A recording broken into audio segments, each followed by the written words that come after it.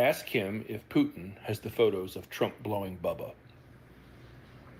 Bubba being Bill Clinton's nickname. It's hilarious that Bill Clinton was impeached for receiving a blowjob in the Oval Office and lying about it.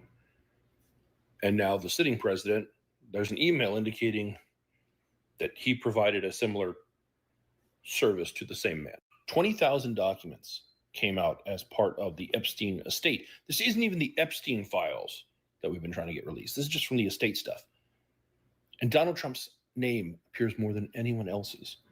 It appears in 1,628 documents out of the 20,000.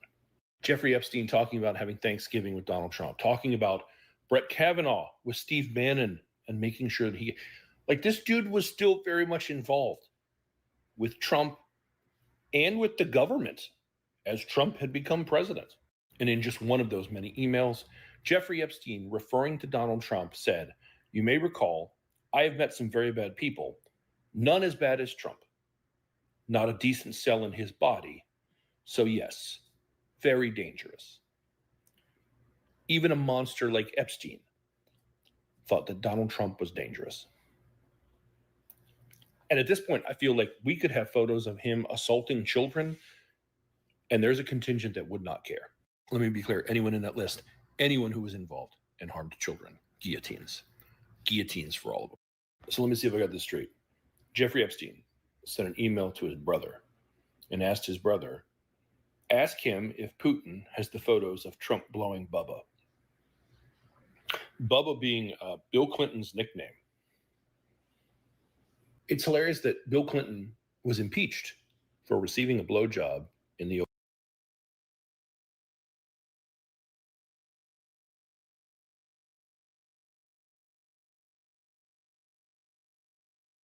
Donald Trump gave Bill Clinton top?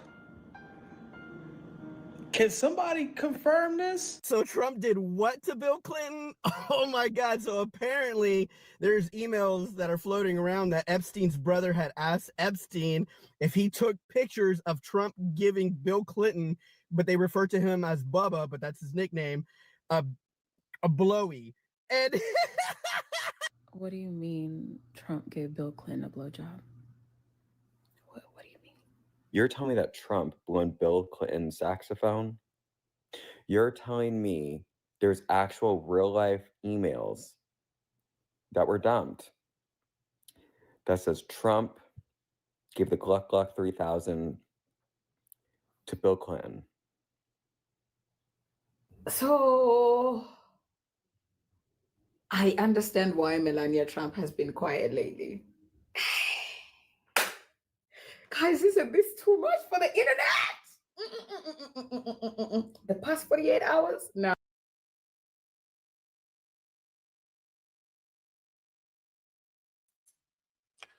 Hello, thank you for joining me today. There has been a lot of information that is coming out lately.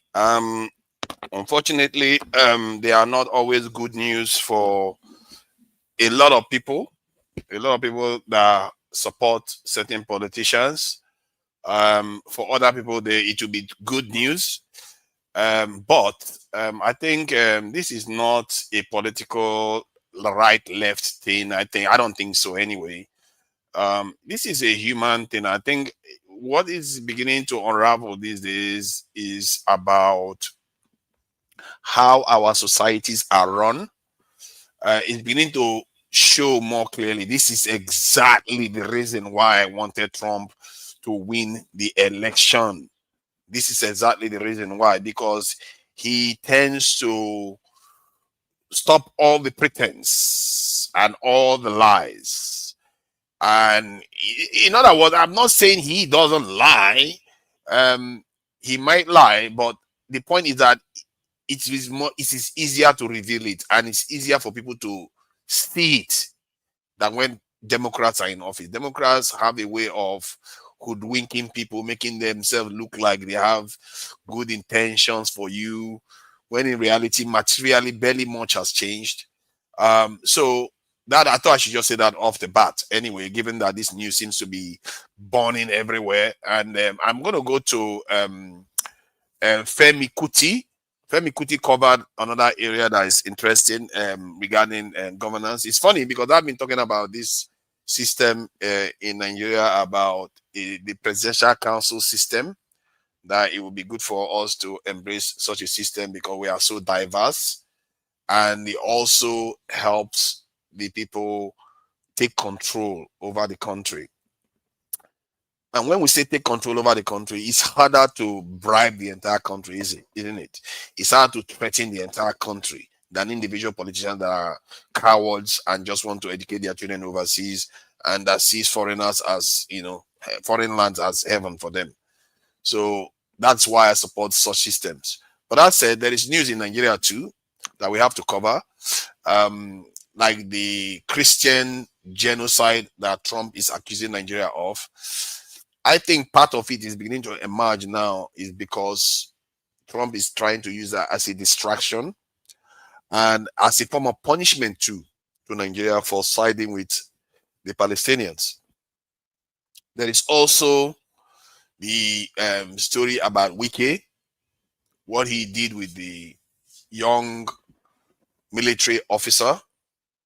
That wasn't a proper and dignified behavior for a minister to show before a soldier.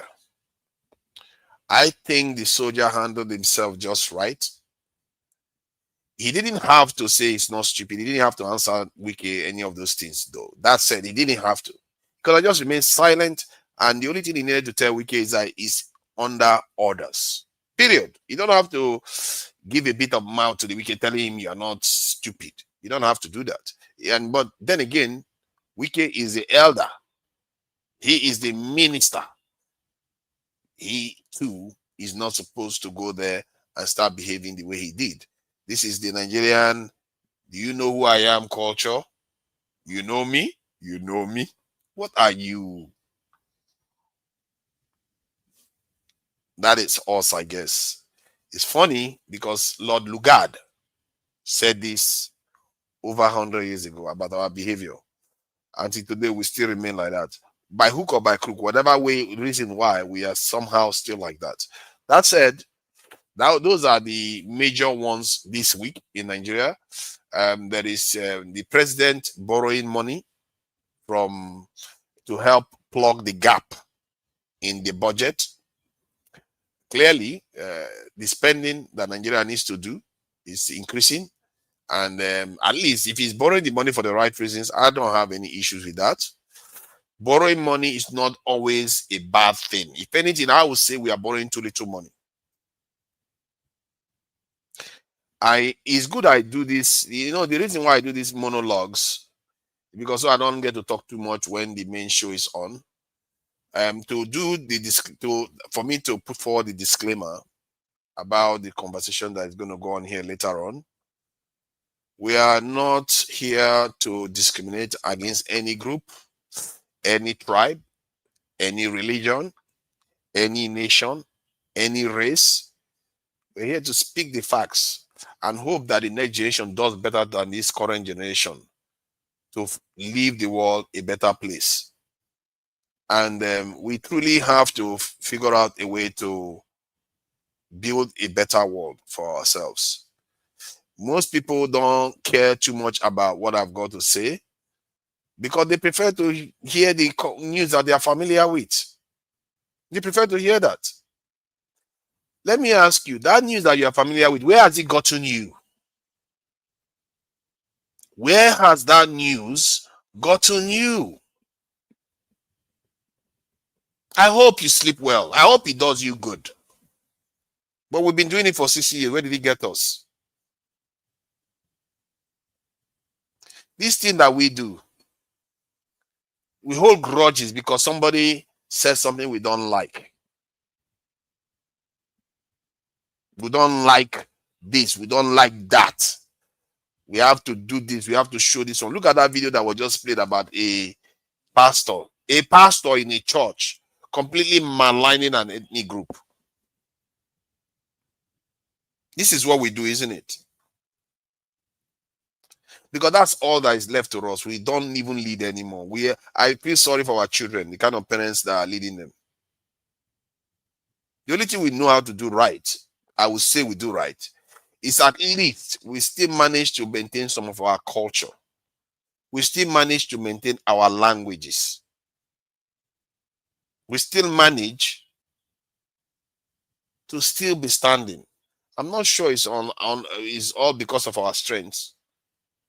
It's literally because of God is helping us to keep standing. Because if not for God's sake or circumstances, I'm not sure we'll be here. We will suffer the fate of the Indians or the Australian Aboriginals. This thing that we do, we really need to ask ourselves some serious questions. But let me get this. I think I noticed that Dr. Damages is not here. Let me stream to Dr. Damages. That's crazy. I didn't know I eliminated him from the tube. Let me see what is going on. Hold on. Destination, landscape. I think it's already been chosen now. Landscape. What's wrong with this thing? Somebody is not allowed.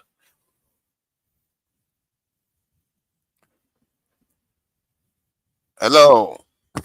Sorry, viewers on Dr. Damages, my apologies. Somehow your live feed dropped off. I've been on for the last 10 minutes or so. Can you believe that?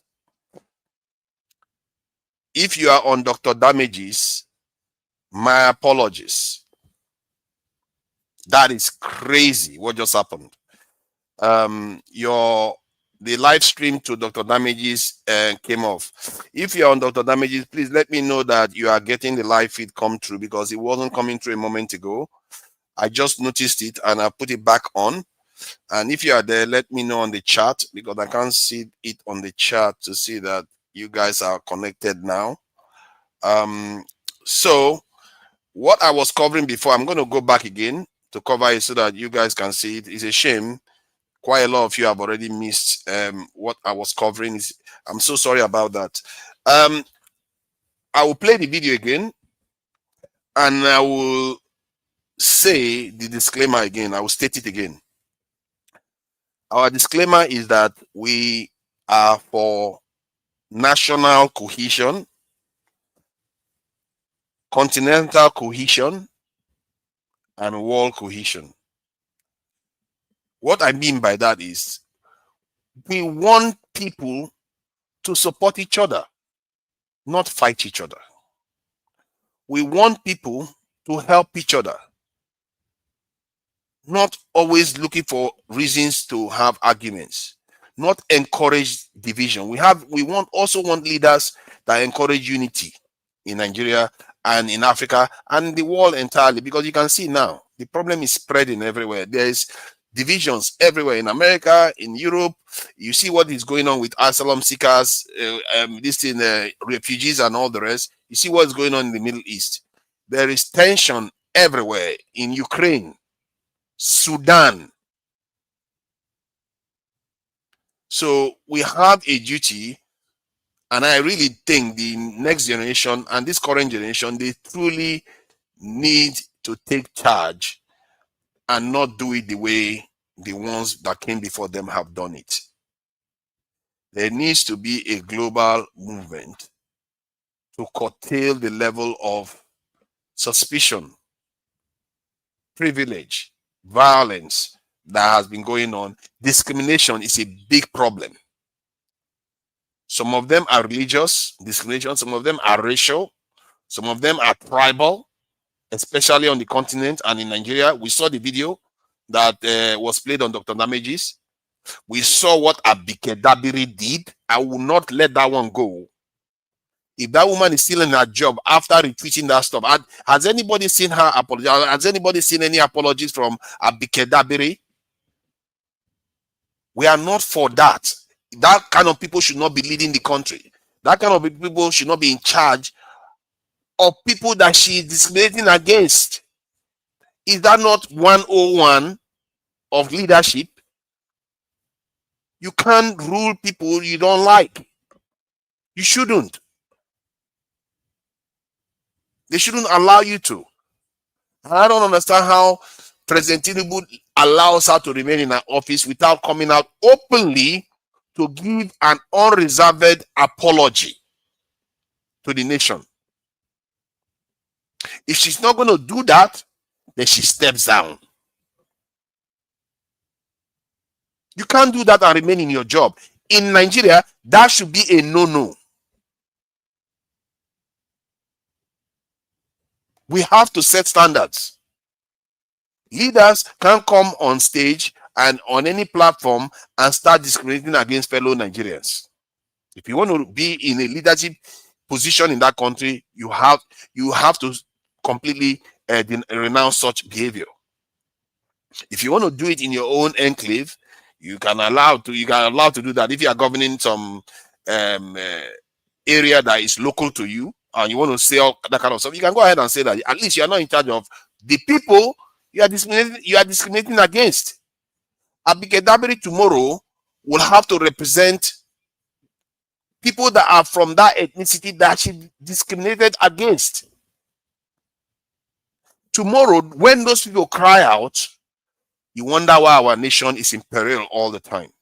What kind of behavior is this? How is that even good for where Abikedabiri is from, when the nation that you are from is always in trouble?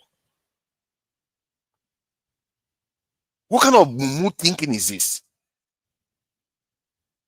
So I'm watching the space. If that woman is still in her office, it just tells me everything I need to know about this president. Because I don't think Abikedabiri is anything close to the power that this president wields. If he wanted to her out of the office, he will get her packing immediately. After all, he sent the Fubara packing. So why is this woman any different? So on that one, we have to encourage people coming together. And when I say I believe in that, I truly believe in it, because that is the path forward for us in this world we live in today. The world we live in today, technology is advancing too fast and too dangerous, especially in the AI field. The ability to solve problems is almost becoming infinite. Like when we say solve problem, we can almost solve any problem if human beings put their heart to it, with all the technology they are coming up with now. But with that ability and opportunity comes the gravest danger we face. We also have an infinite opportunity and capacity to destroy ourselves completely. How do you stem such a challenge? The only path to stemming such a challenge is to reduce the barriers of suspicion, is to reduce the barriers of saying human beings are our enemies, because these human beings are going to be controlling high technology soon. And if this high technology are capable of doing us in, we better learn how to breed this killer instinct against ourselves out of each other. Otherwise, it just takes one. It just takes one person releasing a biological pathogen somewhere or nuke somewhere. Just name it. This is not just a thought experiment. It's the future that we face. What I'm saying here, not a lot of people will tell you, but time will show whether it makes sense or not. All right. So, like I said, when I say we need to get on and know how we take care of our next door neighbors in Nigeria, it's not a flippant statement. It's a self-interest. It's almost a selfish thing. You might think that I'm being hippie here. It's self-interest, because I know if we get along with each other, it's good for me too. And that's how everybody should be thinking, because that is the truth. All this, you know who I am and all. Where has it gotten us? Look at where we are. It doesn't work. It doesn't even make sense. It doesn't work. We have to learn how to work with each other. We have to see each other as our brother's keeper. Believe me, Nigeria is one deep country that has deep wealth, deep cultures, all kinds of. If the deeper you look into Nigeria, the more you see. But I'll leave that for now. We know the Nigerian politics. We know Trump threatening Nigeria. Personally, I'm beginning to think now that it's a distraction from his problems that he faces at home. America has a lot of problems. I thought the demographic problem was going to be the biggest problem, but it looks like this Epstein problem is the first one they want to deal with first. They want to get the Epstein file back, and whoever is responsible for all those things, they want to grab all of them and throw them inside a pit somewhere. Then after they are done with the Epstein wahala, then they go and deal with their demographic problem. There is a lot of problem. Nick Fuentes. No, most of you don't know who Nick Fuentes is. It's a right winger that says he loves Hitler. And this guy is becoming more and more powerful. More and more powerful. Not power is easy. He's getting power. He's becoming more and more popular in America. You see how our Nigerians talk? Now, one person that's come now and tell me I like my own voice. So you want us to come and you want me to bring people here and then we start insulting each other. That's the one you prefer. If what I'm saying is so offensive, I'm sorry. I'm telling you what you need to hear. Sometimes, okay, who makes you so? You see that again? What makes me so arrogant? Am I arrogant? I don't care whether I'm arrogant. I really don't care. I don't know why people think like this. Why do you call me arrogant? All I care about is just follow what I'm saying. Don't care about me at all. Don't even bother about me. Just listen to what I'm saying and translate it and try to transcribe it to the world that you live in. If it doesn't make sense, yes, dismiss it. I'm giving it for free. Oh, you're not paying me to do this. I'm giving it for free. It's not by force. Anything I'm saying, don't believe it. Check. And sometimes, even if you don't believe it, and even if you don't check, the answer will come to you by force. Because events, you can't run away from events. Because you know the beauty of the human heart is that when something happened and somebody earlier on had told you about that event, when that event occurs, you tend to remember what that person has said. That's how the human mind works. Whether you believe me now or not, everything I'm saying, if life doesn't prove me right, fine. How many things have I said here for how many years I've been here that you have found out to be false? How many things have I said here? Then you go on to check, you find out that I'm lying. How many have you found? After how many years? And you still think I'm arrogant? I don't know. Maybe you are one of those do you know who I am attitude. Because anybody that says something you don't know, you have to try to tear them down. Because somehow, I don't know. What does it do for you? Maybe it does something for you. It doesn't do anything for me. I can assure you. All I'm saying is the truth that I see. All this fighting amongst each other is so stupid. It's so stupid in Nigeria and it's so stupid in the world. The other day I was even talking to Oyibo people here. I was telling them, what is it these people are doing? And you don't see the way they think. Some of them are still thinking from the point of view, oh, let's defeat other people.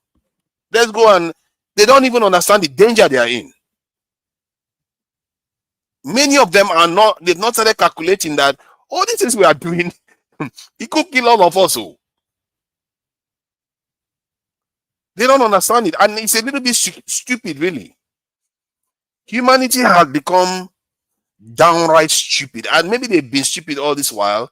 But I think the stupidity before never endangered the entire human race. Now, it actually endangers the entire human race. And we are still going headlong. It shows you why Nigeria cannot even get it right. Because if the world cannot get it right, how can Nigeria get it right? The world, they can't even stop fighting each other. America wants to dominate China. China wants to dominate America. Russia wants to stay on their own. This one wants to. Israel wants Palestine. What is this? What we see in the world is not so different from what we see in Nigeria. You can argue that some people designed this world to be like this. Some people deliberately shaped this world like this. There is evidence to that this world is deliberately shaped in this manner so that we keep fighting each other and not focus on what truly matters. Now, all those people that used to support Trump, I don't blame you for supporting Trump. Nigeria is the country that supported Trump the most. They supported him because they thought he's a good man and he's powerful and he does all those things. for me, the reason why I supported Trump coming into office is for him to reveal all the things that is being revealed now. And he's done something that most Nigerians would have said was impossible. Trump did something that many Nigerians on this platform actually argued against me, that Nigeria doesn't have enemies. We don't face any threat from overseas. People argued against me on this platform about it. And yet, we didn't face Niger. We didn't face France. We didn't even face Iran. The superpower of the world is threatening us. That's where we started from. And if you tell Nigerians how many years ago that this was possible, they will argue with you that it's not possible. And they will be telling me, just like what they are telling me now, you are arrogant. Why are you saying you don't know what you're talking about? You don't have a clue.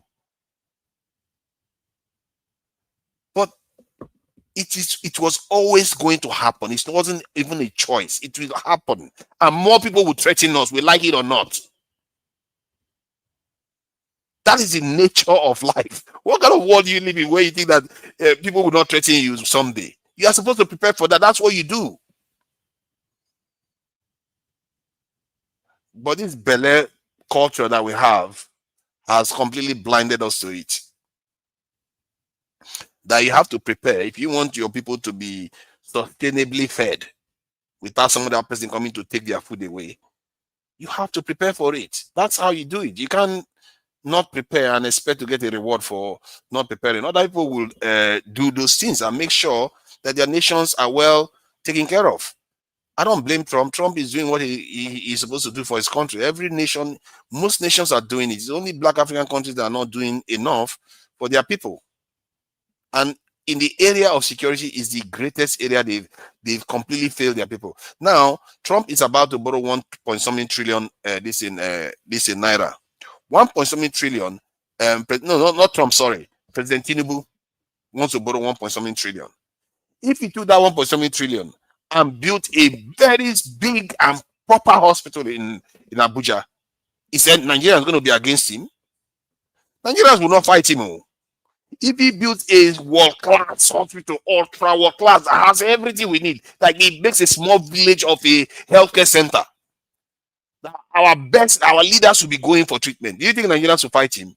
But why would he not do that? Why does he not do that? Why does he not do that?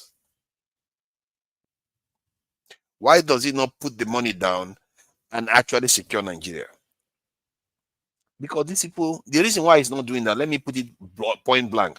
They are bribed, threatened, cajoled not to do it. They know the rule of the game. By the time you get to that office, they basically threaten them not to do those things. They basically warn them.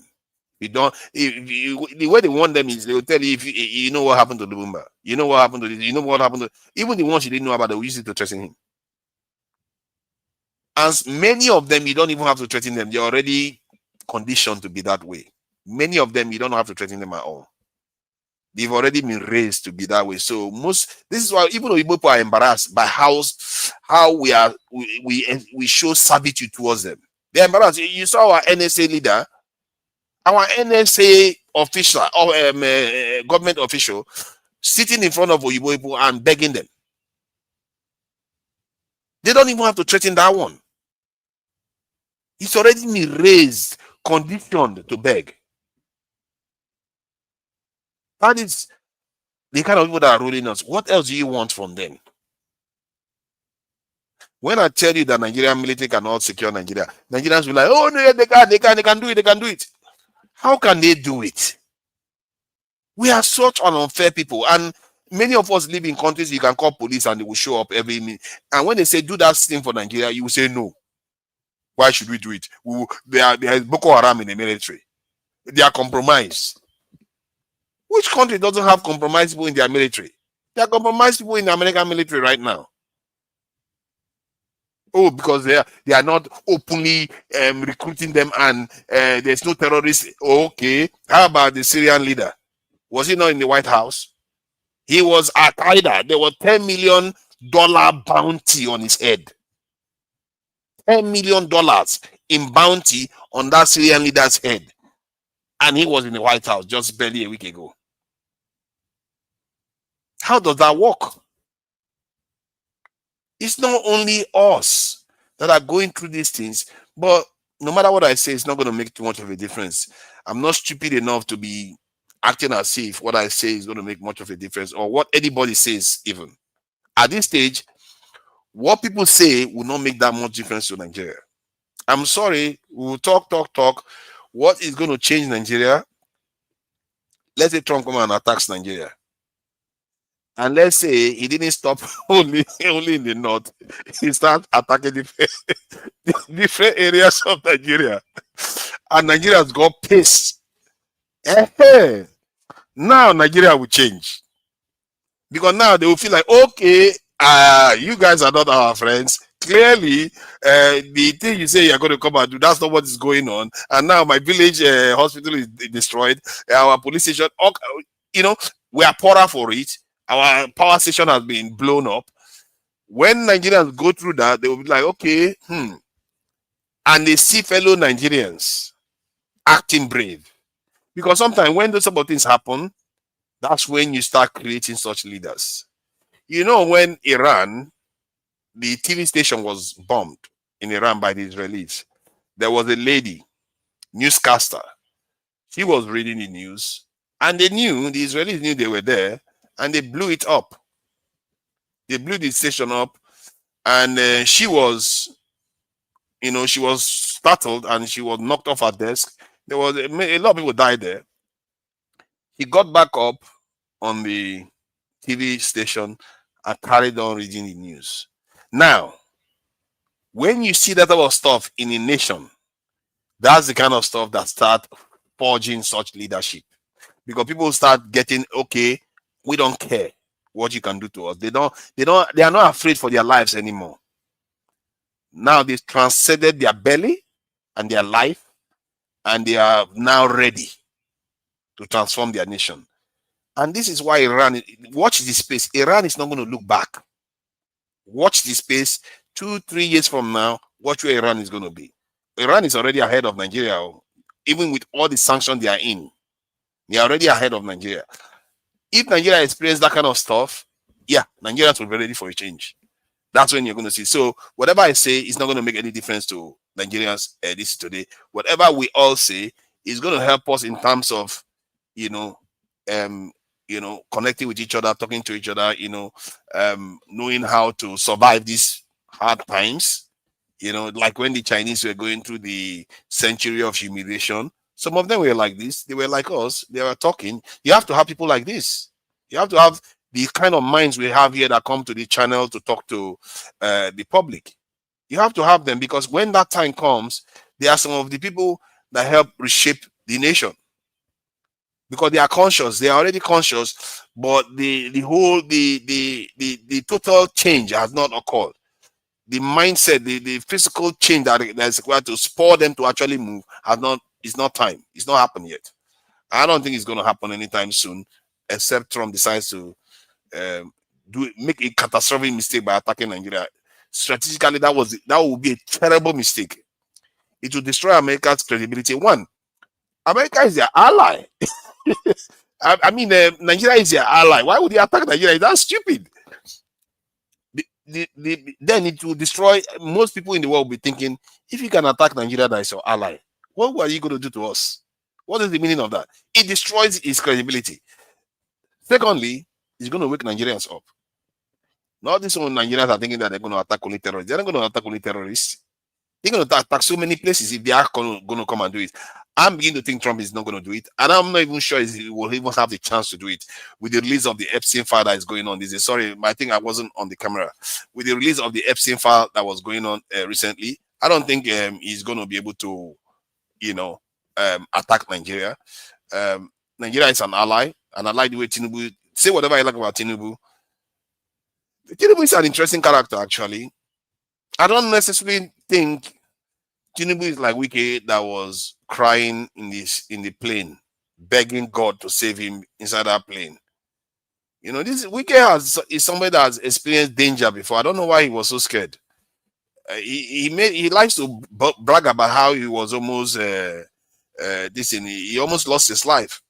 So I don't know why he was scared on the plane. If you're gonna pass, you're gonna pass. He's not gonna. I don't know why he was doing that. But then again, these are our Nigerian leaders for you. Okay. So what else are we going to cover? I think today the conversation is going to be about leadership in Nigeria, how Wike has conducted himself, how Trump has conducted himself, how the Western civilization has been governed, and how we can govern ourselves. You see, I think one most relevant discussion we need to have is our democracy that we have. You know, whenever we talk about democracy, most Nigerians, they jump straight and say, democracy, if they don't, they are talking about benevolent dictatorship. But I actually think direct democracy is a good one that we should truly consider. It might actually be our saving grace. I believe direct democracy will make us even more advanced than Western democracies. I believe direct democracy is going to help Nigeria become more cohesive.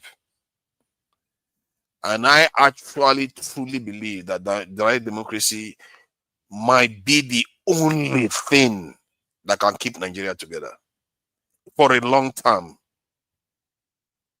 The reason why I say that is because direct democracy gives the power to the people.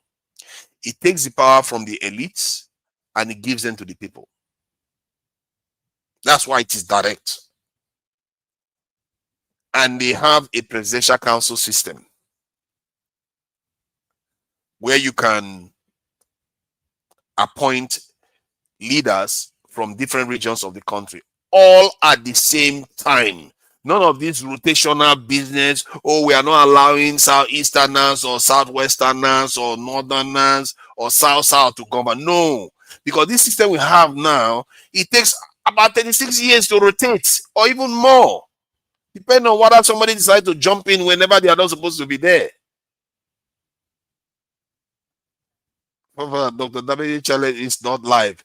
I thought that Dr. I think it's live now. Actually, I thought it should be live now. Let me confirm. It should be live now because I actually activated it. I think Dr. Damages people are joined now. I think they've joined. I can see 52 on Dr. Damages. My apologies. When the show started, Dr. Damages channel wasn't on. I spotted it at around 11 minutes and I put it back on. My apologies to all Dr. Damages channel viewers. Sometimes these technical issues can arise and it has been fixed. Again, apologies for that. So on this issue of governance, I think it's a very, very important issue. We really need to push it. The reason why I'm showing Femi Kuti, he started talking about it too. I don't know where, I think maybe he went there too and he spotted the system and he was talking about it. So I'm going to play the video so that we'll see. And I saw the conversation. I see the people in the backstage. I'm going to bring you guys on. I saw what you said about, so I didn't know Dexter came back and started talking about South and South East issue. I don't know why people are talking about those things because as the regions are right now, I don't have any issues with it. There's a reason why this democracy has lasted so long in Nigeria. This system we have right now in Nigeria has lasted 25, 26 years. There's a reason why it has lasted.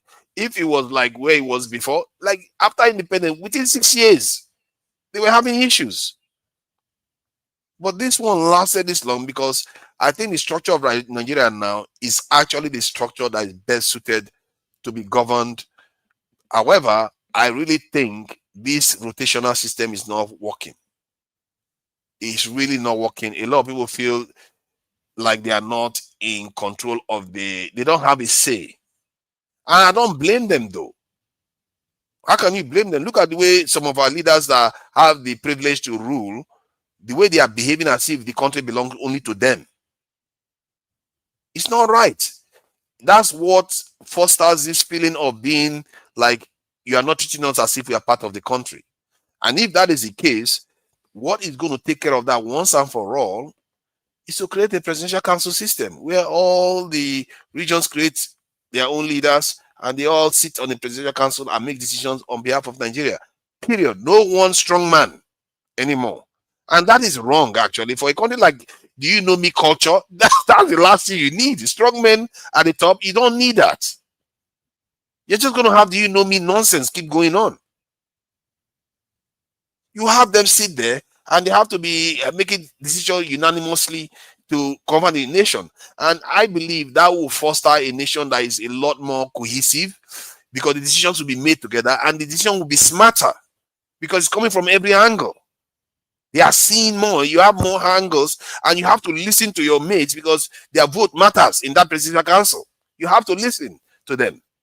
You don't just pay lip service to them, say, don't worry, when you get in there, I will help you. Then when you get into that place, you carry all your brothers and put inside office. Or all your people and put them inside office. You forget all the promises that you've made. And then you have this bad belly inside a nation. Bad belly that leads to insecurity. Do you think if middle belt or this in I don't know, is it not central people? If not central people were in government, I don't think this kind of insecurity will be this heavy. Maybe it will. After all, Buhari was in government. Maybe it will. Who knows? But I'm not sure it will be that serious. They would have addressed it a bit more, because what I find in Nigeria is that when people from a certain group get into office, they tend to favor their people somehow. I don't understand why they do that. Jonathan, from what I gather, he didn't do it. He seems to be an Obasanjo didn't do that. Well, then it kind of invalidates the point I just made, actually. So the presidential council system is the system to go for, I think. And I really think we should be pushing for it because Nigeria needs it. It will solve a lot of problems. I actually think many African countries needs it too. Because it makes Africa, like, as one, it's a democracy. Western democracies can't criticize us for it anymore. They can't say, oh, yeah, it's dictatorship, or you are kind of discriminating against Muslims, or no, everybody has a seat. Do you think if all regions of the country has a seat in the presidential council, you'll be hearing all this nonsense? I don't think you'll be hearing Trump saying all this nonsense that he's saying. Because one of the presidents is going to be a Southeasterner. We're like, what are you talking about? We've seen that. We are dealing with it. Is that your problem? That's how it works. So let me play this video before we carry on. I think I've ranted, and I wouldn't call it rant. Personally, I think I'm kind of disturbed, actually. I'm kind of disturbed with the way the world is going and the way people are not catching on to where their leaders are and what is actually the dangers we face. There's a lot of serious dangers that we face in the world, and I really can't even start picturing how horrible it would be if things go out of control. And the reason why I feel very kind of concerned about it is because we are not prepared. You can say we are prepared in the sense that we have practiced not eating. We have practiced suffering quite a lot. But I'm not sure we are prepared in terms of survival. I'm not so sure. Who knows? We might survive. But that's why we have to do better for ourselves. And anybody that knows the president and has access to the president, or people that know who is who and whatever, Abike Dabiri has to go or make a full-on apology to the entire nation. It's not so hard. Apologize for what you did. You can't retweet something, that nonsense that you retweeted, and expect to keep your job. And if you don't do that, don't blame anybody for saying they don't feel like they are part of the country, or because you are governing, they feel like you are against them. Because I will feel the same, and they will feel the same if somebody did that against you and the person is sitting in the office and there's no sign of any reprimand. There's no sign of it. This is one aspect of what Trump did that I find a little bit of a silver lining. Let's make no mistake in Nigeria. The truth is that in Nigeria, there is this thing in the air that says the lives of Christians are worth slightly less. Not a lot less, just slightly less. Are we going to pretend that is not true? There is a sense. We are not saying in terms of social, cultural, and all that stuff. In terms of governance, in terms of power, in terms of momentum, Christianity doesn't seem to have defenders. Traditional cultures doesn't seem to have defenders. This is what I mean by that is that silver lining that comes from Trump pushing back. Because what he did there, he reminded the Muslims, don't go too far. Don't feel too privileged. You push for Sharia in Nigeria, you push for so many things. Don't. They were looking to even push it throughout entire other parts of Nigeria last year. Don't go too far because this could catch fire on you. And maybe some Christians will feel like at least somebody's not talking for us. Nobody was talking for us for decades now. I can assure you, Buhari wasn't talking for the Christians. And Muslim ticket is not going to talk for Christians. So just by that alone should tell you something. The momentum was against the Christians in the country. Not that I like the way they practice Christianity or Islam, because they practice it in such a way that it belongs to other people. I don't like it. I prefer them to take over the religion. However, that division that is going on within the nation is a problem. We seriously need to address it. It's a security problem. It's an economic problem. It's an existential problem. Not only to our own people in Nigeria, to the entire continent, maybe even the world for us. We can't carry on. And it's relatively simple to fix. It's not that complicated. It's just words and mannerism and behavior. How bad can it be to fix? You don't have to build it. You don't have to go to war, do anything that is so dramatic. Like I said, it's not so hard. President Tinubu should do the right thing. Nigerian leaders should start calling each other out when they see fellow Nigerians are trying to divide each other, because sooner or later you'll find that that is your problem too. Let me just play this thing. I've been talking about playing this for more than 5 minutes now. One day, where Oyibo people keep all the money, so they don't feel let any, because if they allow this demonstration of grace for a country like Switzerland, where all the money is, the man in charge of that demonstration of grace can become something else. My brothers and sisters, go to Switzerland and study Swiss democracy. I want you to study Swiss democracy. They call it direct democracy. Direct, they call it. You cannot decide anything. Anything they want to decide will get impact for Switzerland. They must put it to referendum vote. Everybody must vote. No decision can be made in Switzerland based on, say, when the Senate, look, I tell you, on Switzerland, when the parliament argue the bill finish, when they don't do all their own for the bill, talk the bill finish, the bill cannot become law. Until now, they have to take that bill to the people to vote on that bill. When the people vote on the bill, it can become law. They can't just lock themselves inside one parliament. In fact, if let's say they get two presidents, not be one president, one vice. So two presidents, only one president cannot decide. Bro, go and check the democracy of Switzerland. It's not the same democracy. The money democracy is not the same as the normal democracy that these people are giving up. So how else do you want me to pursue people from where the money they? It's through violence. The only countries that will have open war, where they will go attack openly, are those countries will not agree with them. Countries will not agree. Maybe they can't take their things by force or as they like. So, as you can see, Sweden actually has 7 presidents. He didn't check the details very well. They actually have 7 presidents at the time. One of them is representing the entire 7, and everything they do is unanimous. Yeah, they all have to agree and they move forward. And then the people, most of the time, step in and either approve it or disapprove of it. this is what I've been saying that Nigeria needs, because Nigeria is so diverse and they have this toxic culture. Our leaders have this toxic culture. And maybe the people do, but at least they will have their own say. They are the ones deciding what happens now. And it will force us to build a very good democratic system that actually works. And it's going to be more advanced than that of the British. It's going to be more advanced than that of America. As a matter of fact, it's only Sweden that can contest that their democracy is just as advanced. You see,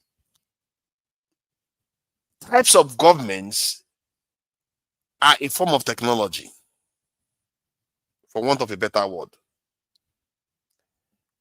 The kind of government you create, the more stable it is, the more it taps into all the capacity of the people, the more likely you are to advance. The more likely you are likely to be very, very stable. That people cannot come to your country and divide you. So it's a form of technology on its own. Or if you want to call it a weapon on its own. How many of us have happily given our support to Western democratic system without asking whether they are doing us harm? It's a weapon. Your lifestyle that you live, everything you do helps your people do better. And I think this system is something we have to consider, because this rotational system is too stressful for Nigeria as it stands. And the way people practice it, because they've been out of power for so long, when they get into power, they become quite controlling. They want to use the opportunity to favor their own groups. We have to take the sting out of the appeal of, you know, dominating each other out of governance. We should be governing for each other, not against each other. The moment you are like that, what are the prospects for you? Your prospects is often dim. So I'll bring some of our best minds in that have chosen to come on the panel, and we have to try to be appreciative of them. You know, all these chat people that we have in the chat, I don't know, man. Nigerians, I don't know, or is it me? Am I the only host that people hate so much? I must be terrible, you know. So in some level, I have to ask myself that. I must be a terrible person on some level, because these people, the way they treat me on the chat, they are unanimously haters. And this is undisputed hating. There is no contradiction. Everybody is against me on the chat. It's all good. All these people that like to hate so much, you are all welcome, by the way. I don't, whether you hate me or not, it doesn't matter really. Let's face it. I don't take it personal, because I know that sometimes we have a way of just running people down. We don't like people anybody that tells us something we don't agree with, especially that stuff requires us to do something. You know, that you don't like to do anything. You just want to be told, don't worry, you're going to get a leader that is going to show up Sunday and he's going to solve all your problems. You know, so they don't have to do anything. That's why they love Trump so much now. Why didn't they like Trump 2020 to come and solve their problem for them? So that they don't have to do anything. They can just sit in their home, eat the akpu and the gari and everything, and amala, and expect Trump to take care of all their business for them. This is why they love it so much. No sacrifice is required of you. Why the American soldiers will have to get on the jet, fly all the way to Africa, and try to bomb your terrorists for you. I'm sorry to say, this is what we do. And it's not going to change until something has to happen to us before we actually learn that lesson. I really appreciate all of you for coming here. You know, all the best minds have come on, all the way from different parts of the world. All of us live very, very well. Apart from Tony, of course. Tony is still living in a rented mansion that the state gave him. he's trying to escape Nigeria. I don't know. Femi, I appreciate you for joining us. Thank you I really appreciate you for joining us today. And AY, as always, one of the best minds that we have online. And oh my God, you guys are really quite well informed here. And Okpebolo that had decided to go with the illiterate because educated people are stupid. That is that too much education can make you stupid, and that is true. There's some truth there. You know, scientifically, No, it's actually because you guys have failed. Because you guys have failed. That's it. I see. Okay, it's true. You see, scientifically, it has been proven. If you are educated, it can actually make you more stupid in some sense. You are harder to convince of actual facts because you are highly educated. It can be a problem. And welcome, Oga Ike. Thank you for joining us, the common sense speaker on the panel, and obviously Tony, eloquent, well spoken, well presented. Very wrong on security, but it's all right. We all have our flaws. We all have our flaws. We have to accept each other and our frailties. Thank you for joining us, Tony. So, you know, one of the biggest controversy that we are hearing about lately is this Epstein stuff. I don't know whether I would start with Epstein, because to me that is really big. It's seismic. Because it affects not only America, it also affects the world. Because if you can know how the machination of power, how it is wielded, you can see how your leaders got compromised too. You can learn a lesson here and there. How your leaders get into power, why they betray you the moment they get into office. All this it's becoming more and more stark these days. And for me, what I find a bit revealing is what was happening to American black people too. We always thought, okay, because they just love to dance, because they just love sports, because we can't think outside the box. It started affecting our thinking that we can't think outside the box. This was deliberate. There are certain things they are not allowed to do, and it's beginning to emerge that is the case. The system that have been put in place to govern the world has been a system that has, to be fair, it has proven one Chinese lecturer accurate. All the things he described, the nature of these people, is what is coming out now. From their sexual desires, from the things that they do, the way they wield power, this is exactly what he described, and that's what they are doing. That's what is being revealed right now. And we all seen the report from the Epstein emails and everything. Did you know Epstein said Trump was the most dangerous man? So Femi, I take it that I don't know for sure, but I take it that you're probably in America. You guys are in America. I say I'm glad a lot of Americans are here actually. What do you make of all this Epstein stuff that is coming out now? Is it something, because Epstein said he knows a lot of bad people, that Trump is the most dangerous one. He hasn't seen anyone as dangerous as Trump. What do you make of it, Femi? I don't know whether you've heard about the Clinton rumor.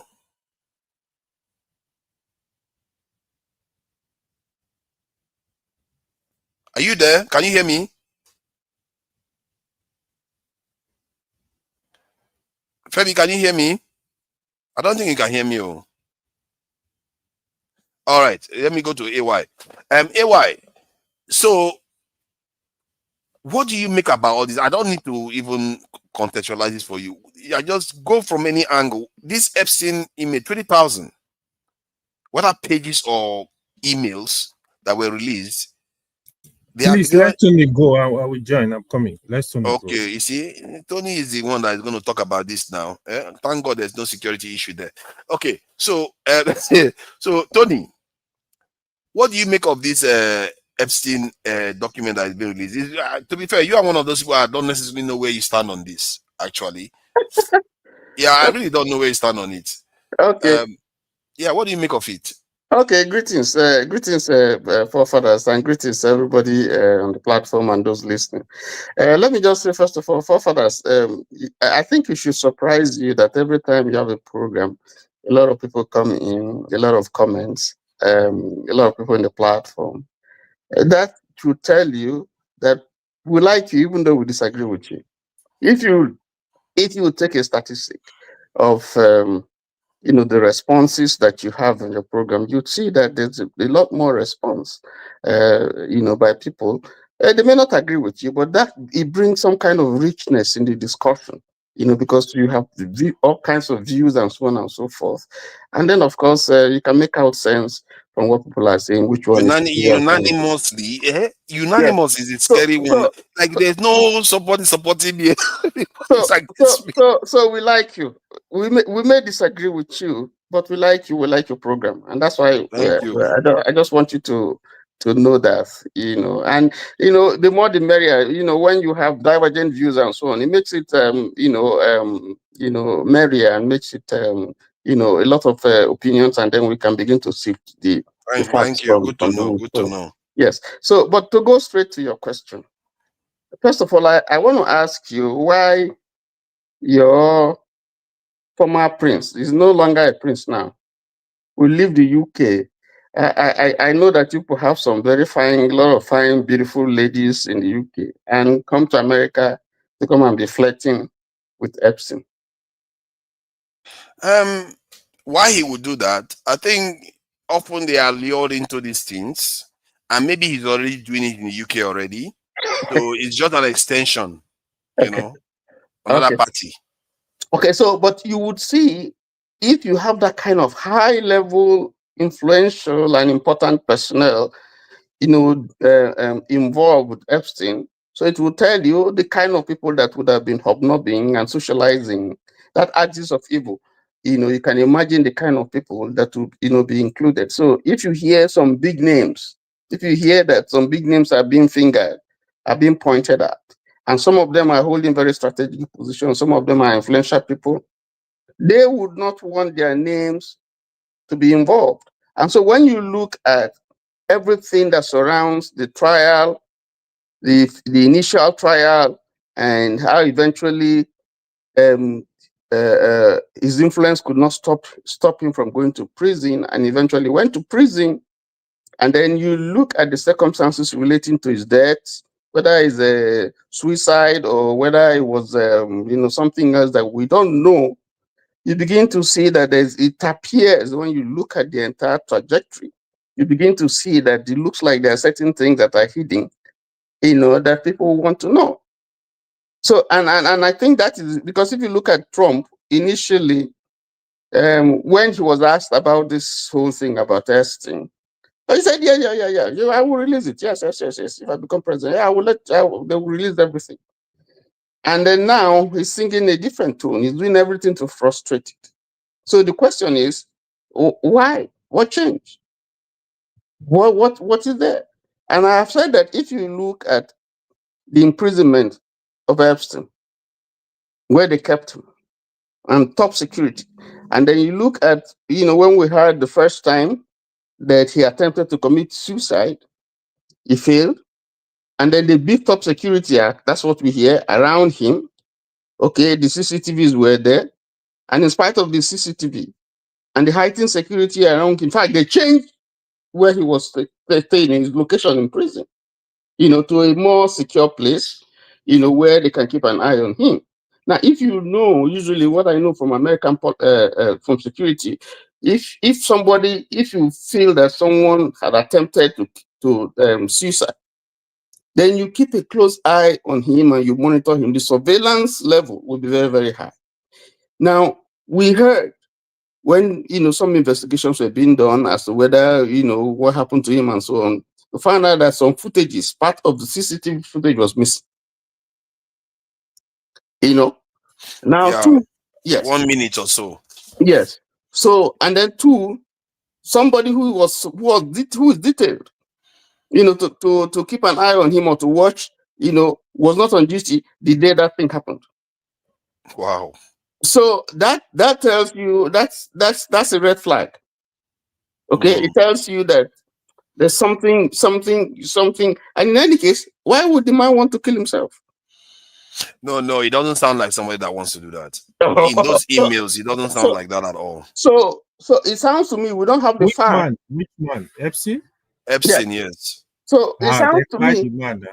So it looks to me, even though we don't have the facts, that someone somewhere is seeing him, that at some point this man might just buckle and just open his mouth because he has said a few things before. Yeah, he has. Yes. And then might just rope us all in, and you can, because from the things that we hear, the people who were flying with him in the plane, who have not been with him, those who have seen in the pictures, we've seen in videos, we've seen text, we've seen all kinds of things, of people. Yes. And then we've seen, our president here, saying good things about him, and he likes women, and how, he did accept that he's his friend, and so on and so forth.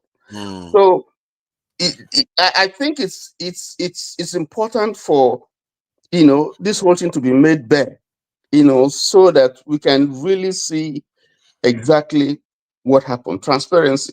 And that's the kind of thing we don't have in our country, that you have people to say that, listen, we have to unearth, this whole thing. Nothing should be redacted. And you find both Republicans and Democrats agreeing, well, a lot of them agreeing that we need to open up this thing. So we'll see what really happened and who is affected. So the fight that you have now, you have the president not wanting, lobbying, and not wanting an exposure, not wanting lobbying, and then of course he just just instructed DOJ to begin to investigate Comey, because the implication is that if Comey is under investigation. But look at what happened then. Yesterday, he instructed them to go and start investigating Democrats. Yes. About the Epstein this thing. Yes. At the same time, he knew they've already released 22,000 emails or so, and he knew. They said he is the most mentioned person in the emails. He's the most mentioned person. And that talk, the one that is the most explosive, not that Epstein said Trump is the most dangerous person, that he has met so many bad people, but nothing like Trump. That if that is true, the Trump we know is not the one we think, the way we think about him, in terms of the way he can switch on you. At the same time, he also went on to say that Boba, hey, that's the one that people will not. If that is true, Trump is. I don't know how anybody can look at Trump. Any of his party members will support him. That he was doing something with Clinton of a sexual nature with Clinton. Bill Clinton, not Hillary Clinton. No. He used to be a Democrat. He used to vote for Democrat. You see, at that top level, is the party disappeared. Forget about all these things we see. These are big men. I think it depends on what time. And I think the Epstein things happened in the 2000s. Yes. So by that time, I think Trump had already started going Republican. And if it happened in the 2000s, there's a danger. Even if it was Democrats, that would be like explosive. But you see, these are rich people, and I tell you, when it comes to things that they have common interest in, they don't talk of party. There's no party. There's no party. There's no religion. Exactly. Well, even in Nigeria is the same now. Even in Nigeria is the same. That's the rich men. So the what he's trying to do by instituting those investigations, is once those investigations start, then they can go to court and say, listen, there's an investigation going on.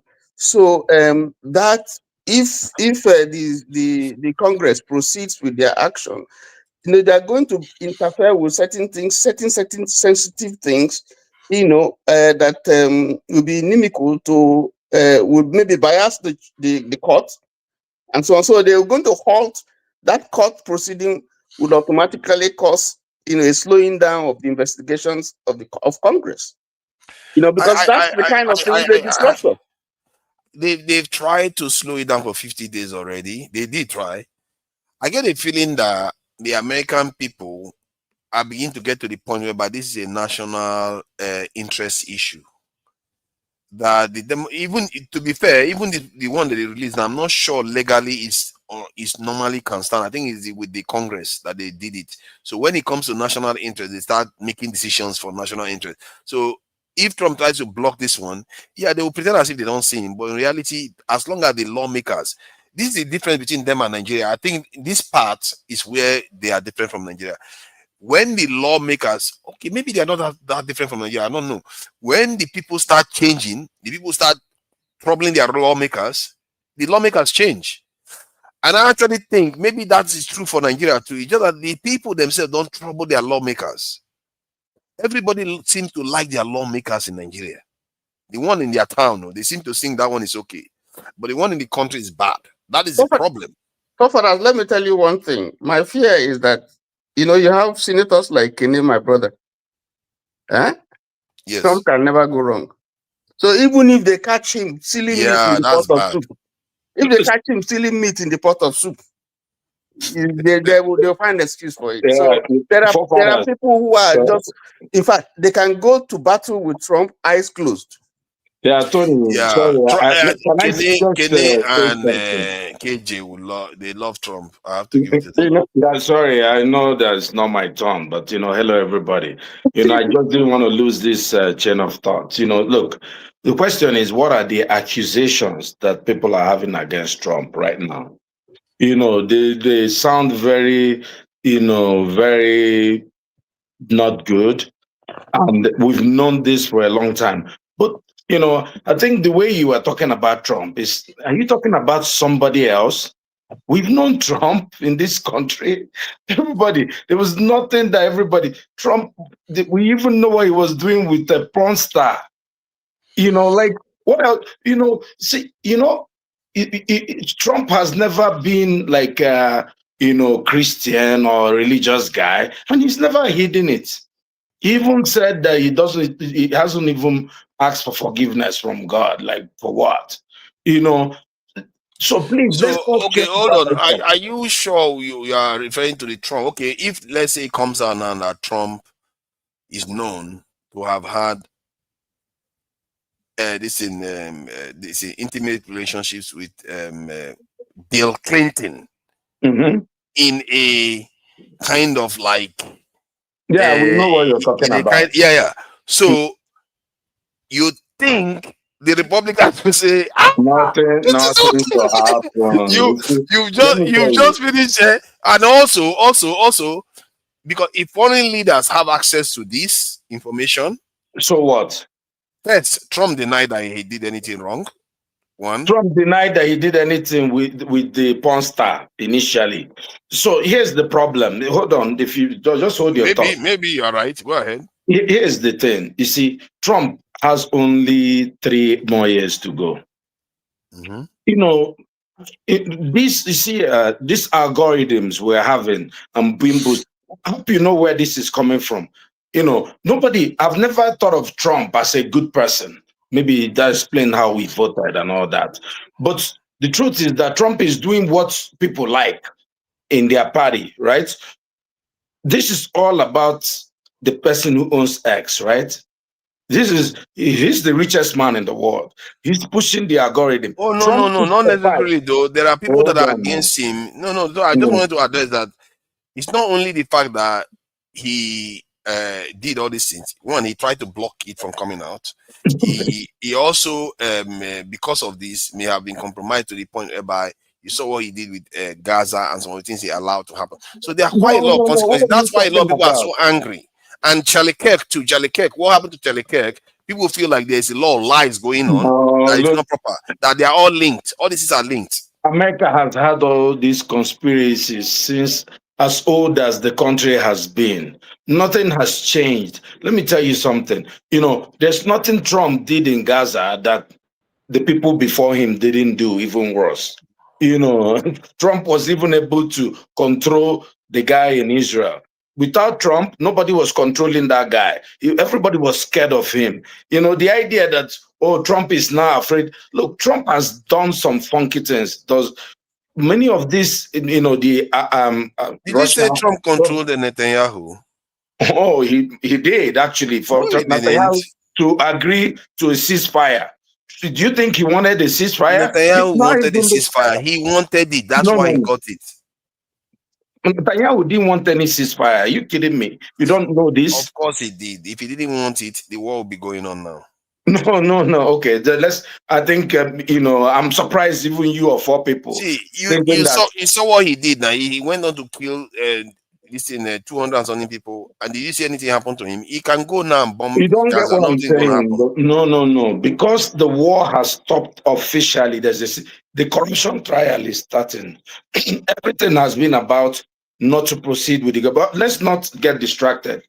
My whole point is this: is it not funny that we from Nigeria are discussing this and it's a big topic? Everybody is like, in the same country we have senators who are married to 8-year-old kids, 10-year-old kids, 11-year-old kids.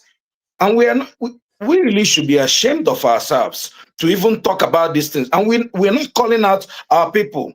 There's a problem, and this is the problem in Nigeria. You see, there is a problem with, because of religion, you can abuse a 10-year-old. Look, when I was growing up, I saw some of those kids being married from primary school, primary 3, primary 2.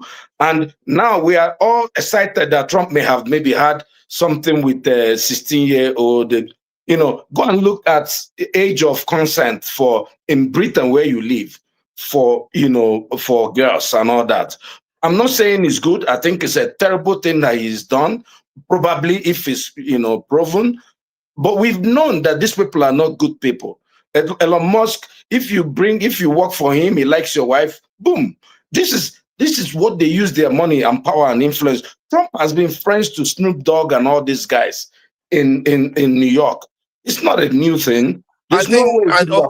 What if they But told you hold that? on. What I'm saying is, when we start saying to our people that it is wrong to marry 10-year-old kids, when should we start screaming about it so that it can stop? But the Bible says, before you remove the speckle in my eye, go and remove the lump in your own eye. Thank you. But there's a slight difference here. You're talking about marrying, maybe underage girls, and then this one abusing.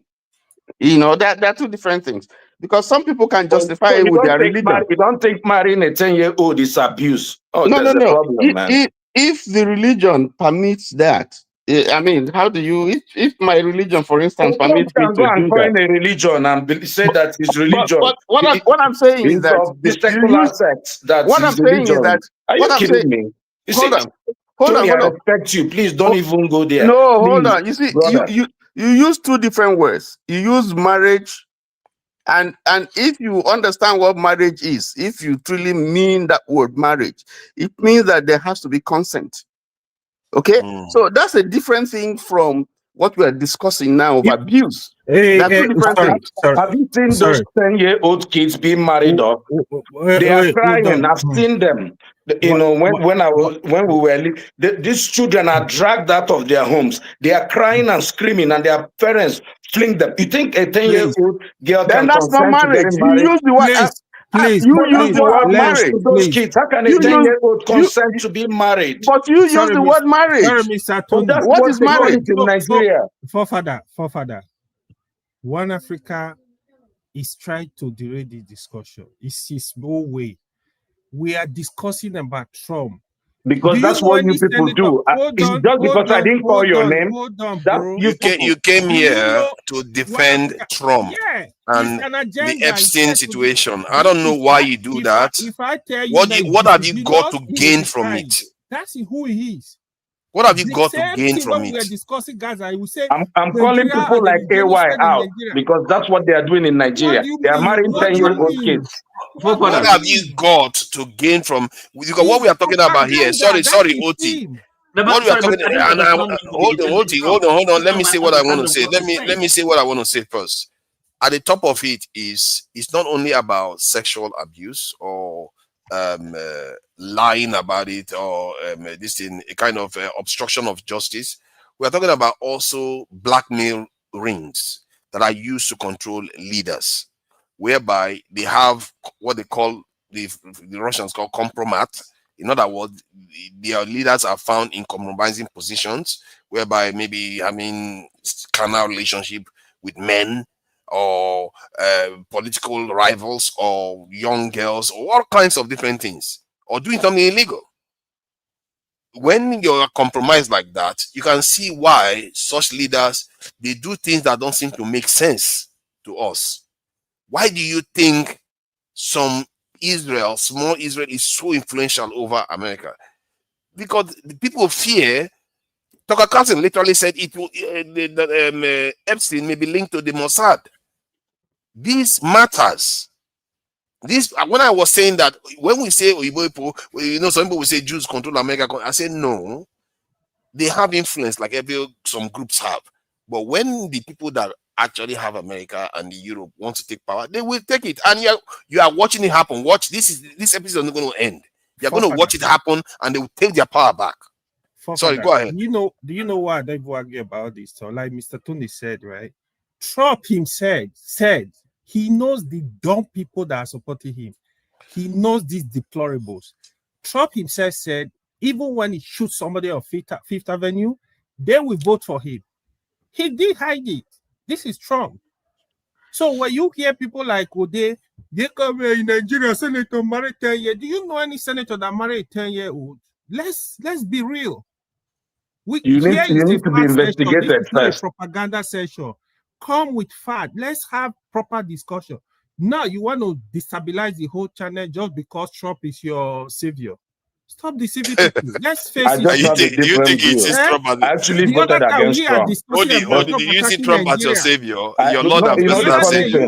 I actually did vote against Trump. You are half. But the point, now I just want to give alternative. Look, people like you are see. I want us to hold on. I want us to start calling out our countrymen that are doing worse than him. You can't be doing this. Don't be disingenuous. Try to stay on fire. You are a man. Let's bring Femi in. Femi and Tony have not finished their thing, so that we can move on. I think some people that just came have managed to talk like Odi. Tony, so please round up your points, and you can take Odi on what he said. No, Odi is saying entirely a different thing. I see the point that he's making, but it's not directly tied or related to what we're discussing. But I only interjected because he used the word marriage, and then it's different from abuse. Because if you use the word marriage, then if you go and look at marriage and the definition, there's some consent that is involved in marriage if you're marrying out. Yeah. So that's why I was saying to him that maybe if he didn't use that word marriage, I wouldn't say anything. I think that's a valid point actually. When you said it, that could be even a philosophical question or kind of conceptual discussion, because societies decide what is legal. There are so many things people are subjected to today that we consider abuse actually, even to what we consider adults today. Some of the trauma that the government put people through. So it depends on how you look at society. The way people decide what is legal. Things are also changing though. Even we that are talking here, if you go study history of grandmothers, those people marry at 13, 14, 15. Yeah, most of them, because life expectancy then was around 36, 40. Better, but now things have changed. Yeah. It's just normal. It's not a Bible religious tradition. But still though, they are out of the house. But anyway, let's not talk as if we are trying to say it's okay. No. Okay. Yes, I agree. No, we're not saying it's okay. Yeah. All this making a point, but it's not directly related to what we're discussing now. It's not point. That is why I actually stop it. You can't be coming here and be disingenuous every time. That's my problem with him. Each time we discussing Gaza issue now, will come. Oh, there is genocide. Stop doing all those stuff. Be intelligent and deal with it. Why do some people do these things? It's just like that. So you're more in your life, you consider yourself more intelligent than me. You don't know me. Look at you. Maybe I'm more intelligent than Maybe that's why you get it makes you sleep at night. That's okay. Who you are. I don't like arrogant people. You can't be bragging. Femi hasn't said anything. Let's bring Femi in. I'm sure Femi has a point. He's not ready. I just want to have a Femi. It's Oti ruling you on ready. Femi, are you there? It's just, I think it's frozen. It's frozen. Kind of. His eyes move. I'm sure Femi system is having problem. Can I go on now? Hold on. Let's confirm Femi's status first. Femi, are you there? I think it's delayed. To be out and in. He's there, but I think it's civil talking. That Mandela guy, what Mandela is that? Is it like a? It sounds like it looks like Mandela or Mambila. I don't know. All right, Femi, your audio, this thing is a bit shaky, so you may want to sort it out. Let's bring Okpegolo in. Yeah, look at that. He's looking like he's looking like those Chinese fighters that are preparing to slash people with swords. I don't see his cap. Or his cap is not there. It's a different cap I'm seeing. No, my name. So so what do you make of what is going on in the US now? Because I'm beginning to think that I'm actually here for it. I really want the system to unravel.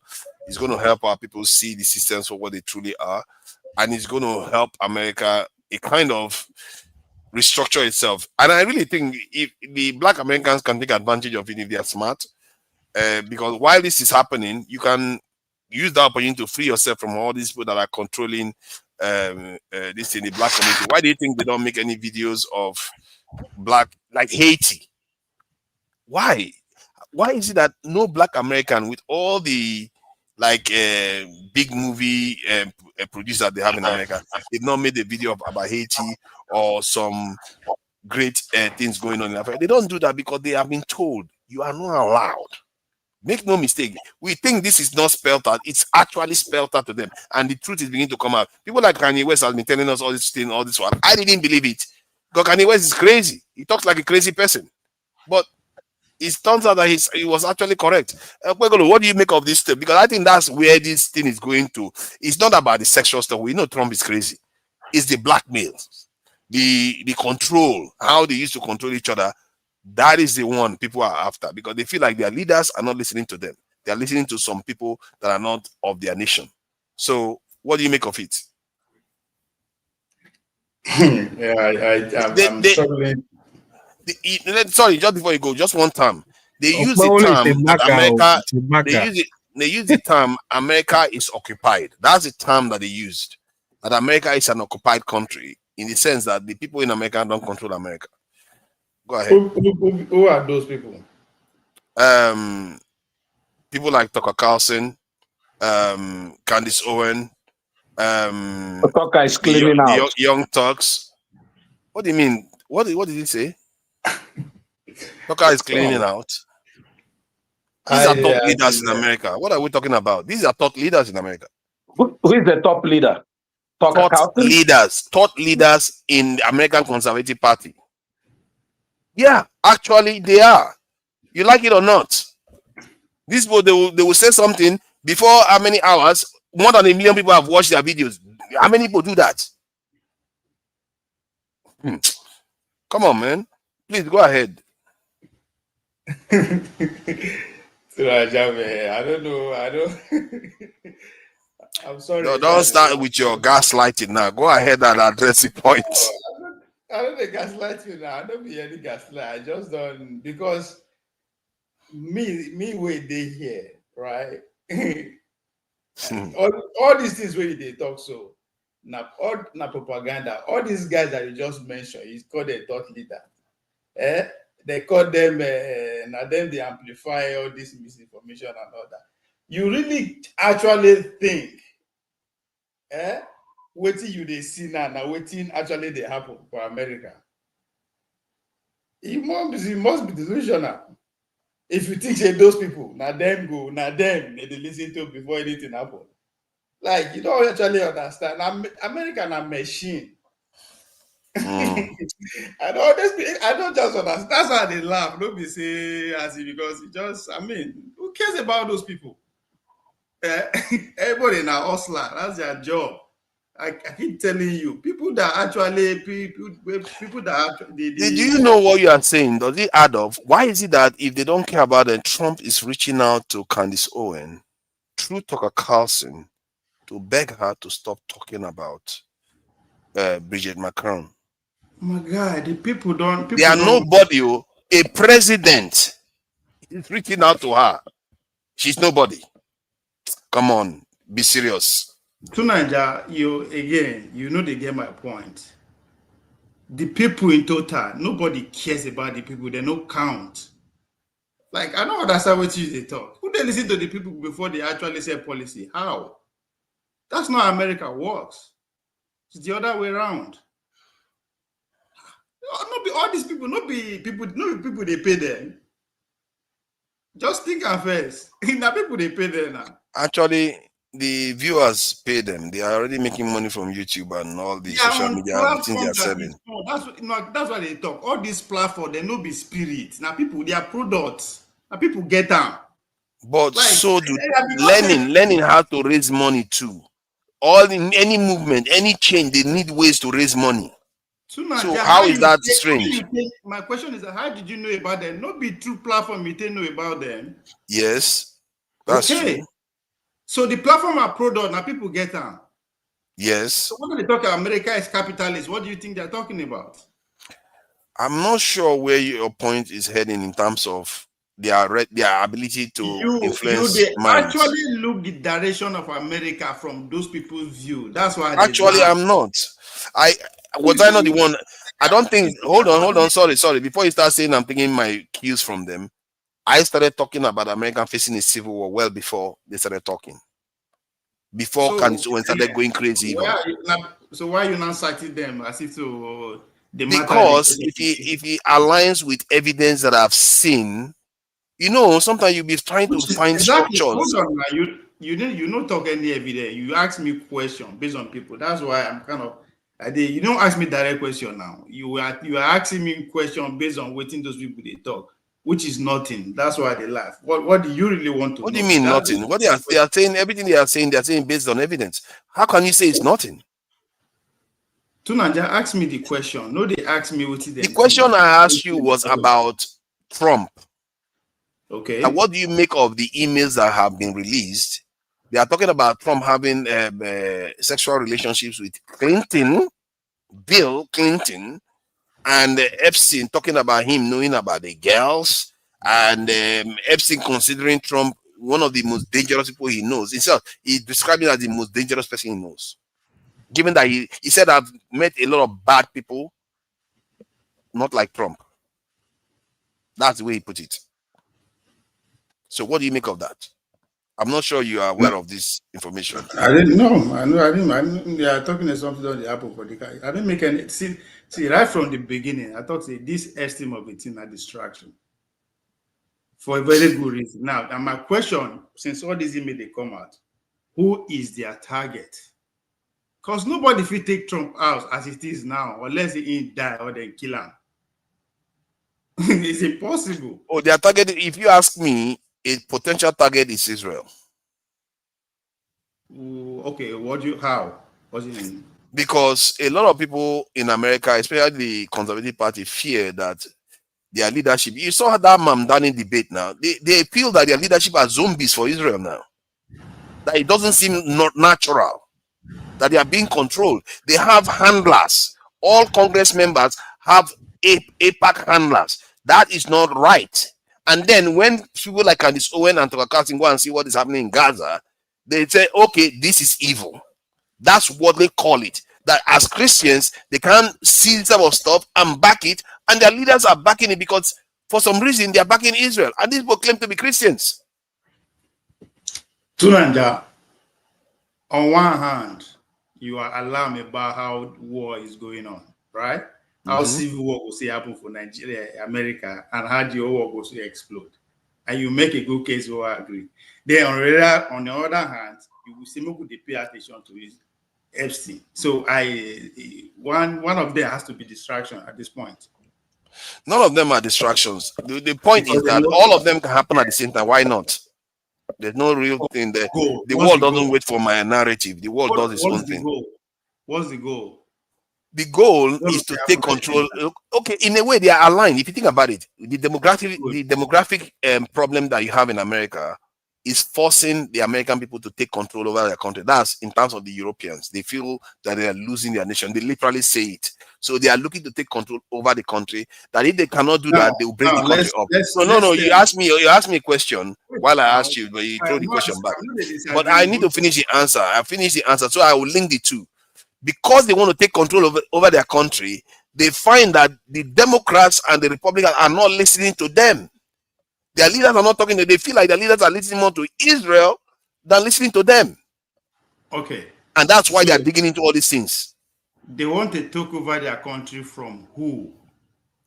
The foreigners that are coming in, black people, Hispanics, Latinos, all of them. They want to kick all of them out. That's why they supported Trump in the first place. What power do they have? To do that, to No, change the country. No, when you say they want to take control, but what power do they have? What do they control? These people that you are talking about.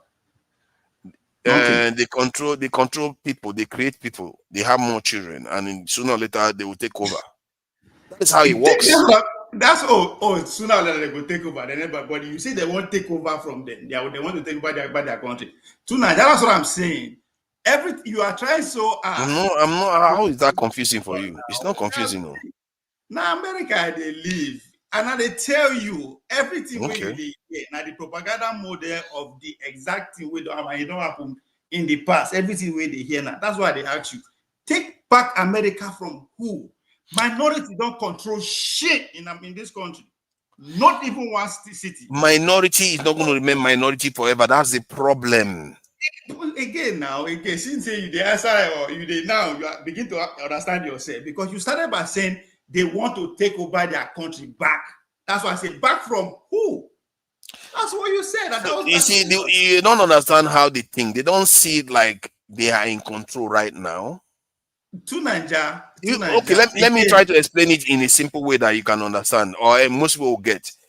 If you are driving a car and you notice that the driver is acting like he's drunk, you don't have to wait for the driver to drive into a ditch before you take control. So what they are observing right now, they've not hit the ditch. They want to take control, and they fear that their driver is busy listening to some other person. My brother, Epstein file is tied to that.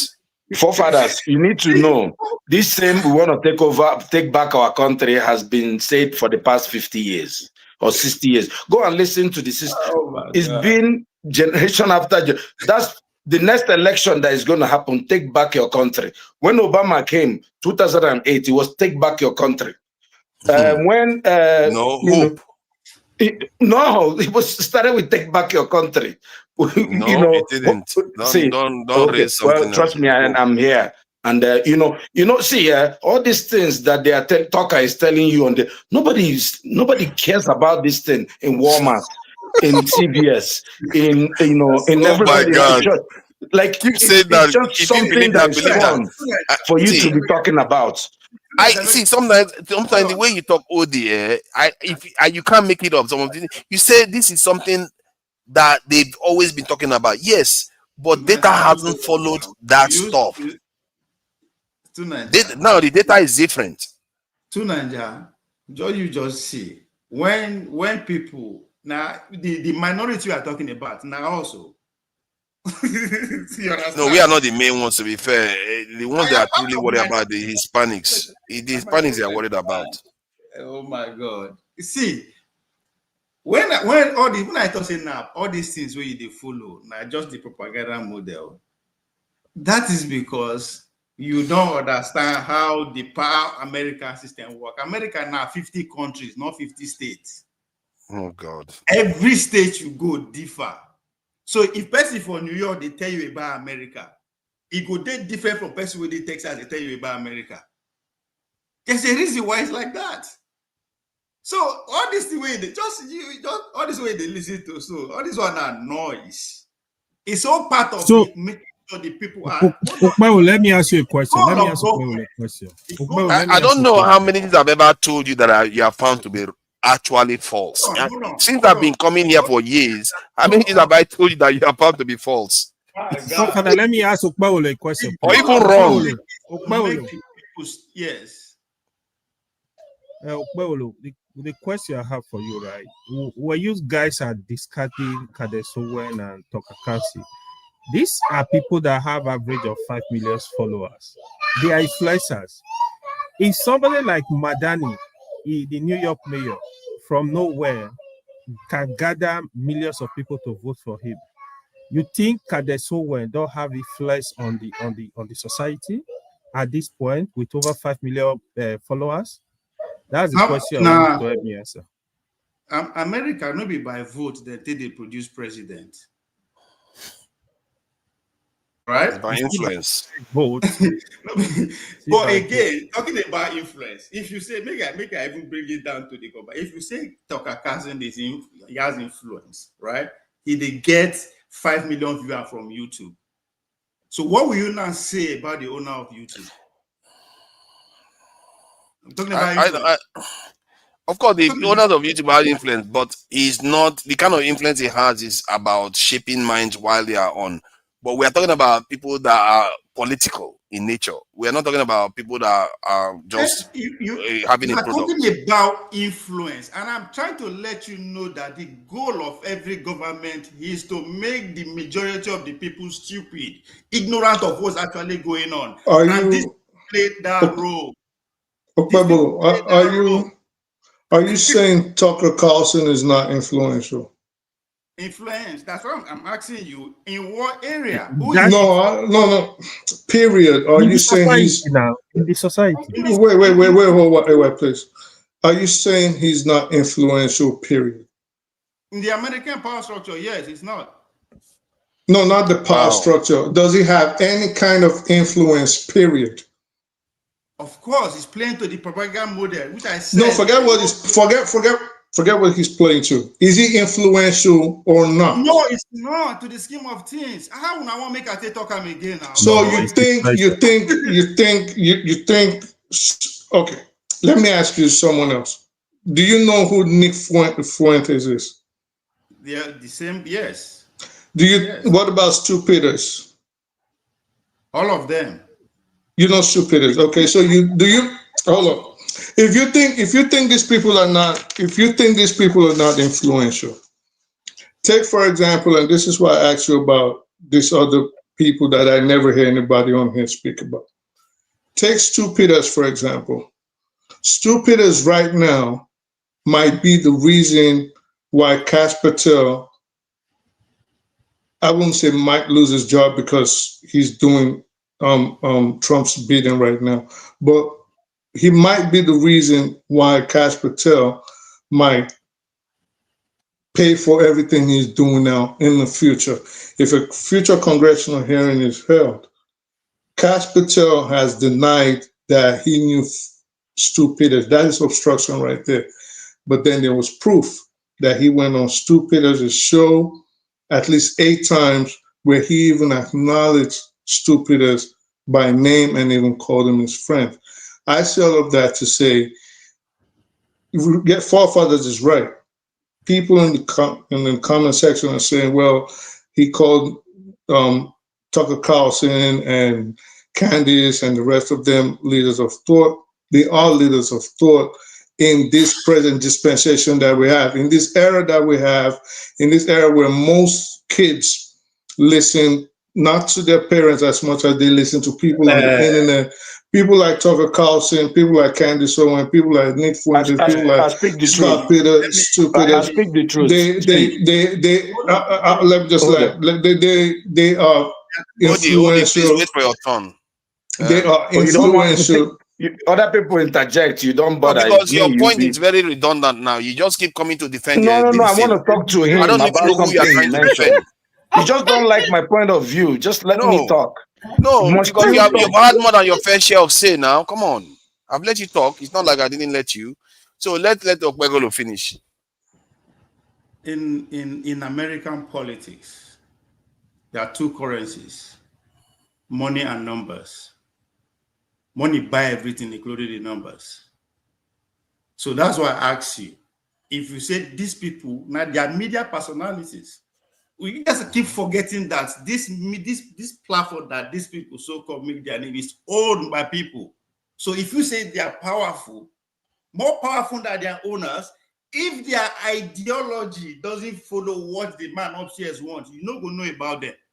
Well, but I don't think that's I don't think anybody's arguing. Hold on a second. I don't think anybody's arguing about that. I think right there you're conflating issues. We're not. Wait.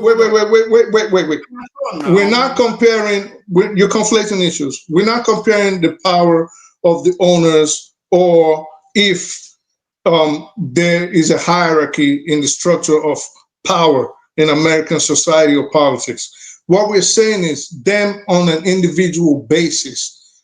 Are they influential enough to the point, one second, are they influential to the point where they can skew public opinion, where people can actually listen to them, where they can actually make institutions, politicians, even the president of the United States, even Macron overseas, they can actually make them jolt and shake them, where if their talking point keeps going on, there could be a reverberation in society where it could affect their government.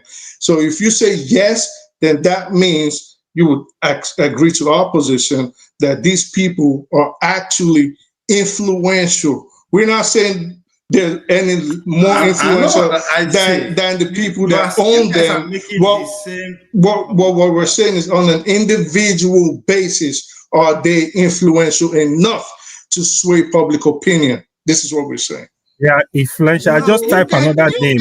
Father, check that name. Okay. Let's put it down to this. Hold on. Let's put it this. So, are you telling me, Obie, if Jeff Bezos or Elon Musk tell people to do something, Candice Owen and Tabakar tell people to do something, more people will listen to Elon Musk than listen to Candice Owen in America? Are you seriously answering that question? And to Carlson. Yeah, no, I'm asking you. Let's put it this way. If Elon, Democrats won't listen to. Let me put it this way: the Conservative Party, or Republican Party. You are actually comparing this content politically. I mean, I'm not talking about engineering. Politically, I know that because you guys have been making one point. If you like, speak French. They talk. You are saying the same thing. Talking about influence. Why would they try to drive around? No, because you are the one spreading it out. I disagree with you now. Now won't make me agree by all means by making the same. No, you are not disagreeing. Actually, you are just changing the point. Now. Can you allow me actually finish my point? I'm very clear with what I said. Okay, let's let him finish his point because I don't think he's getting anywhere. No, for you to actually come and compare Elon Musk or Jeff Bezos with those guys, so why are we? So everything. If you think those content creators are more influential than Elon Musk and Jeff Bezos, you won. They are absolutely more. They are, and I hate to agree to this, but Tucker Carlson, Nick Fuentes, Stu Peters, Anna Kasparian, like AY, or was it Femi just mentioned? Yeah. They are actually way more influential to people, at least between the ages of 16 or even maybe 14 and maybe 50, than these billionaires that you think are more influential. Nobody is listening to Elon Musk if Tucker Carlson states a position. Nobody is listening to Jeff Bezos if Charlie Kirk was to state a position on a topic.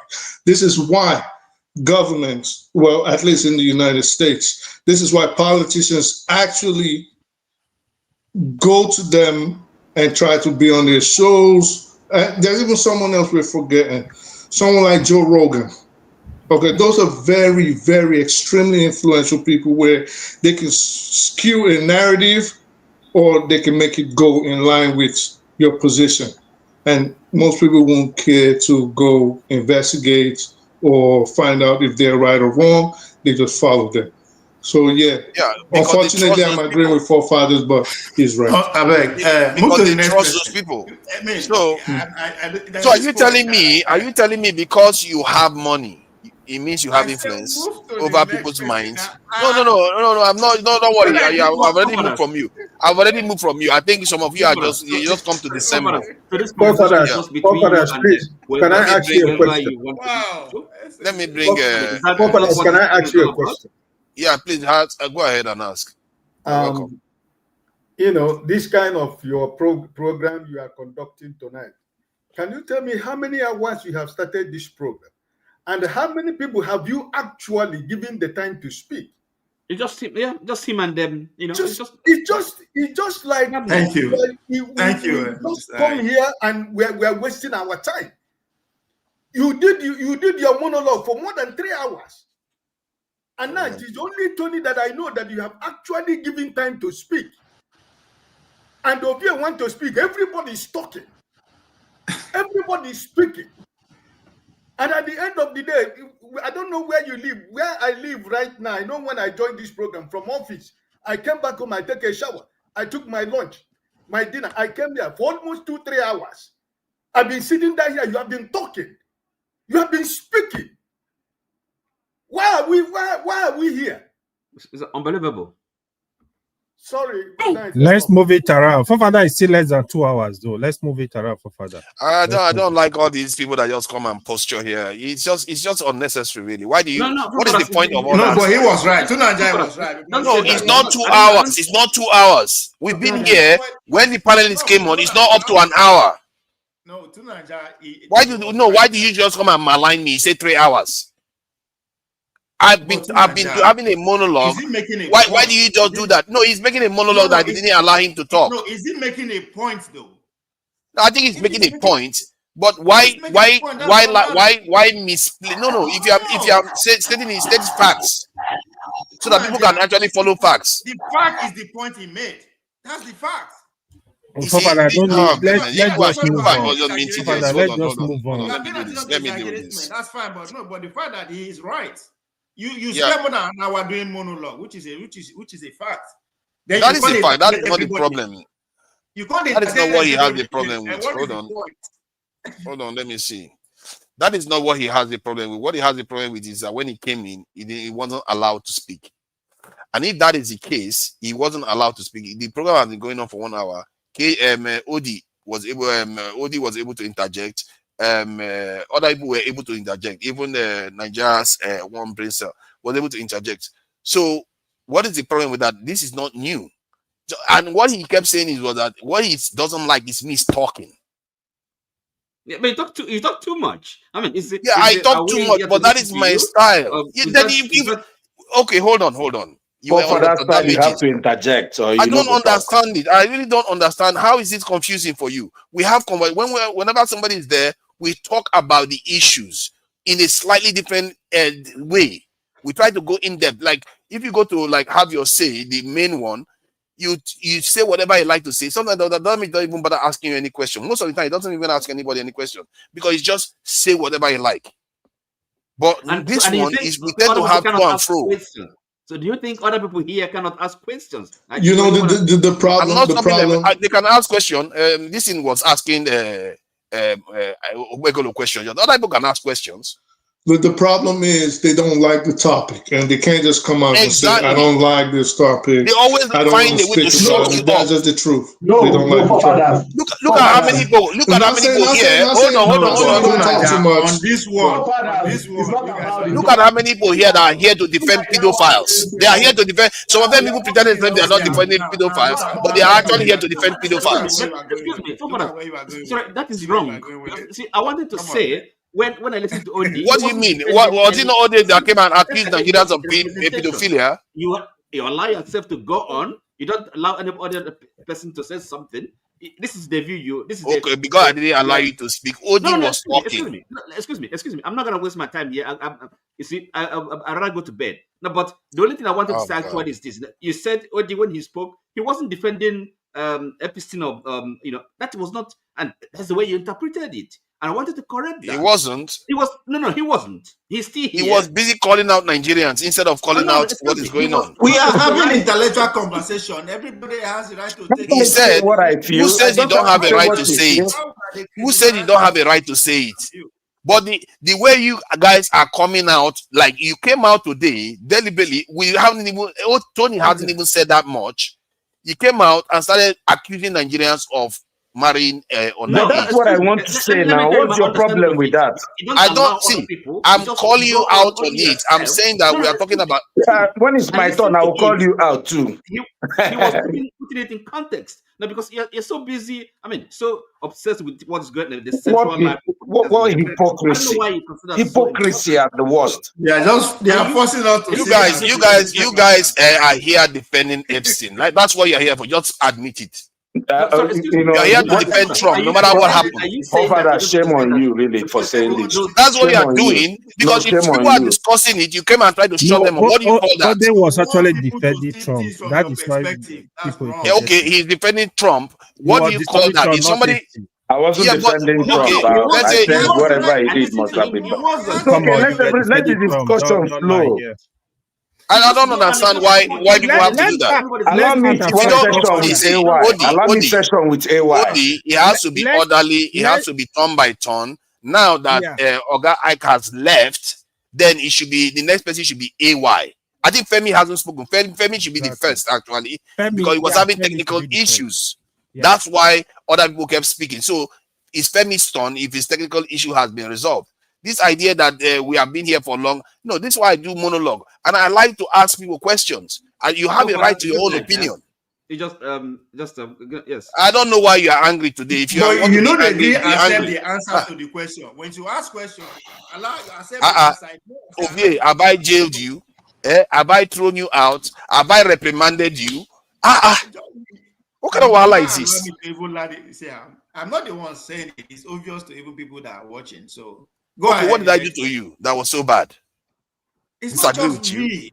You will ask a question, and when somebody answered happen to contradict your own, it becomes a problem. You want to force that person to see things the right way. I said, no, your way is not just your own. Am I the only one? How about the other guy that was questioning you? People have rights to back EPSTEIN or whoever they want to back. It is their right. That's why we are here to have a conversation. If everybody it's my right to push back too. No, but your pushing back should not be making. You should not be subject that person to accept your view by all means. What do you think your own point is? Nobody should be backing. Nobody should be backing Epstein here. Wow. Some of the things I'm hearing today, they've defended Epstein case more than they've defended even many Nigerian cases. Some of you here today, it's scary. Hold on. Maybe this might be revealing to why some people are here. Is this platform an echo chamber? No. So, exactly. So why are you not criminalizing people that have the opposite view from yours? You are the one turning it to that, actually. I mean, you had your view. You chose to step down, and you won't stop. It's not. You are the one that did. Hold on. Just listen to two Nigerian Brace what he just said. People should not be coming from XP's perspective. Why? This is an education platform. That is his own opinion, just like it's your own opinion. No. Something's in that opinion. You can't support pedophilia. You can't support pedophilia. You can't support pedophilia. What about in Nigeria? What about in Nigeria? Anywhere. Why do you always ask questions? Odi, I like you to be. You always ask this question that doesn't even make sense. But back to you. Why would you support pedophilia? Do you? For a reason. It is. Do you even wait? Do you wait? Please, let's start afresh. Do you understand? Do you understand what they're saying is going on with the Epstein files? Pedophilia. Nobody should support that. You can't support pedophilia. You can't justify it. There's no way you can justify supporting pedophilia. Nobody has justified pedophilia. So let's move on. No. So what are you saying? No. What I'm saying is that we should call it out everywhere. So, but let's Femi talk now. Then we can move on. All right, then. Thank you, gentlemen. I think we've had a little bit of a controversy. Without it, we can't breathe. Welcome, Femi. Thank you. I'm glad you sorted out your technical issues. The topic was about some of the information that has been released by the American establishment regarding the Epstein files. And some of the revelations are indicating that Trump is the most mentioned person on that document. And the most important part, at least from my own bias or point of view, is the potential blackmail material that could be in there. Because even the context that Epstein was referring to it was from the point of view of compromise in terms of whether the Russians have the image or video of Trump doing this.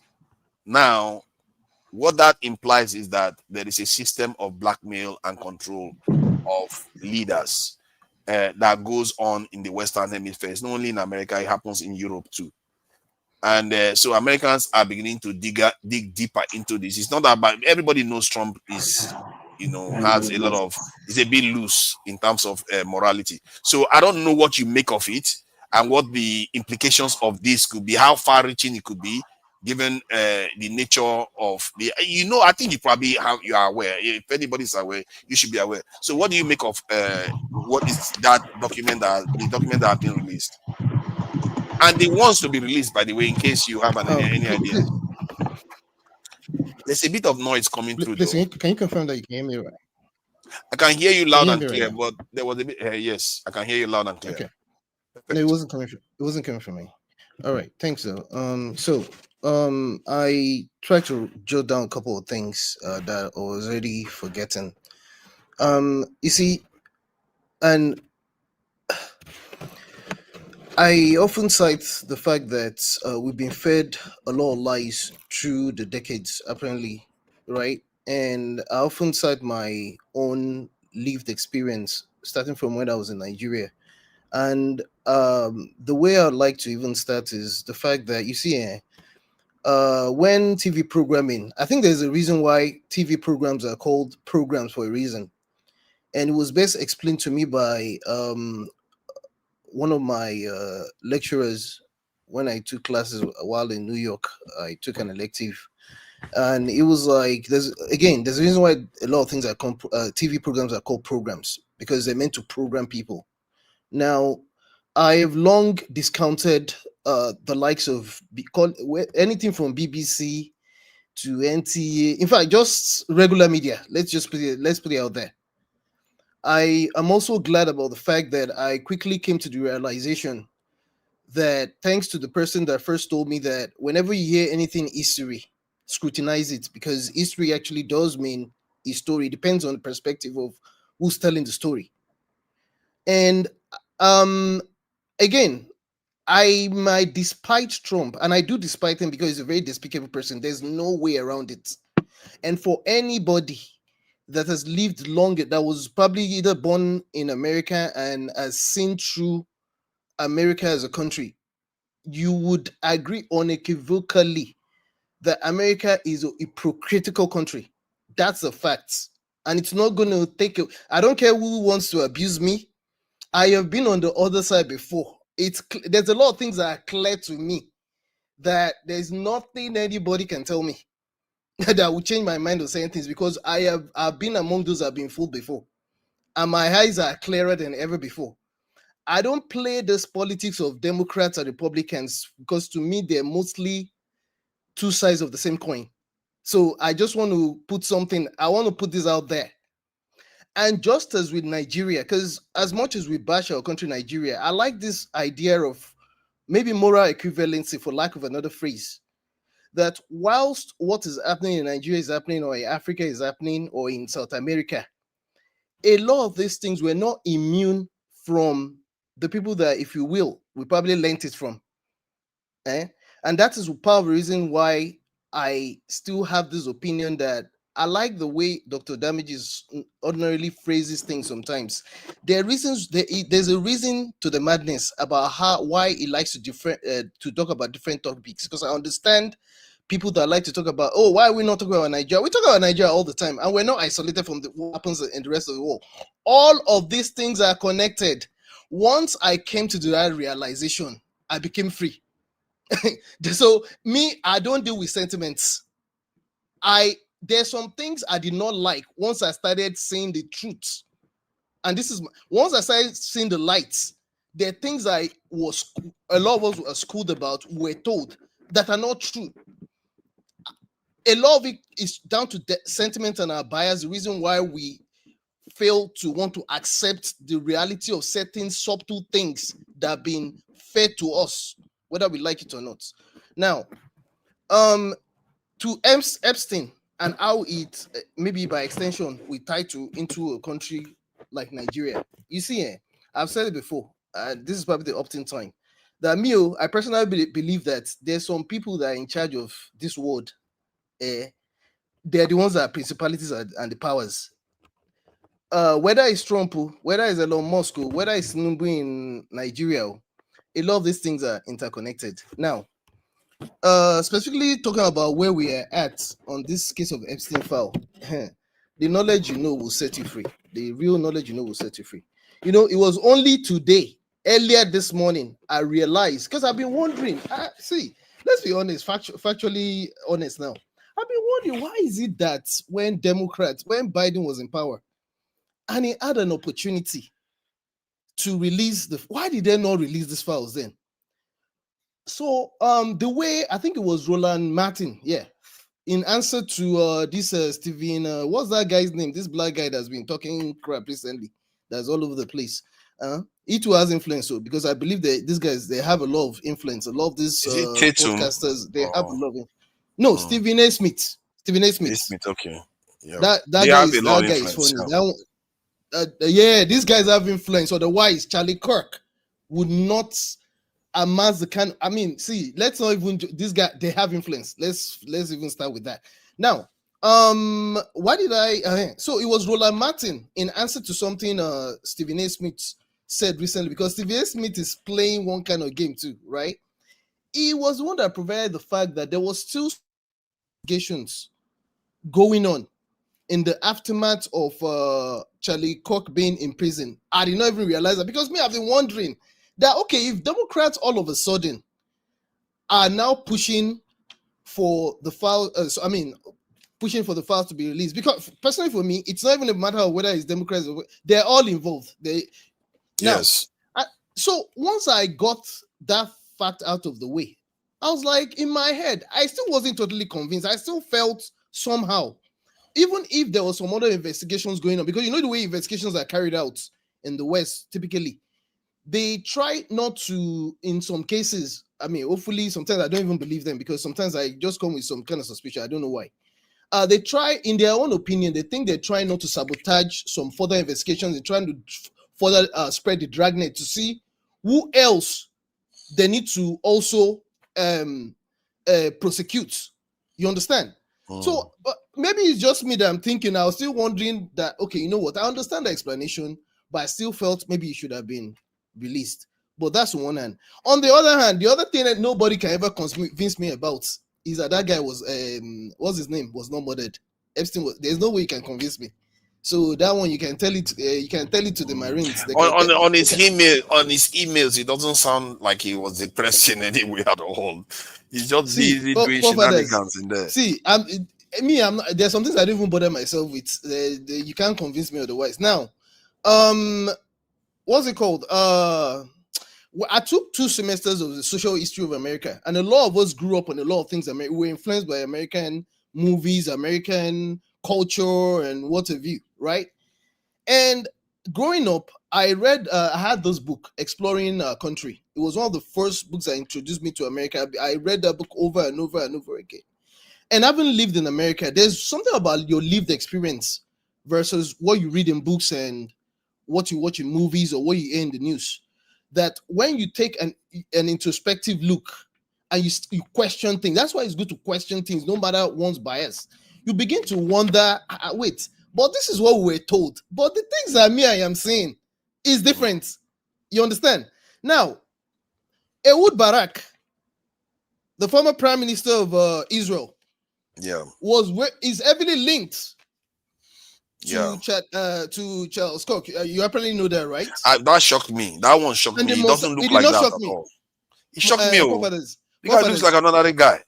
Forefathers, you can be shocked, but when the likes of Max Blumenthal, that guy is quite intelligent, and there's a lot of these guys that are Jewish.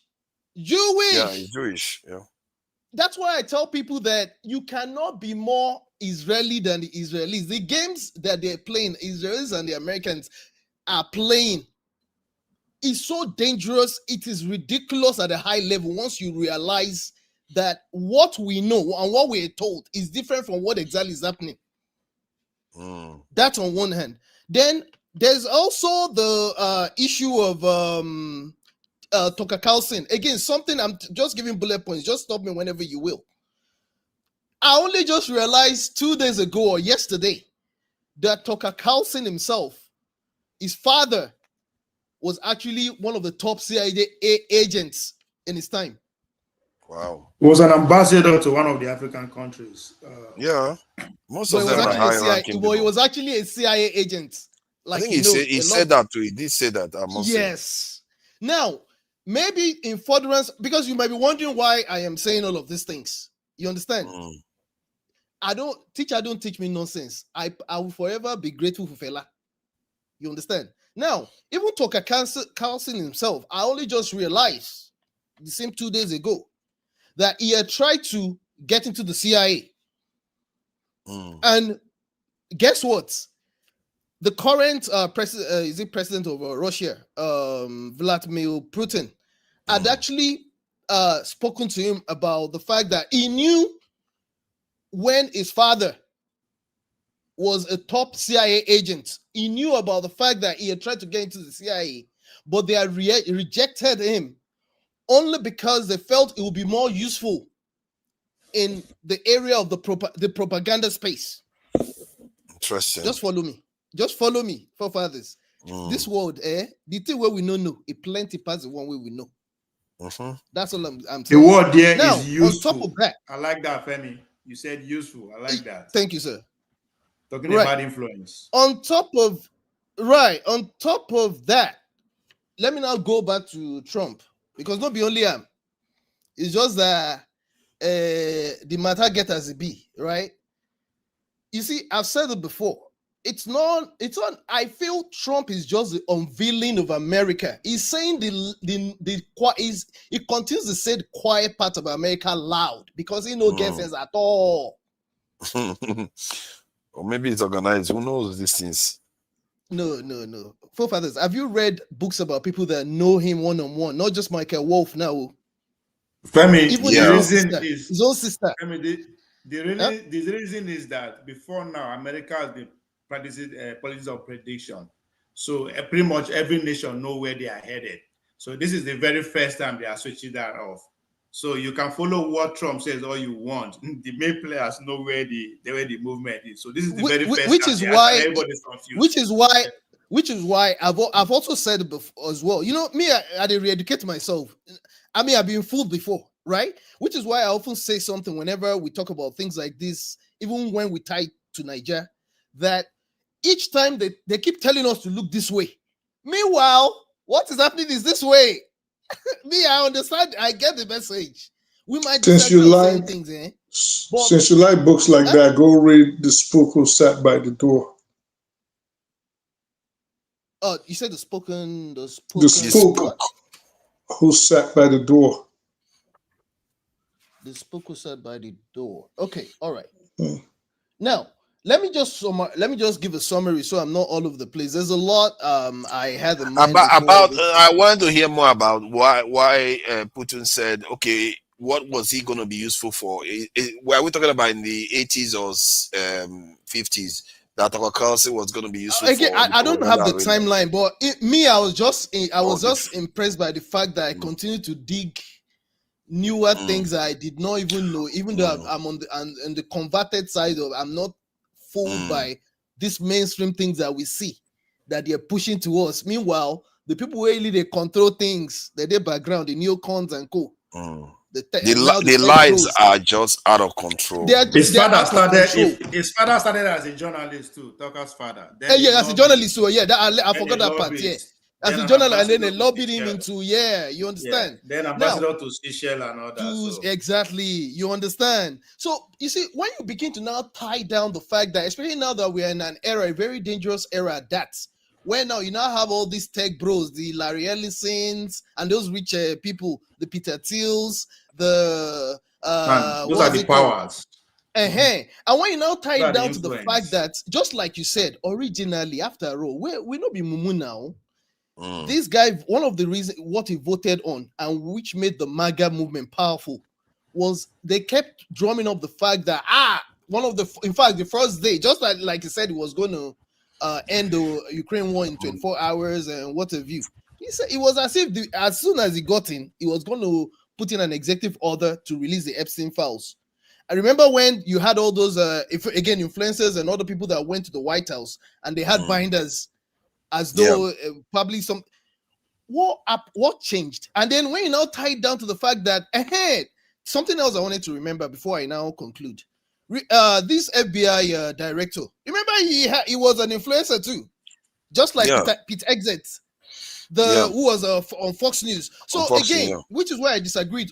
Cash Patel. Drastically. But those guys are officers. Yeah, but Cash Patel was also a U.S. district attorney. Yeah.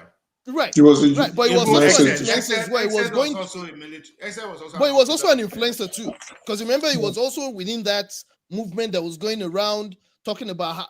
I mean, basically, he had a base, the MAGA base, and look at how. Right, and look at how all of a sudden, even within MAGA itself, if there's anything that shocked me, maybe it's not shocking. Is the fact that even the MAGA base is so divided now.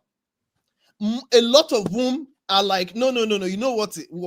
Okay, whether Democrats they there, which is where I am at, because that's why I say I don't play this Democrat Republican game. I just feel that for the most part, especially when it comes to foreign relations, they're just the same. You understand? Whether they're Democrats there, whether what's his name is mentioned in 1 million whatever. After all, the Prince Andrew has had his own what's it called? Why is it that what is it that they're really hiding to the point that all of a sudden he's calling the same people who, of course, a lot of us already agree, just as he is disposed to that they're stupid. He likes the people that don't have sense, that they're not well read, that don't have any sense at all. Why is it that all of a sudden he was not abusing the same people? Why is it that what is it that they're interested in? Why is it that they're so interested in the same Epstein files, which is one of the reasons why it got to power? On top of that, again, I have good news for whether they're Democrats or Republicans, especially with respect to America when it comes to international relations. For those who said that we were going to get $2,000 rebate checks. Remember, rebate checks. For those who said the economy, which all of a sudden, after all, you saw what happened when he went to China. Because the other time, when I was trying to open up people's mindset to the fact that China is way ahead, they don't even get that time. People were telling me that if the China is because sometimes we pick and choose. When someone is trying to land a point, it's as if all of a sudden I'm a China lover. I never said that. All I'm saying is that China is just minding their business, doing their own thing in their own interest. You understand? Exactly. After all, even the same China is practicing their communism mixed with capitalism. You understand? But me, I was even speaking from the fact that I've seen Americans. I watch a lot of stuff China-wise, as an example, and I see the way not just China, but a lot of countries are just looking at America and just making fun of America the same way Trump is making fun of, and Americans in some cases are making fun of Nigeria. So Femi, let me looks ask at America you this like question. a ridiculous place. I guess it depends on political issues in America. If Elon Musk says something and Tucker Carlson or Candace Owens say something on an issue of politics, who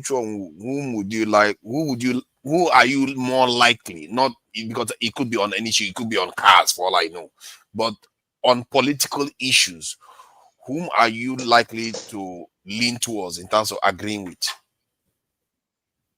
I will agree with, in fact, even though I don't necessarily agree with Tucker Carlson or Candace Owen or this Nick Fuentes or even Charlie Kirk in some instances, but the central idea when it comes to the American space, just the social space, the political space, I'm not going to listen to Elon Musk now. Elon Musk is just following his own interests now. What does Elon Musk know when it comes to politics other than trying to protect his own tech bro interest and race? I think you guys have no clue. Have you heard what his father said? You guys have no clue. Has he heard? Okay, Ovie, I'm telling you the way I understand things because nobody knows it all. You understand? I agree with you. Right? Yeah, but you're right. Let me land this way. Have you seen that interview? I don't know when the interview was made of his father. What's his name? Elon Musk's father. the Tesla guy. What he said about you know what? Let me just keep quiet at this point in time. Maybe they feel ourselves going. You know, just to Obi, I'm not want to waste your time. I just want to ask you the question. Just try to give me the answer as briefly as possible. Just if one word or two. If Fela told you something about the Nigerian politics of what is going on versus IBB told you, whom are you likely to believe? The only thing Fela can tell me is about IBB. So who I will listen to? About Nigerian politics. No, I know, we're talking about Nigerian politics. You see, he changes the question. Yeah, but the way you phrase the question, the way you phrase the question too was like kind of wonky. No, because in terms of Nigerian politics, in terms of what is going on in Nigerian politics, you are going to listen to That's a very poor question. The way you phrase it, I mean, I'll listen to. That is why you always go towards power, not understanding the consequence. You think that people that are in the corridor of power have wisdom. That is your problem. Just but they have intricate details. Oh, wait, they don't have wisdom. They have details. They have knowledge. Hold on, they have knowledge. They don't necessarily understand the politics itself. Yeah, but what you asked was very nuanced. If you say like intricate details of what was going on inside the government, then I think anybody would defer to IBB, even if he's lying. Yes, of course. And that's not what I asked about. Right, I said about if you're saying, I didn't say about what is going on in the community. It's about politics itself, about what is going on in the Nigerian politics. Before we move on, I want to say something real quick to Femi. And he literally said IBB knows more. Babangida is the author and finisher of Nigerian politics. So Fela can only tell me about him, not the other way around.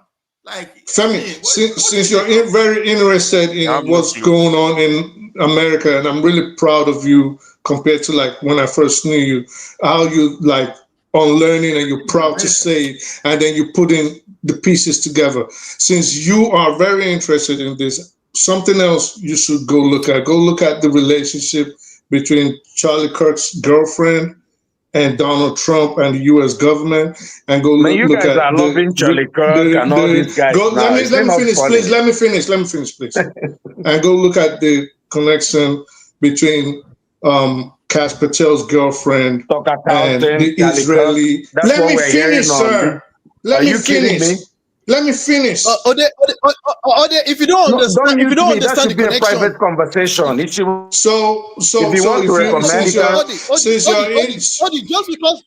just because I'm sorry to it's all right. Just Odi, please. Just because you don't understand the connection that some of us already have been able to draw from what we please stop muting me. I can exist I didn't know this on my own. Other people are interjecting. Yeah. So anyway, Femi, go look at the connection between. Anyway, go ahead. So go look at the connection between Kash Patel's girlfriend.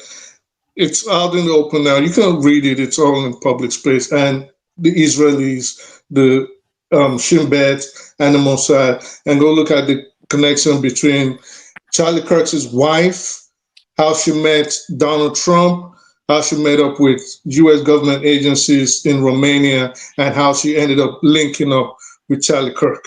So go look at all those things, and I think those things will actually blow your mind. What's the name of that? What's the name of that book you told me about earlier? The Spook Who Sat by the Door. Forefathers. Yes. Won't allow other people talk. I think it's AY's turn. Chimp talk or somebody talk. Is it my turn? I think it's AY. No, AY was one let of the first senior to man come. go first. Let John Abba go. Me, I will just No, chill. let Chim go. That's Chim then. That's Chim. Let Chim go. Okay, Chim can go. Chim can go. Thank you. After you, if people wait for too long, they get worn out. Yeah. So don't worry, someone else can talk. I'm not ready yet. Okay. Who is next? Is it AY or is I it? can talk now then. All right. Let's get him down and bring. You can't do Nigerian good now. When you're trying to do Nigerian good, they'll turn it to something else. They start fighting you. So what do you make of what is going on in America? Because this release of this document seems it might actually upend the entire Western civilization in terms of the politics. He might actually shake it up in France, UK, because the UK is already affecting the UK. Prince Andrew has been kicked out of royal residence, and they removed his title from him and all the rest of it. And God knows how many other politicians and Nigeria, UK leaders are also involved in that document. So what do you make of this? How far does it go? Because what is the potential? Where is this going to end? It's the media, they control media and the story. As we are saying now, you're present in Asher Rock. So maybe one girl, 18 years, is calling him baby in Asher Rock. So why are you worried about it? You're worried about it. You're worried about it. Yeah, but isn't that the problem? I think if it was just women and normal stuff, it's not a big deal, is it? No, Everybody it's knows not politicians do one these thing things. I heard that is I sound so unusual in my ear, which is possible. This is America and the world, all things are possible. Is Donald Trump is fucking Clinton, or Clinton is fucking Donald Hey, Trump. God. Can you Pastor just, Jonaba, Pastor I Jonaba. thought you are That supposed to, you can't say that, yeah, Calm down. yeah, You are supposed yeah, to clean it up a little bit, yeah. This People is that not the don't view believe, of don't Dr. Damages. We don't people use such languages here. that. So why you call it damage if it's not gonna be something Eh? damaging? The name You, is supposed to match what we say. We have to be saying you things. clean it up a little bit. Today, Okay, I I see. said Remember, it in sounds the so email, weird to it's not a me. You fact, know, though. it's a guy that I have a respect for Clinton, I have respect for Trump, but to hear that from that but then what I believe is I say your president in Nasarok right now wants more guy in college of what place be calling him baby. Where are you? He say, hey, let me finish what I'm doing. I'm talking to Wike. We are taking weed together. So end of the day, why worry? What that email was describing was bad. It's bad in the fact that he's engaging in the act and the manner that what is what is these are devastating to two anybody. adult these are You can't adult be a strangers. commander in chief if you are doing that. You can't say Yeah, no, no, no, no, no. You that is can't. a private life they are living their life, and their principalities and power they are sharing, whatever keep them, make them high. And so maybe you come out and I say I went out with maybe in their own plague of their power. What they call principalities and power in high places. Meaning this is not the one you that spiritualizing it. Meaning personality in the high places, right? So these are the things they do. So it's not, and these are grown-up people who do what they do for power's sake and manipulation. And okay, why they didn't release it during Democrat was because they already compromised one of the person there that is there. So much respect for him. So if they go ahead, that is a control of power and manipulations. So, but in all of that, they still have a good healthcare system. They have a good road. The struggle between white people say that the Europeans say that the Jewish should not take their place, but we are struggling. We don't even have a decent hospital. Your president will be going to France. Sometime I think he carry bag in his other side of his belly. So but what does that to do? Let's speak for our own people that are suffering. No matter what it is, life is better than millions of Nigerians that are being displaced. And my own pure advice to you, I know I like you, forefathers. In this place now, you have to be sensitive. You can't say you love somebody because it's like you are fucking their ass. Oh So my God! You see, hold on. People are complaining. Come on! Don't do I that, please. don't care what They people are are for complaining. They are complaining that you shouldn't be doing that. No, Oh, there are people. No, no. but the people can go and do their rubbish, and then they come here, and now you want to become a smooth guy. No, because there could be families now watching. No, they are doing it then. They are just saying it for their own sake. They are doing Are it. you not a pastor? Take it easy, eh? Is that You what never you give do? me title. I'll be collecting your title, then I stop talking about it. Having I said appreciate your that, factual take, though. yeah, all those things now here we come say bye. But both people we call it what it is. We are forming something like we have There's some respect truth for there, life. though. We keep Eh? sanitizing our own Eh? this thing. Why Yeah, if you go to their the platform, they call people it what call it it what is. it is. When you are having a conversation with the world, you think you only live in the scope of Yeah, I don't Nigeria. understand that actually. What is spy? It would tell somebody that. So I we, think there's our something own brain, about this that is a bit weird that we is do. just to own our own thing. And I want to be globally known, but we speak our own language. Say we don't want to say they're killing It's the somebody. culture. It's the culture. Dr. Damaji, Jonathan, they listen to me. No, they listen to my program for on the G. That's why. So I like that. And they always I understand how we come up with this. Is that because now we why have history with respect, the right, or we are but trying? we don't know. They will even say that this thing is grossy, is very. If you cannot see it, don't. But then they say it, then they show it if they want to show it. We are called life that Yeah, we don't have respect. that's a I bit don't weird understand actually. It's how something that the we news come up channels can with do. that You can't thing. do it on this in social media. I don't understand that. It's Who a bit says weird. that? There are pictures I don't and know where something that that rules is come very in. sensitive. Then you say, okay, I'll not be so graphic. I'll be, and some of these, if there is a And they are reason free to to show say it, terrorists. They are free to say whatever they like. yes. And yet we can't say it. Yes. It's weird. How do we come without this mind control? End of the day, they say if my religion of my good brother here That's a fair says point too. that okay, if somebody did something in the name of this God, whether 27 virgin is waiting for them, even one virgin is waiting for me, I will kill. I will kill. I will kill. I will kill.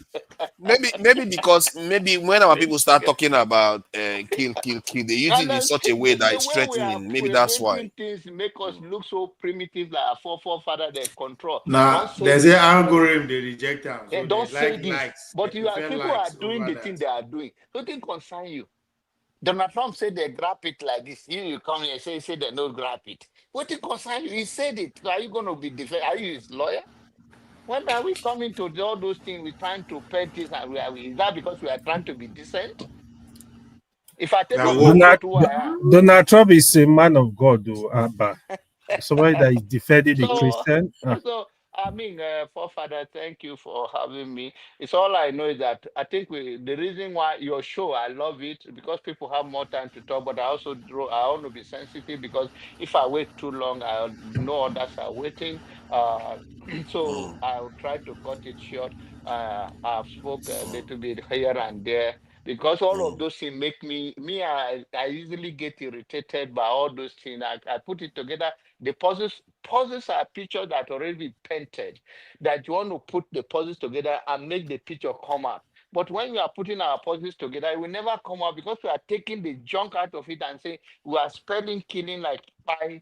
So how are we going to have some cat and somebody else in another place say, oh, African people are discussing their problem and they say there is a killing here. Say, no, don't say there is a killing. Say there is a spy. What kind of thing is that? Yeah, I don't understand that part. The danger of that, now like tomorrow, like when our kids want to do research tomorrow, let's say they kill 10 people for anywhere for Nigeria today now, and we can't use spy. When future generation they do research about how many people they kill today, what do you think is going to show up for them? Bye. You understand? So they will not. So maybe AI will know and just find this thing for them. And if Oyibo man can come out in the future, come to say nobody die for the north, they don't kill anybody. They will call the So would they use our own hand? They write our history against us. That I use the raw language that the president and the ex-president to do this, and they say, "Oh, wow, I'm too raw." The thing is that you are shaming their own shame. What is your business? They do something they are not ashamed. What is your business with them? Why are you covering them? What is your business? You guys are touching on something here. It's already in the documentary. I don't talk so about if you this go there, what is all of those things that we are trying to be political correct? I'm not running for an office, and if I have a chance, I rig the election. I'm not all those things I talk to somebody they vote. I know they care all those things. If I have so if I send you to support me and you find a way to ring the election, you know ring and you come to me, bullet will go through your head. What are you talking about? I'm gonna buy phone for you. I will force you to go around. We need you. Thank you. Force you to go around. I think Janaba is one of my favorite people on this platform. I have to give it to him. He doesn't take things too personal. Sometimes he does, but he doesn't take things too personal. Thank you for your opinion on this platform, Thank you. Janaba. It's good to have you. And your support and all. and I know the sun is not beating you there, so you are safe for me. And the same thing with two Nigeria. We have two Nigeria, one brain now cell. That's my boss. Femi is here. I refuse for him to come here because he's too open-minded. He's not supporting Yoruba. My wife will not give him bakery, so he will stay there in Arlington. So, So nice to now, meet you. I'll see you guys later. let me play some of these this thing just to chill us out a bit. You know, I did say that I was going to be introducing different cultures in Nigeria, because I think we need to start appreciating the people within the country. That country has a lot of diversity. So I'm going to be playing one from the Efik people this is today, so that we just get an idea of what is going on over there. So let me do that now as a way of just having a bit of a break. You know I'm in Saga, you know I'm in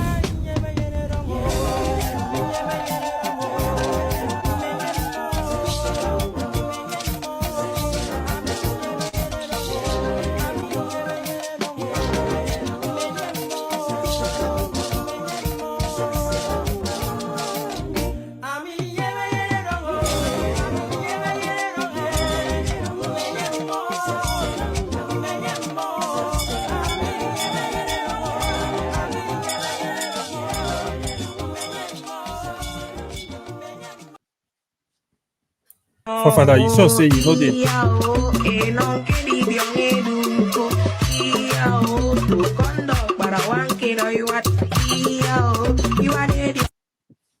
To Nigeria, remember Bakassi, his people.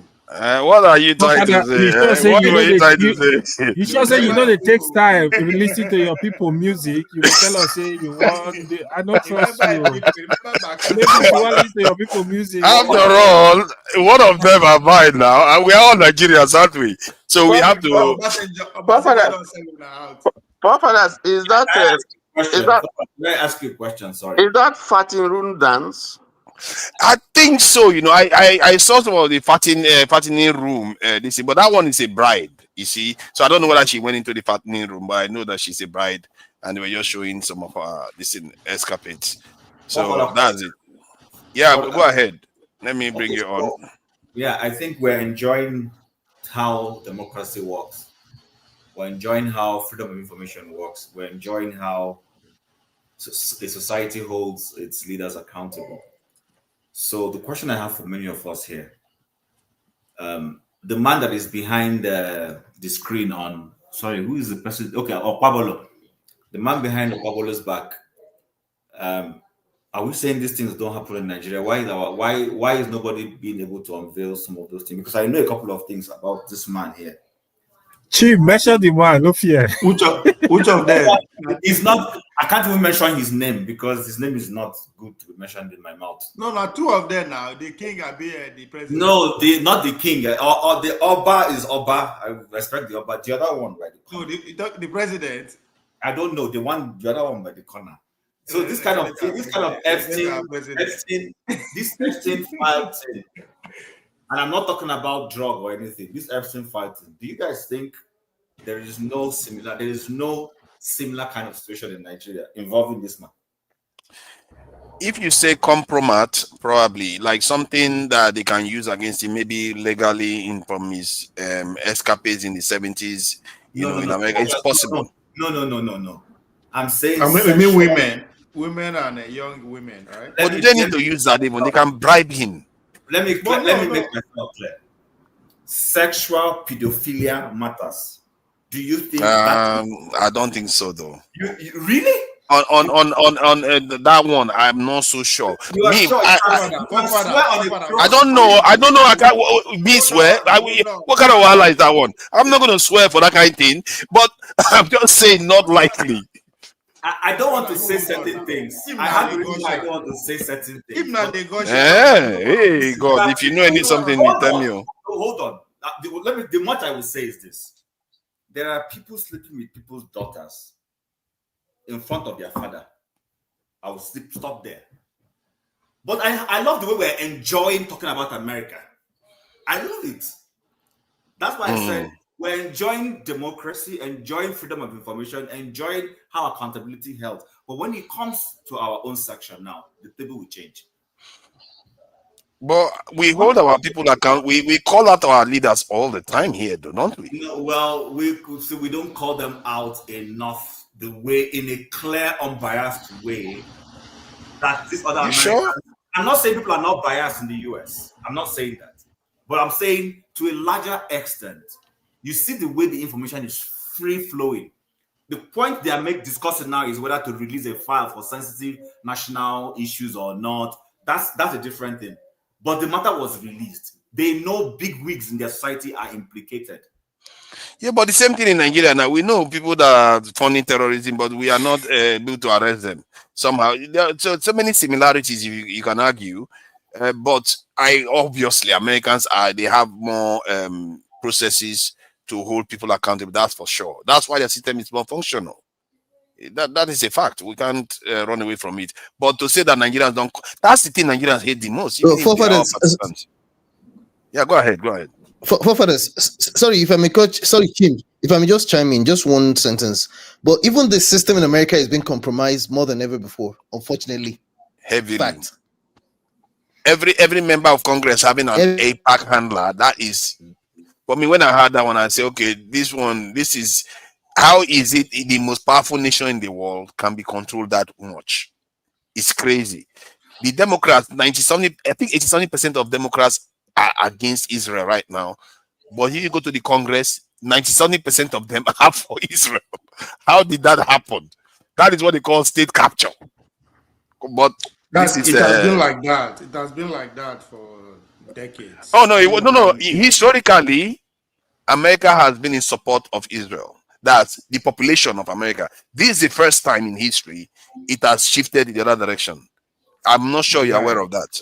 Not them the engineer. That time way they talk. No, America's support for Israel actually started in the 70s, up until last year. So it wasn't always like that. In fact, in the United States, the population versus the rest versus Palestinians. I'm saying the population actually started with the advent of evangelicalism in the 70s. So even prior to that, you would have to remember that Jews were amongst the people that were banned, along with blacks, from accessing certain services in the United States. So back then, you'd see, I mean, you can go ask like grandparents and people like, they'll tell you, back then you'd see no blacks allowed, no blacks and Jews and dogs allowed, no blacks and Jews and dogs. Before it was no blacks, Italians, Polish. There was a long list of people that are white now that were never white 70 years ago. They weren't considered white 80 years ago. As time went on, as far as they agreed to stomp on the rights and the privileges of black people, they started being included. The whites, the Polish, the Italians, the Jews, all those people. So before they went white. So it's just very recently, and that was why even Jews were at the forefront of the civil rights. No, but if you think about it, you can't expect Americans to side with Palestinians when it comes to Israel. So historically, I don't think there has ever been any time in history, and based on what CNN is reporting, it doesn't matter what you think. So which of this party? Hold on. No, let me get this clear. Are you telling me in the 1950s, if they asked Americans between Israel and Palestine, who do you support? They would support Palestinians more? Yeah. But you also that have is to, impossible in a Christian nation. No, it's not impossible. Well, you have to hear. It's impossible. That would be the first Christian nation to do that. All right, so let the other person land. First of all, you're not from here. You have no relation to this place. You don't understand how it works. So let someone explain to you. I know what Christians think. So yeah, sure you do. So in the United States, this is what I wanted to say. You also have to take up the situation on the ground at that time. I don't think an ordinary American cared about what was going on in Palestine, because they probably have never met a Palestinian, and they never thought they would meet a Palestinian. But the Jews had always been in their faces, and the Jews had a bad reputation. Now you also have to remember, if you want to say on a governmental basis, based on government policies at that time, right, which would be the information the ordinary Americans would have had. I'm talking about like the 50s, the 60s, the 70s. The impression the ordinary American had of the Jew in Palestine was that they were terrorists. You can go find out anyway. So you had the Liberty, the USS Liberty issue. You had the King David Hotel issues. You had all the. This is not complicated. You are overcomplicating it. It's not complicated. I'm explaining it in a way everybody. It might be complicating to you, but it's a learning moment. Stop. You always do this thing where once you start hearing things you don't like, actually, you can't just take over the conversation and start running the show yourself. Learning state. It is a learning period. Just because you don't like it. This is because there's somebody that is waiting to talk, and I'm trying to shorten it. But it is a learning moment. You made a wrong statement. I agree with you. It's a learning. No, it's not wrong. This is how you did. Why is it that? Hold on. Forefathers. 1 second. Calm down. Why do you think I'm wrong? Where did you get your information that I'm wrong? Based on what you're saying, I can show you proof that I'm right. Where did you get your information that you're wrong? All right. So let me explain to you. This is how you did with AIPAC. This is how you did with the EPSTEIN files. You would always shut me down and scream me down. Today, I'm not shutting you down. Today you're trying to pretend like you've always had the same position. I guarantee these things I'm saying right now, because you don't want to hear it. In 2 months or 3 months, you will stop pretending that you've always taken this position. It is a learning period. Tell me what I have thought about EPSTEIN files that have changed, please. Everything. You and Jide, you used to put me backstage. You used to do the same thing. People here can vouch for it. You know, I have videos. EPSTEIN file is not real. EPSTEIN file is not real. It's not real. IPAC, no IPAC. You come on. Let's move on and let's stop beating around. You know there are videos of this. That is crazy. I can't believe it. I don't know, man. The kind of world I live in, it looks like I'm the one going crazy. I don't get it.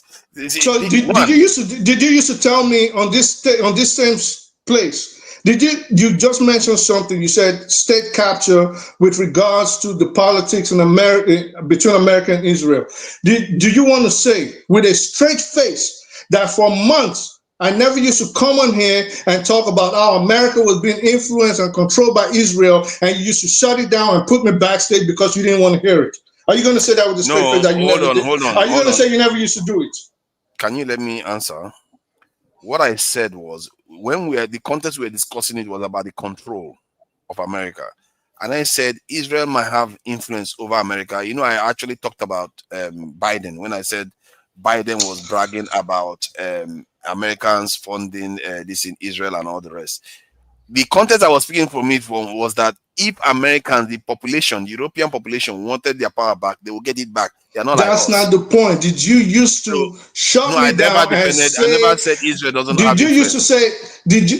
I remember categorically, and on one occasion, Eccentric Cast was on here, where all of you were saying, Eccentric Cast, I remember his position. He was talking about the military-industrial complex. He kept mentioning Raytheon and Boeing. And you and Jide, week after week, week in, week out, would say the EPSTEIN files were a hoax. It didn't happen. way. It doesn't exist. APAC has no influence on U.S. politics. But today, you want to come on here and pretend and lie to the audience. I'm People sorry. are not stupid, forefathers. I'm sorry. The there are videos are still videos there. out there. If I've ever lied, people that dislike me a lot here. Let's just move on. Let's move on, man. Like, why would I lie about something like let's that? move on. I think Chimmy was talking now. Let him finish. Chim was talking, yeah. Chim, Yeah, sorry because about he that. didn't want to hear that part, then he started interrupting as No, usual. because you are But wrong we'll come on back. it. You are wrong on it. It doesn't even. When did they start? What part was I wrong? Tell me. Go ahead. Tell me, because you've worked in the. Go ahead. You are wrong to say that the American population ever supported Palestinians more than they supported Israel. When did I say that? At what point did I say they supported Palestinian more? By saying that I was wrong to say American population have always supported Israel more. So at what point, you just said I said it, at what point did I say, because this is your issue, you don't listen. Once you've made up your mind not to listen, you are just, you will insist on misunderstanding the person because you want to argue and speak. This is why I say it's a learning moment. At what point did I say Americans supported Palestine more in the 50s? You said it by deduction, because when I said American population have always supported Israel more than they supported Palestinians, you said no. Am I wrong? The same me that said, and I would like us to move on because this is not even making sense. Yeah, okay, the same I don't me even that know what the said point is. Palestinians more yes. than likely would have never met an American, and that all they would have relied on was governmental policy and information from the government, and that the Jews were ostracized just like the Polish were ostracized, the Italians were ostracized, blacks were ostracized, and this is why the Jews led the civil rights movement. And what is the point of that? Again, it starts arguing and jumping down your throat. Forefathers, always go learn before you start pretending like you know what you're talking about. Okay, forefathers, what I wanted the point to ask I made was a simple point. You could just say yes and let's move on. Simple. Please go ahead. So is there any other topic we can discuss? Because to be honest with you, I don't know whether this thing is more important than some of the things that happened in Nigeria. That's the topic we are currently discussing. Jim, thank you. That's the discussion we are currently having. If the conversation is not for you, then you can always exempt yourself from it. 4 hours. Because that's what we are discussing. We're discussing this all day now. That's what I'm saying. Is there something else we can talk about? This is the topic we are discussing right now, and we've been discussing it for going to 1 hour 30 minutes or so. So that's what we're discussing. AY hasn't spoken. No. You don't have any opinion about it. If you don't have any decision, then you can bring AY on. Now. Thank you, Mr. Tony. I can go on about it myself. I noticed that some people don't want to talk about this. This thing. Anything that hurts Trump, some people don't want to talk about it now. Please go ahead. Forefathers, I have something to say. I've been here. No, sorry, Dexter. Sorry. No. You see, I heard people saying that Trump. Listen, I've prepared this here. If they follow their process and Trump is found culpable in any form, and the system has enough votes, why I'm saying enough votes, because you can't just say, "Oh, he's guilty," remove him. There's going to be an inquest. And if they have the votes to impeach him, also, well and big. Nobody is defending. I don't know where you get this idea that people are defending Trump. Nobody's defending Trump. You can vote for somebody because of some economic policies you perceive you would enjoy from, and you can still call out the person's BS if he does something wrong. My point is simply this. I think we're overflowing this much.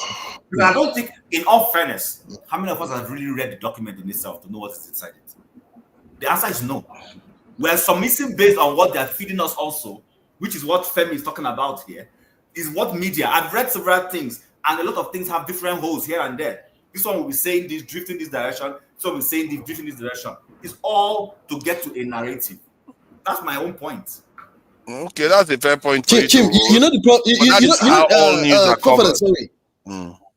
problem. Sorry, please. Chim, do you know the problem? The further problem is that it's just the fact that, and me, I'm not gonna lie to you, I hate Trump. Let me just tell you, I hate him to death. It's just the fact that he's so this guy is so compromised that it's unbelievable, to the point that even now he's carrying out all kinds of subversions, including on the likes of Marjorie Taylor Greene, who some of us never thought would see this kind of day, and Ron Paul. to the point that he's trying to make them not even vote. It's so terrible. Trump It's looking like Trump withdraw Nigeria. his approval. He withdraw his Forefathers, but why is this? Why is there a fixation here? You know, about Trump? Because from the things that we hear, even from the grapevine, it's not only Trump. You have Andrew there. You have some past former president that have been fingered and so on. And it might be just deeper than. And Oh no, it it's might definitely just be deeper than Trump, though. It's definitely deeper than Trump. We agree, Court but who is the don't president of empower the America? If this was Tinubu, Nobody fit if this comot was am. Tinubu, we say more than this. I don't know what they argue about Trump for. Trump cannot be removed by the law that passed last year. The He's not going to president be in removed. I don't office think it will. can The undo, way things are, it's not going to be removed. can undo, and nothing can happen to him. That was the law that was passed by Supreme Court last year. So I don't know why they shout. That wasn't the law that was removed. What is he talking about? You just mixed stuff up. That wasn't the law. The law was about this in presidential orders.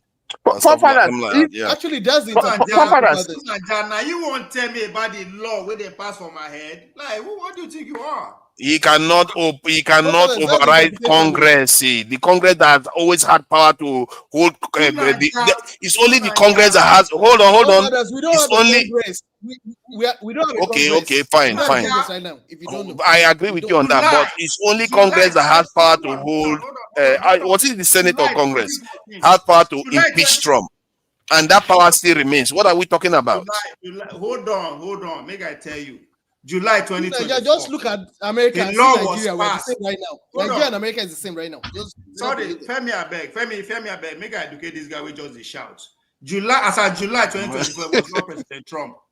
It wasn't Trump. It was Biden. And they tell him, I said, the institutional change that is going on now is to empower the presidency. It doesn't matter who is there. You are telling me that the president cannot be impeached anymore and cannot be removed by impeachment? No, it's a straight question. Just answer, please. My problem Why do people not answer any straight question? Let him quote it because I didn't hear a quote. I didn't hear a quote. I'm not going to answer you the way you want. That's not. I didn't even hear a quote, so let him quote. I get gray hair for my head if you don't know. So you cannot tell me how to answer a question. Okay? It's a yes or no question. Give us a quote. Give us a quote, bro. At the quote document, the least you can do is to Google it. Quote the document. We didn't hear you. Quote the document. I just tell you, as of July 2024, the Supreme Court of the United States of America passed a bill that empowered the presidency. It was under Trump, not Biden. A bill? The court cannot pass a bill. What are you talking about? Supreme Court can pass a law. Continue. Can make a ruling. The ruling they made was, you see, what he said now, he changed his stand by saying the ruling empowered the president. That is true. I'm aware of that case, the ruling. But it didn't it kind of make the president immune from being held accountable by the Senate, like the way they used to impeach him and remove him from office. I don't know why you are saying that they cannot remove him. I don't know why. You exaggerate things. They can still remove him. It's a long process, arduous process, but he can still be impeached. Let's give it why he's torn, because why, even if he's already versed in these issues, he hasn't had his say and his own take on it. You don't have to be, long-winded or anything. Just give us a technical breakdown of how you see all this going down and what the implications may be.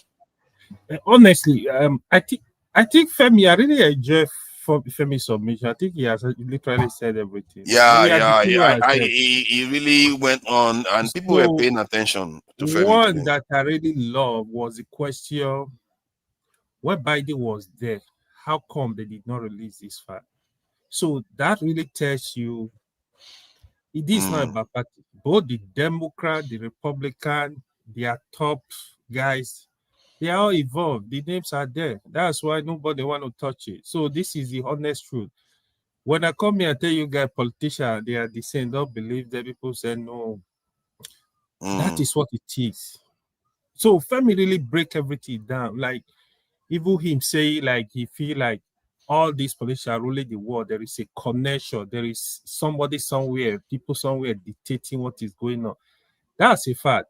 I think generally discussing Trump at this point is really a waste of time. Here is why I say it's a waste of time. Before election, I remember some of us here, Boom Boom Ray, people like a lot of people that were against even Femi, but people were very emotional. This guy have history, and you don't need to look at what will happen in the future. From his antecedent, you know who Trump. Trump was president of this country. You guys saw what happened.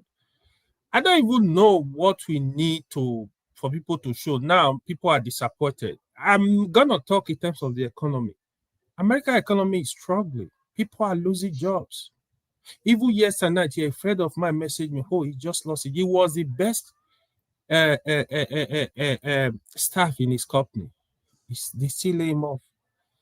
People are losing jobs. The stock market is dead. It's down. If anybody is into stock market here, it's down by a lot of percentage. You don't even have data to determine the economic number. With the shutdown that happened, the foreclosures, for evictions. A lot of things are wrong. If the price of things are going up, go to the stores. People are hungry. So a lot going on. Trump is just there running his mouth. Now he said he's going to give America $2,000. You promise you're going to give America $5,000. Nobody received $1. Now you promise another $2,000. So this guy, I don't even know. He was the best guy that described this man. He said, don't give me headache. I've known this man for 40 years. He's not going to change. You don't learn left hand at OD, right hand at OD. That's the way they say it. It's not going to change. So whatever you see, God forbid, even when there is anything on that fight, Trump, rape, I don't care. Because he has shown this stuff. You saw videos.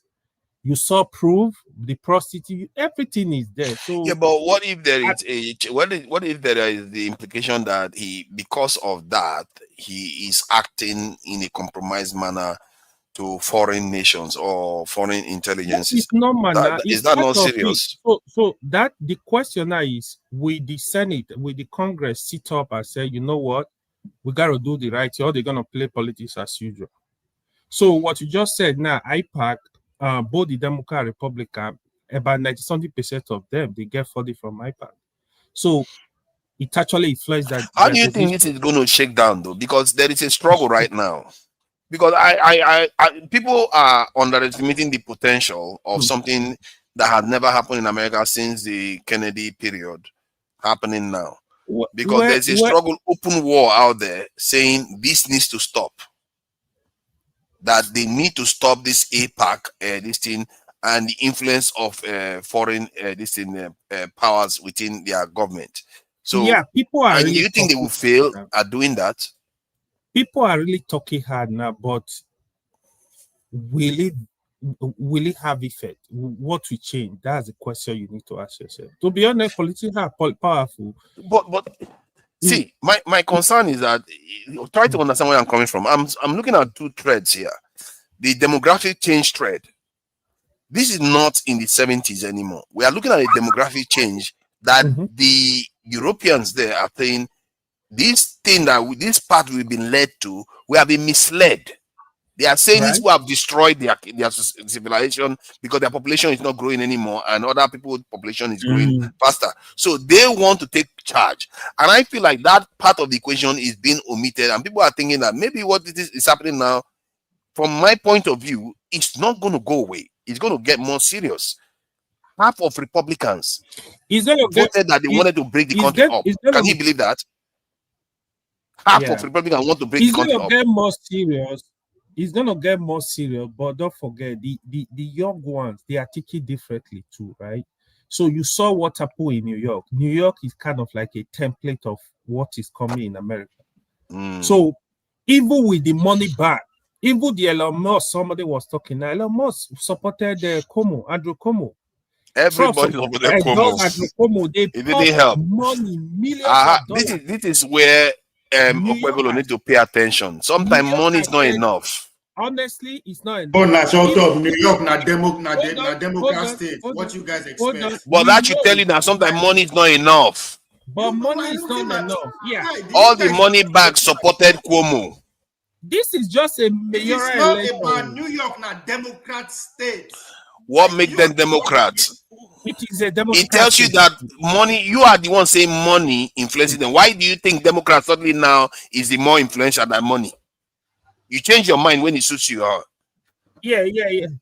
So Well, maybe because New York hated Curtis Sliwa, and they definitely did not like Andrew Cuomo based on his sexual deviant past. So those also played a factor into it. You have to also remember Andrew Cuomo is originally a Democrat before he became an independent after he lost the primaries. So you have to take that into. You see, right? You can't underestimate what happened in New York. Trust me. These guys go and check the money that they pop in to support Cuomo. Even from the Trump himself openly endorse this guy. This is just a mayor. This is not a governorship election. Mayoral election. Yeah, a mayoral election. Money. The IPAC money was there. A lot of people. Man, Trump would hate that, man, because London mayor is Muslim and he's losing it. He doesn't like the London mayor. Yeah, he doesn't like London mayor. So these guys are not even ticking along that line. Even that week they did the 2 governorship election. Democrat also won. Even the Virginia, they were expecting Republican to win. Democrat won. In New Jersey, it's a Democrat state. They also won. So a lot going on now, a lot going on. Even the Democrat, it's not that I even trust them, but at least they should do better if they have opportunity next time. Somebody like Trump is not fit for an office. That's just the period. Yeah, I wish they are going to go for an election where there's going to be primaries in the Democratic Party, because they are going to flush out a lot of APAC lawmakers from the Democrat, because the Democrats, they are firmly against APAC right now. Like if 80% to 90% is showing signs of being against this in what Israel is doing, APAC is in trouble. Anybody that just says they just spot that you are from APAC, you are not going to get their vote.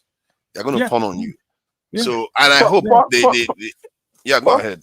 Forefathers, there's some politics of vendetta in the New York mayoral election, because first of all, it's unthinkable that somebody who was a governor will run for a mayoral position, and he will be defeated by a young person who they call a socialist. Cuomo was coming because he felt that there were some people, so there was some ganging up against him, which forced him out of office as the governor. So and then he found an alliance with Trump, who himself has grievances with some establishments in New York, like the AG and some other people. So it was like for him an opportunity to see if he can capture New York. Yeah, but Cuomo, they didn't help themselves now. Where they were busy governing New York for Israel than governing for New Yorkers. When you remember the question where they were asking them, that was people were playing that video all the time. They were asking them, what would you do? What would you? Which country will you visit first? Which city? They say Israel. It's only Madani that said no. I will stay in New York and work for New Yorkers. Like, and they kept saying, why are you not saying Israel? Why are you not saying Israel? It's like, why are you so upset with Israel? That's the problem. The entire thing has become like a cult, and people are getting tired of it. And this is what we are seeing. This thing, and people keep thinking that this is going to go away. It may not go away. What has become a cult? Sorry, what has become a cult? The support for Israel is almost like a cultish behavior, whereby you are debating an issue in America, then you have to talk about visiting Israel. Does that even make sense? Why do you have to? If you don't pledge that you're going to visit Israel first, then you have a problem. There's something wrong with you. That is weird. Can you imagine our Nigerian politicians saying that all the time? Are you not going to say they have been captured? They go to London, though. They go towards that house. No, but they're not telling you that they are friends. And even them, we don't force them to. The person who is running the country today, he excused himself from every organized. We didn't have a political debate for presidential candidates because of him. because of him, he stayed away. And so thank you, Info O. But he was willing to go to Chatham House to go and unveil it's true. Marshall Plan for Nigeria. Yeah. His Marshall Plan for Nigeria was unveiled in Chatham House. I remember that them, vividly. all of them. I don't even know what they do there. To be honest, it's very To be fair, the difference between that one and what we are talking about in the Cuomo case or the New York case is that they make a point of saying every politician has to do that. Nigerians, when they do that, they don't say, oh, it's like something you have to do. Forefather, there is a reason. Every country has an alliance somewhere that is critical to it. Right now, we all agree here. Israel is critical to the US. American politicians know it.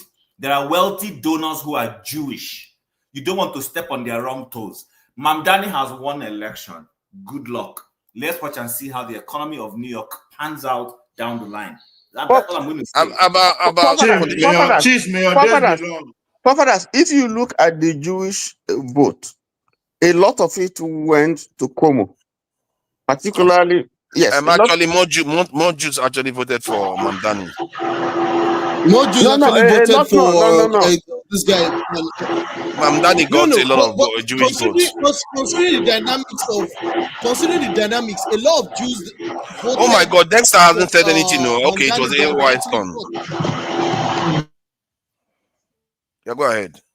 Oh, I thought it was 37% of Jews that voted for you. I'm not too sure about that number. I think he got more votes than Cuomo did from Jewish DC voters. Yes, that's good. Madani is a straightforward guy, so he want to work for everybody. He doesn't care about. There's something also. Let me quickly say something. There's something that a lot of people also do not realize, because I lived in New York a lot for a long time as well. And a lot of people don't realize. That's why I say maybe people need to start listening to Max Blumenthal, who is Jewish as well. Now, there's a lot of Hasidic Jews who actually are anti-Zionists, because the other thing is that people need to understand that for some reasons, for some sentimental Okay, sorry, correction. Sorry about that correction. Yeah, this guy is also right. Mamdani got 37% of Jewish votes, while Cuomo got 63%. That's only which is more. That's what I'm saying, because I know that. I said that because I know that for a fact. Mr. Tony, it's more than what they expected it was going to get. You understand? Now, just one silent point. What the other thing that they were pandering to was calling him a terrorist, this, that, and he did not work with a lot of Hasidic Jews, especially. If anybody that has lived in New York would understand that it's monumental that he actually, as a Muslim immigrant, are you trying to say that Jews are tribalists? Are you guys trying to accuse Jews of being tribalists? No, what he's saying is there's a difference between Jews and Zionists. Yeah, there's a difference. They try to model it up and mix it up, but a lot of younger Jews, especially and Hasidic Jews, are not taking it anymore. They're wiser than you think they are. So Jews are not monolithic. They have disagreements with the way Jews are. Yeah, just to point that out. I don't think they can afford to be no group ever is, to be fair. For fathers, there's a point here that we're missing. Bernie Sanders is a Jew. He's a Jewish American. Yes. So there are people who, even though he appears to be in some of his pronouncements, sometimes you begin to look at him as someone who is like anti-Israel in some of the positions that he has taken, but the Jew is the Jew. What I see here is that what are you trying to say? You people are sounding weird. What do you mean a Jew is a Jew? A Jew is a Jew, yeah, that's true. I can tell you, no matter how Americanized he is, he still keeps some connection with his Jewish roots.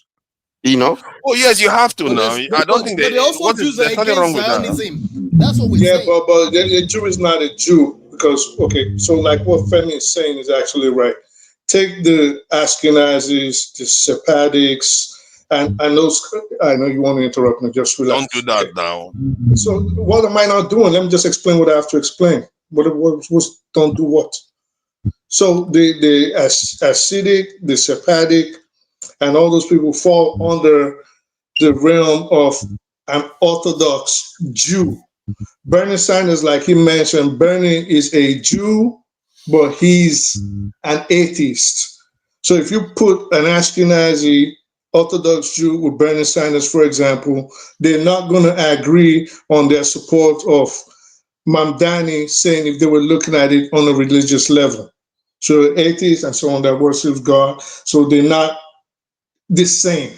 So there's actually a difference. Then when you want to go further, there's a difference between the Orthodox Jews, those that actually are religious, and a Zionist who falls under the realm of the political beliefs of Theodore Herzl.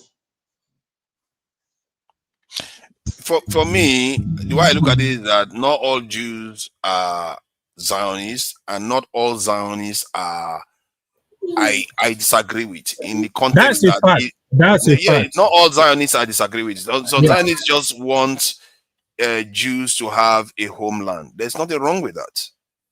The ones I have issue with is the ones that say, to hell with all Palestinians. Let's get rid of all of them. Let's torture them. Let's not let them go free. Those are the ones I have issues with. You see what I mean? There's a difference. And I think there's a little bit of a conversation this day where the moment you mention Zionism is supposed to be negative. It's not necessarily true. There are different types of Zionists. Some Zionists just want Jews to have a homeland.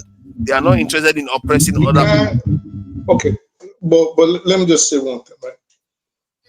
First of all, you can't want a homeland on someone else's home. That's one. Second, Judaism itself, in essence of itself, in its own teaching in the Torah and in the Talmud, this is why the Ashkenazis take the position like Femi said. They are not supposed to have a specific homeland. Judaism itself, Orthodox Jews, not the Zionists, not the atheists, not the ones that are just Jewish by heritage. Jewish, religious Jews, no. And this is why you see them, hundreds of thousands of them in New York protesting against the state of Israel. These are things I think we should always educate ourselves on. It makes people uncomfortable, yes, but this is just a fact on the ground. Orthodox Jews don't. There are some people that believe what you are saying. Jews have a mixed history. Some of them have been taken away from Israel as we know it, and they've been brought back again. So you can see a situation whereby some would strongly believe. Actually, for this, contrary to what you're saying, there's actually something about their, I don't know if you can call it their constitution, that says that so long as you proclaim, if you decide today and you were white, not black, you decide to call yourself proclaim yourself Jewish, you'll be welcome. So it goes deeper than what you think. No, the one I'm talking about is in the Bible. Like when they say from the rivers of Babylon, when the Babylonians kidnapped them, take them away, and they came back again. So they have a history of going and coming back. So the idea that they came back for them to return there, it shouldn't be necessarily unheard of, because let's say they wanted a homeland. True, maybe they shouldn't have chosen Palestine. Let me also say one thing and I'll keep quiet. Let me say one thing and keep quiet. Let me say something and keep quiet. Do you realize, contrary to what a lot of people don't realize, that both the Palestinians and Jews are actually Semites? Do you realize that? Yeah, whenever you hear this anti-Semite thing, which of their but when all of a sudden they start pandering because they don't want to be criticized like other people are criticized, they start saying anti-Semite. I ask myself, who is the Semites? The Palestinians. Yeah, there's a reverberation coming through from your mind. The Palestinians were the original Jews. They were Jews. Then as time went on, they converted to Christianity. As time went on, they converted to Islam. So it's not like the Zionists that came all the way from Europe. This is the problem everybody has. The Zionists came from Europe. They converted in about the 5th century and decided, okay, we've converted. It's just like you converted to Christianity now and saying, well, I'm going to go take over the Vatican and Rome. Let's see how that works out for you with the Italians. So it's not going to work out too well. So this is the problem they have in Palestine. And this is why the Orthodox Jews, again, are saying in their, and I'm going to repeat it again, in their Torah, in the Tanakh, the 5 first books of the Bible, not the Old Testament as you guys understand it, the Tanakh, in the Talmud, they are not supposed to have a designated homeland. and this is why they push against it. You see them in protests that support the against the injustice that the Palestinians are facing right now in the Middle East. So, in the context of that, there are a people that have been persecuted all through history. You can see a situation whereby, okay, they will say, maybe it's time for us to find somewhere to stay. And if we used to be somewhere before, maybe we should go back there. It doesn't have to even be religious. It just has to be existential problem that they need to How deal can with. you go from somewhere where you were never at? You're European. How can you belong there? Sorry. I see from the point of view of the religion. Yeah, no, don't worry. You are going to come in very, very soon. I think that argument, the reason why I'm trying to address it is because I feel like it's not fair to say people that have been persecuted through history, even if they are only like Mormons now that occupy some parts of America, that they cannot. Okay, fine, there are people there. They chose there, and to be fair, all that stuff has come and gone. Then the UN has resolved it that they should be two states. That is where I have a problem now. UN has said, okay, two states, they've divided it. Let the other people go. You won't let them go. That is where the real issue is. But are you going to fight against, for example, the rulings in the Tanakh? No. No, I'm not. But that is not what is governing what is. That is not what is governing what's going on the ground now. One second. You have time for your temperature to go up. If you're not going to go against the ruling in the Tanakh, you're not Jewish, you're not Orthodox, and you're not a Zionist. So if you're not going to go against the ruling in the Tanakh, you're not going to go against the ruling in the Torah, why then would a convert, this is the problem. It's not that Jews have always lived in Palestine. Jews are being killed right now in Palestine. Again, like I said, the Palestinians were the original Jews. They got spread to Yemen, they got spread to Syria, Iraq, Iran, all over the Middle East. Our point is the Caucasian is not a Jew. The Caucasian, just by virtue of his conversion to Judaism, does not make him a Jew. Because you converted to something does not entitle you to the land of the people's religion which you converted to. That should not be that hard to understand. We shouldn't the debate is, we already have this debate before. We all know that they have this in Middle Eastern DNA. They have the religion. Not true. Forefathers, that's not true. That's not true. Listen to Ilan Pape. People like to fight too. I want to go to the next person, please. Forefathers, go and listen to Ilan Pape. I surrender. You guys wait. Listen to me. Let's go. Okay, AY has. I'm not even sure AY has. No, I'm done. Let other people speak. I'm done. Dexter, please come in. And Dexter has been very, very patient, to be fair to him. So this matter of Trump, I think is going to be done with diaspora voting after he speaks. This Trump, this matter. What do you make of it so far? I think you've heard what everybody has got to say. Forefathers, thank you for allowing me to speak. So this show has been on for 3 hours, 21 minutes. And all I've been talking about is Trump and all the shenanigans of whether it's what's happening in Israel. What a shame. Whether it's what's happening in Israel, whether Palestinians, whether the people of the Jews are Palestine or you know what, and the truth is that all of us here are above 20 years old. Okay, we are at an age where we can have children, and this is what I want to liken it as. We have children in our own house. Our own children are hungry. Our children have not eaten. Our children are starving in our own house. Instead of us to focus on what our children, how our children will become world beaters. Our own children should become world beaters. What we do is that we start discussing about the children in another person's house that is eating well, that is fasting. We sit down here. Slave mentality. Are we slaves? Slave mindset. Eh? We pontificate over another person's house, another person's work. I've asked Dexter, I've asked this question before to forefathers. Like our mates. No, hold on. I've asked our mates, sorry to come in here, our mates in other countries, in the US, India, and China, are they sitting down like this, discussing about Africa or Nigeria? Exactly. As in to discuss how we do our politics. Like, yeah, and so they go catch Tinubu. The Tinubu they arrest him for drug. They not go arrest him, and they lie. And see, she go. Mr. Tony, you are muted. I think you are talking. Mr. Tony, you are muted. It gives me, do you know what? It gives me worry when I see, because look, all of us here can have children that are at least 10 years old. It gives me worry. Dexter, moderator has the right to fix the topic for discussion. See, look, Mr. Tony, moderator get the right to carry us enter transformer. It is right. Thank you, Mr. Tony. Yes, also. Mr. Tony, moderator has his right to carry us enter transformer. No wahala. Okay. Now, let me. It's a tactic. Yeah, it's a tactics. Every single one of these same actors have come and done the same thing. Every single one of them have done it. Every single one. The same people that will be here saying they will be arguing for some other person. They will come here and just speak from one voice. And okay, now let me engage you on a let me engage you on a logical basis. You can't tell us what to discuss. It is what is on the table we discuss. We discuss. Hold on. That is just now let me engage you.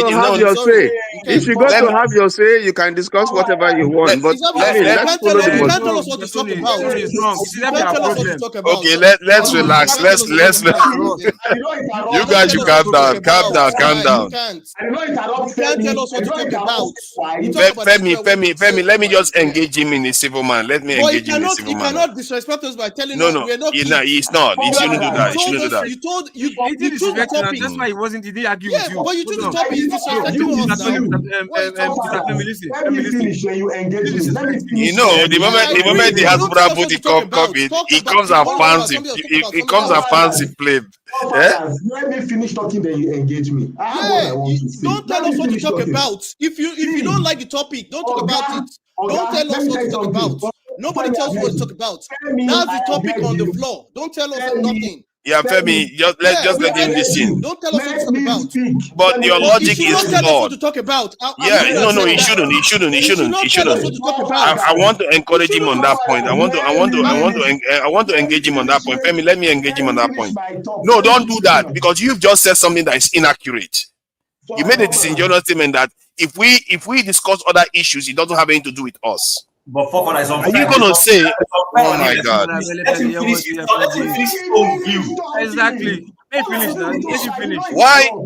So you want him to go into another topic? So before I address this one, when the time is over, are you moderating? Are you moderating now?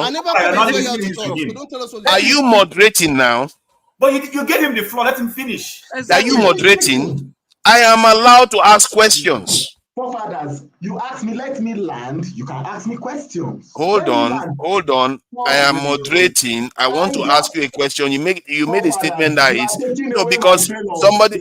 No. I'm not taking your chain of thought. You can still say what you want to say. Thank you. So the question I wanted to ask is, just because you are saying that we are discussing American topic when our children are hungry, while in reality, sometimes you have to discuss other issues to be able to better understand your problem. If you go to, can you let me finish? If you go to a medical institution to go and study how to treat your family and your people, you're not doing that because you care about Western medical education. You care about your people. That's why you're discussing or going to pay your money to learn those things. I don't understand how studying something and discussing other people's after all, we practice the democratic system. Discussing what is going on there, how it affects us, the way politics influences leadership, how influence peddlers influence leadership, how we are talking about our nation being captured. All this is matter to us. Hold on. Now tell me how Epstein files now want to help Nigeria if you discuss Epstein files. Because one, it might actually be part of the reason why Trump even threatened to attack Nigeria in the first place. Jesus Christ. Do you even know that? No, but you won't know that because you just think you know everything. You forget that part of the reason. Forget it. You don't know. Just because you can't follow something, doesn't make it nonsense. Pardon? Do you know that? No, my point is that okay, there are people in the West that say that because this thing he wanted to distract attention from the Trump this Epstein issue or the Israel issue. That's why he's doing what he's doing. So you can pick whatever you like. There are people that say that actually, not me alone. Question for you, sir. Question for you in good faith. So we've made this point here. Nobody seems to be answering it. Biden was in office for 4 years. If there was any, and he saw the Epstein file, let me ask you a question. If Biden had germane contents that would have nailed Trump, he would have kept quiet. Are we for real? Because both sides are compromised. Oh, stop unmuting yourself. This is making noise. Trump is coming, and you have evidence that will kill him from coming politically. You will not use it because it affects them too. Okay, why would you release something that will come and affect you too? Biden raided Mar-a-Lago. They raided Mar-a-Lago and they tried to indict him. See, forefathers, let us see. See, forefathers, let me answer. What is his name? Support diaspora voting. And Chim has actually answered most of the question you were asking me. They answered it. Let me finish largely on my point. You see, the point is this. I think first of all, in Nigeria, we have been for over 50 years. We have been so starved of what leadership is that we are not even patriotic. We treat our country as a commodity. You understand? We are not nationalistic about our country. So we treat it as a commodity and trade. I'll give you a typical example. Tomorrow, Nigeria is playing a match to determine if they will go to the next stage in the World Cup qualifiers. Football plays a big part in our economy. Okay? Now, those players, nobody has made a talk about them. Do you know how much FIFA gives Nigeria? Do you know how much football, do you know what the football economy brings into Nigeria? That is tangible, something tangible. How much? Well, just Google it. FIFA recently gave Nigeria millions of dollars to build 2 stadiums. And they didn't build it. And they didn't build it. No. They did. Sorry, they did. The one in Delta State, they did not build anything. The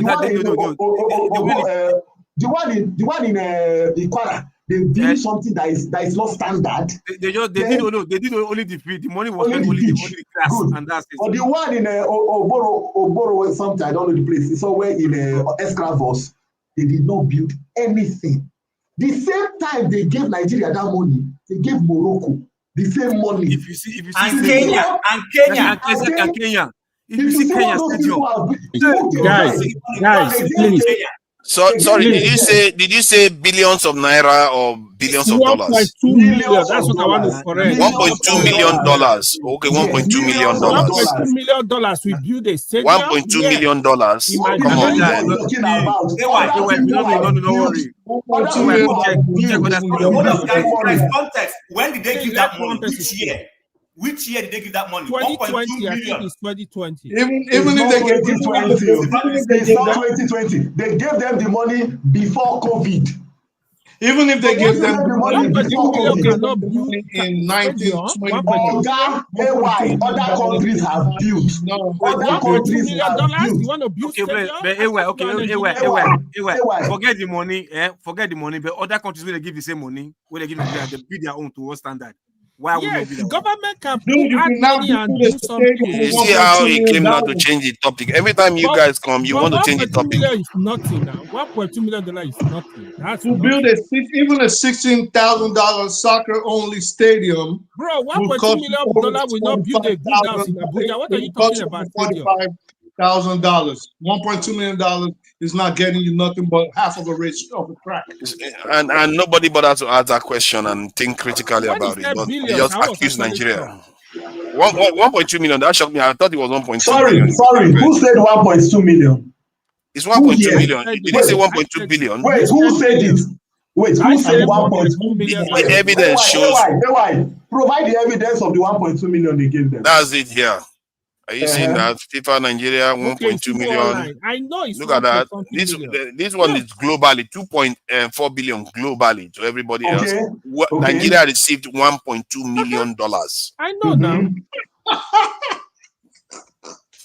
You know, this is thank you. You know, this is the facts session. I need to have a music for it actually. So the question Facts is session. this. So forefathers, the question is this. They're saying they gave them $1.2 million. Let me say something. Sorry. Somebody is right here on. I know what people say $1.2 million can build a stadium if used well. How much was Abuja Stadium? $1.2 million will not build a standard house in Abuja. But it is true though. Okay, let me ask. You can't build it. Forefathers, let me tell you why you can't build it. There was a time we were speaking with some investors. This is like 10, 11 years ago, right? And then we were trying to figure out how to set up a semi-professional league in Nigeria. This was a long time ago. And every feasibility studies that came back for soccer-only stadiums, the least price we could see was just under $45 million. And this was over a decade ago. So $1.2 million is not building. Bro, let me be very clear on this. $1.2 million we only buy you a land you want to build a good stadium in Abuja. Sorry, I don't agree. Hold on, sorry. We're talking about in Nigeria where things are inflated. When you let's check this. Okay, look at that. Look at this question. I don't know why you are maligning the country needlessly. Nigeria. Hold on. Let me just say something quickly. I think Nigeria gets a lot of things wrong, and Nigeria has a lot of things to be criticized for. So there's no need to pile on fake information or erroneous data. Look at this data. I think I speak the truth seems to be closer to the truth on this one. Look at when I ask how much does it cost to build a FIFA standard standard FIFA size stadium, then they are talking about from around a few $100 million to $1 billion. Yes. Forefathers, was the money specifically meant to build stadia? That's what we don't know now. Can you read? Yes. Read the thing that you posted. Was it meant to build a stadium or to develop soccer? To assist in the development of soccer. For development, he says for development of players, not for stadium. He's asking the right question now. It's for development of players, to be precise. He said for development of players. That's a fact. So now the truth is out, and let's not. Okay, sorry, development of players. Do you know that as at Thursday when Nigeria played, Nigerian players have not been paid their allowances for games played? So where is the money going to exactly? And make it look like we're playing Nigeria. Jim, it's not just from 2019. Nigerian players they didn't pay the players. The players almost boycotted the game on Thursday. What are we talking about, for goodness sake, when we come here? Okay, so now he said how much that football brings money to Nigeria. What money does football bring to Nigeria? I fear that it actually takes money from Nigeria. Tell me what money football brings to Nigeria. Let me tell you. Anytime you say what money does football bring to Nigeria? The way we consume football is the way we consume petrol. That's not true, forefathers. That's not forefathers. What are you talking about? Just say you don't know. Then tell me now. Then you know now. Tell me. Okay. Let me find out. Not bring money to Nigeria. Let's be what? What are you talking about? I don't know for sure, but the way we consume football appears to be Arsenal. This, that. It appears that we are the ones paying for it. The point is this: when they give those funds, the Nigerians embezzle their own. It's not used for what it's supposed to be used for. Other countries, they get this money and they inject it into their economy in terms of sports. I agree with him on that. There is high corruption, high level corruption. Yeah, I agree with him on that. That's a fact. We have just moved the discussion from what we were doing. I'm not surprised. People that hate the topic, they come and change it. I've not finished my point. Let me finish. All I'm trying to do is this.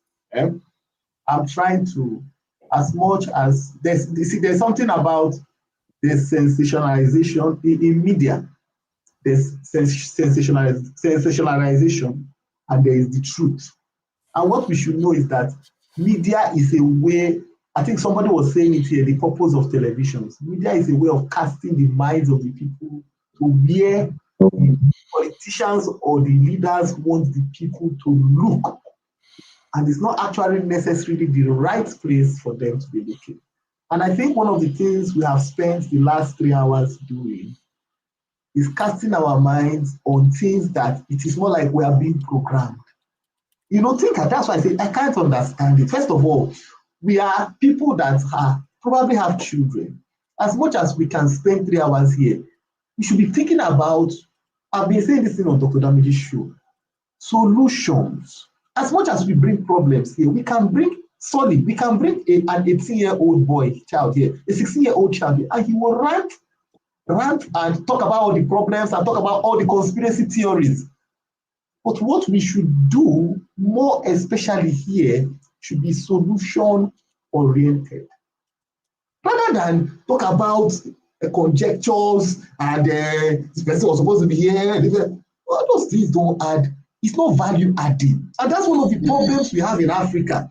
The reason why Africa today is just considered to be raw materials and people are taking raw materials out is because, one, the concept of value addition is not part of our DNA. We find it difficult to add value to things. That is why the railway that was given to us, we destroyed it. Look at the roads, we don't add any value. And it is something that it is creeping into every facet of our life. Every good thing that seems to be there, we don't add value, so we run it to the ground. And it comes in the discussions, the idle discussions we have. It shows. If at the end of the day, what we are discussing, there is no solution, there's no pathway forward, there's nothing that can add value and say, okay, if we do it this way, this is what can happen. Then we run the place to the ground. We run the place to the ground. And so I think that is one of the things we should focus on. Are you looking at this?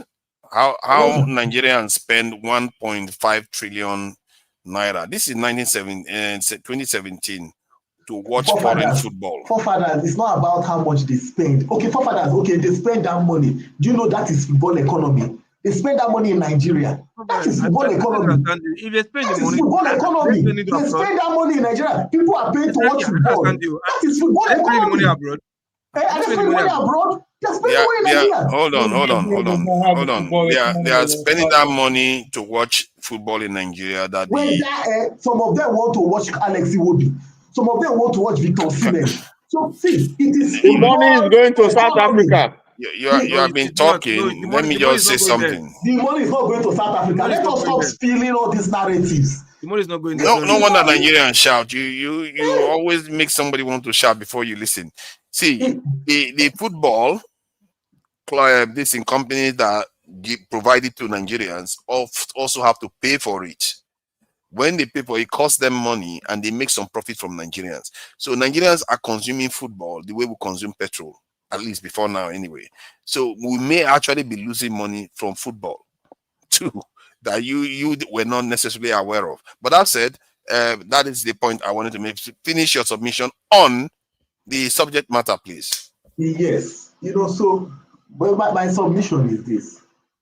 As much as we want to talk about the situations happening globally, I think that, one, it needs to be more guided to what is the solution, rather than us dwelling on conjectures of conspiracy theories, of things that at the end of the day we go bust, and in fact, what we are talking about, what we are saying has no bearing.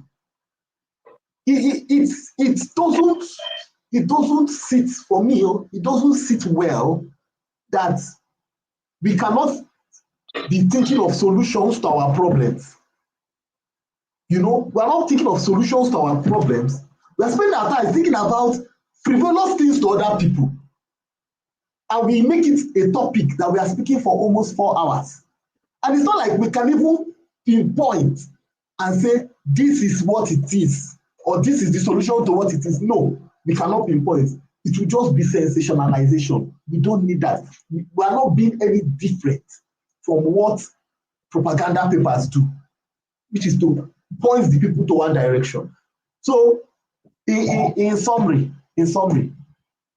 whether Donald Trump is inside the EPSTEIN files, Donald Trump is not inside the P2P files. It's not going to add value to the average child in Nigeria who is a hawker on the street. And if we are privileged to be using the internet, using fiber optics, some of us don't know how this internet even gets, how these packets are delivered to our computers here. The people that sat down and thought about it, and we are using it to our own benefit. The benefit we should be using it to is to make sure that the average child in Africa can get the best education and he can compete with his people in the world, with his peers in the world. Thank you. Fathers, can I just add something? This your program is a continuation of the earlier one that we had, and in the first program that was hosted by Dr. Damages, we did speak about Nigeria and issues bordering on Nigeria. So this is just a continuation. God bless you, sir. God bless you, sir. Forefather, let me say Thank something. you. Please. Forefathers, can I also add something? I'm sorry, AY. Again, I'm sorry, AY, please. I beg you, my brother. I beg you. Dexter, it's the second time I'm going to counter you. I don't mean it. I'm not taking it personal. But there's certain things, I can be very gentle, but there's certain things I do not accept. So long as I'm part of this program, there's certain things I'm going to consider disrespectful. We are not the ones that chose the topic. We talk about Nigeria. I understand where you're coming from. But I have my own opinion about why, for example, the original, because I've had conversations with Dr. Damages, believe it or not, personally. I understand the reasoning behind this. He's trying to he always tries to see how we can compare what happens in the rest of the world, how it connects with Nigeria and our takeaway. And for example, again, I felt insulted on one thing. You may not know this, but I'm sure I've mentioned this to forefathers as an example. Personally, I don't know about any other person. There are things that I am doing to impact. In fact, as you can see, forefathers, you asked earlier, that's not Mandela, that's Andela, that's Ibukun, the guy that's co-founded Andela. He's on the board of MTNT. See, they're saying things some of us don't like to say out here. There are things some of us are doing. So don't just think that, and I'm sure there's as many people here and everywhere else. See, I know what young guys are doing in Nigeria. So don't just think we're just talking here. There are people that are providing solutions. Just to let you know. We know AY is Father, I need 1 minute hospital in Nigeria. AY is going to save us, our healthcare system. What Femi said, right? Yeah, go ahead. That's part of what I wanted to say. You cannot come and define what people need to discuss. Dr. Damaji that set up this platform, he said you can discuss anything. Don't come if you need to find solution, go to university, go and do research and be contributing to Nigeria. What they are really doing, most people that come here and be behaving like that, they just want to distract people. They don't like, because they're talking about Trump, you don't want to attack Trump, you don't want to say the truth, then you divert your attention. Just like when they were discussing Gaza. No, why are we discussing Gaza? There is genocide in Nigeria. Discuss it's a global village. Discuss what people are discussing. If you don't like the topic, stay away. Period. Don't come and insult people here every time. Can I answer Femi? Wait. Information he gave us in like 2 seconds. Let me answer Femi.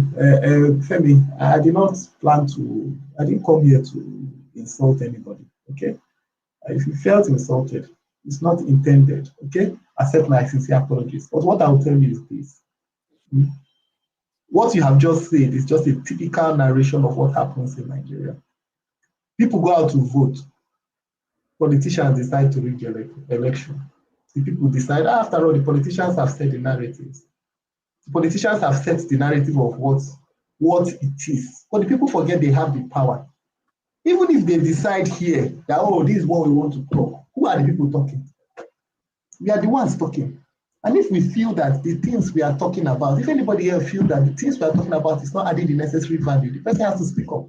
Many of us are staying in countries where democracy, I don't know if any of us is staying in a communist country here.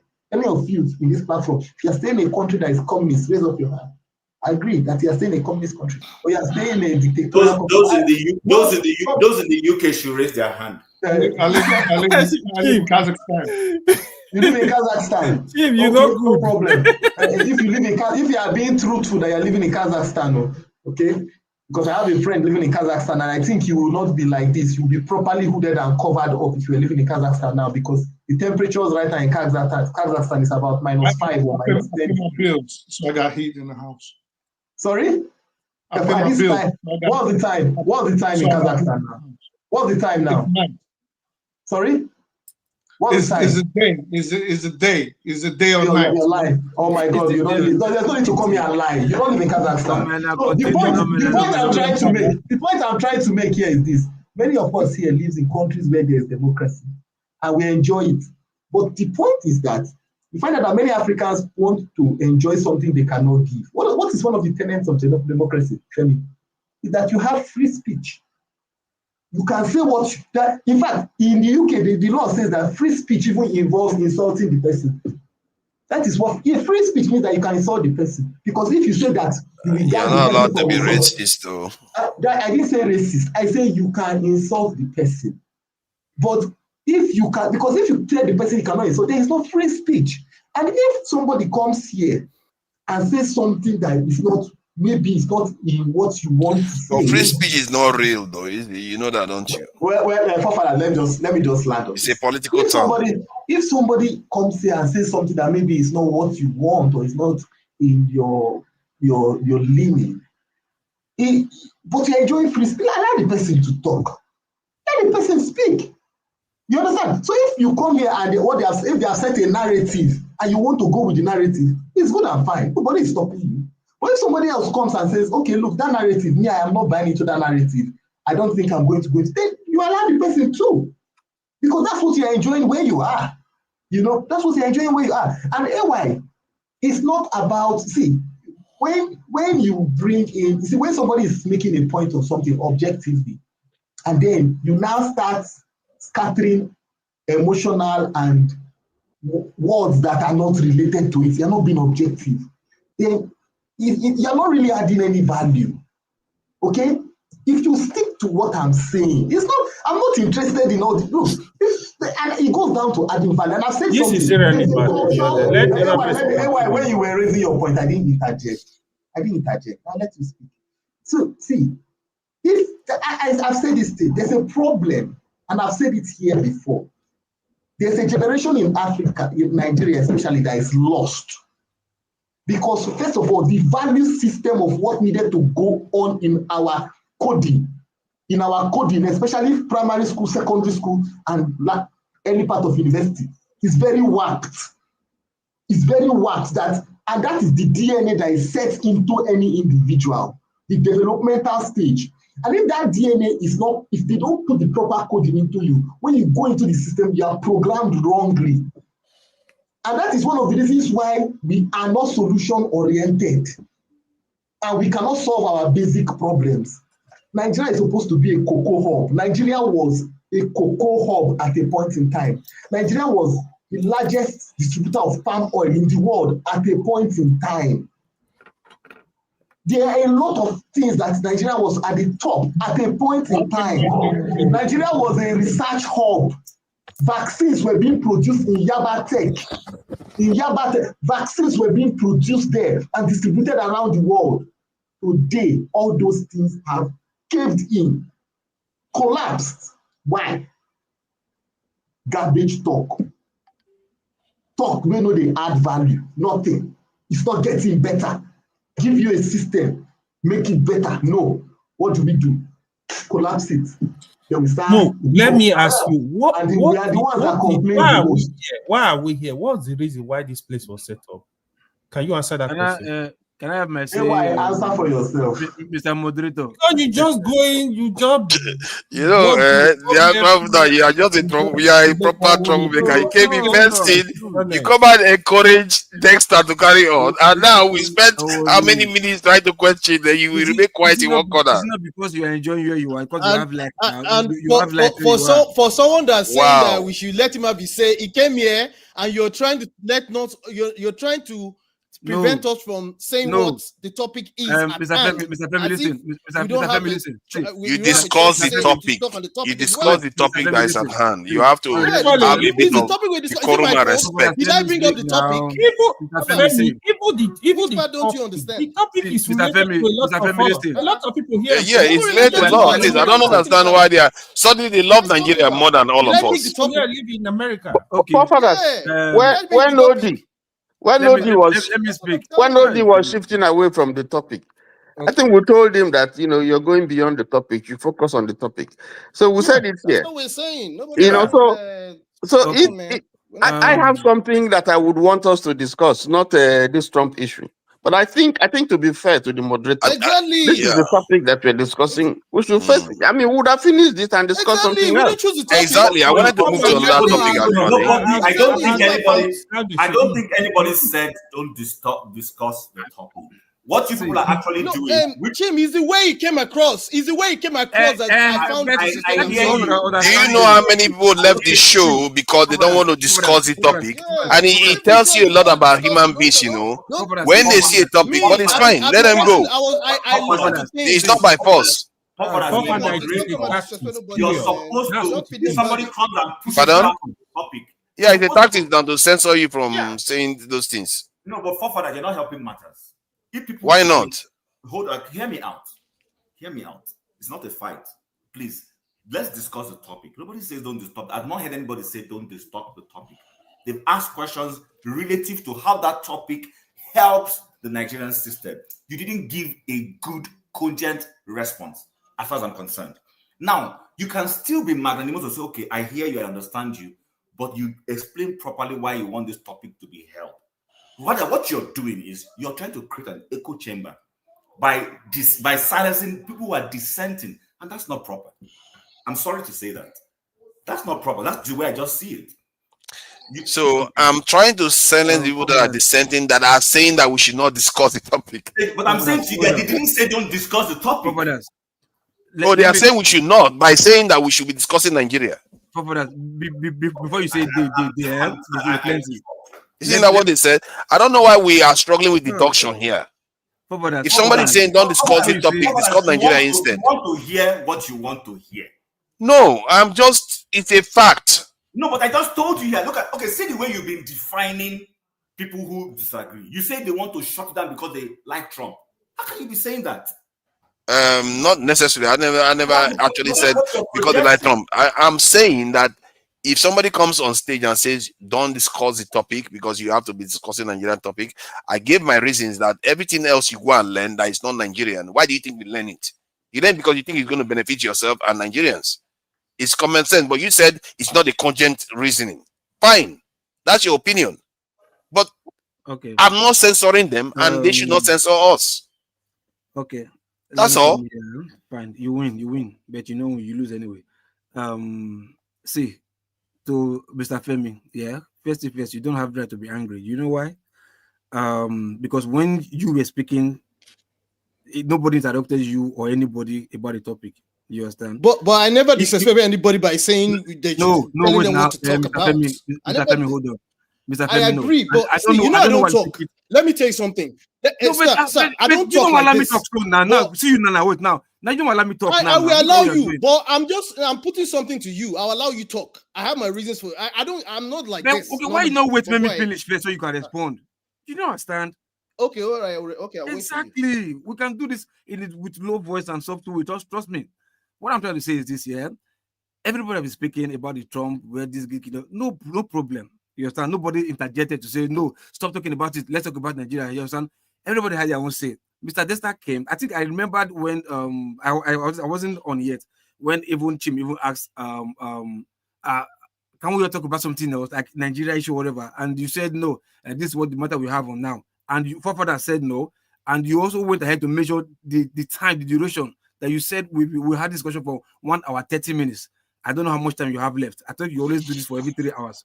You said that means if you do it for 3 hours, that means half of the time your duration is gone on all American policies. That is one. Then why I said Femi has no right to be angry, because everybody had their say, about this Trump issue. He is just having his own say, like, wow.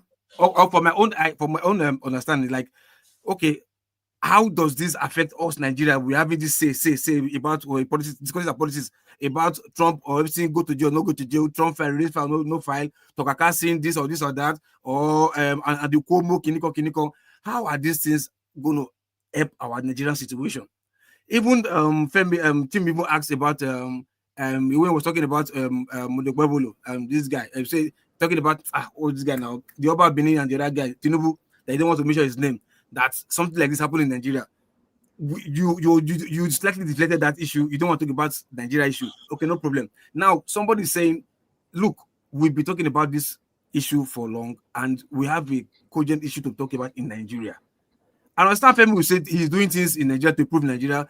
Everybody's also doing things to improve Nigeria back home individually, but as a collective, coming together as a community. Like, look, we've had these issues discussed for a long time now, yeah. But there's problem in this country, it's catching fire. The country is nosediving, security-wise, health-wise, and what have you. We watch this news every day. We see annoying things happen in Nigeria, insecurity, young boys throwing their life away in the name of money, ritual, whatever, going to jail for nothing, killing one another for nothing, in the name of money. And we're not bothered. These are the generation where I think we're supposed to hand over our future grandchildren to, and their life is just somehow. It's a chaos. That's what I'm asking. Like our mates, people are like, let me not see my mate down. Like okay, like what I said, from 20s and above, or 50s or 40. You understand?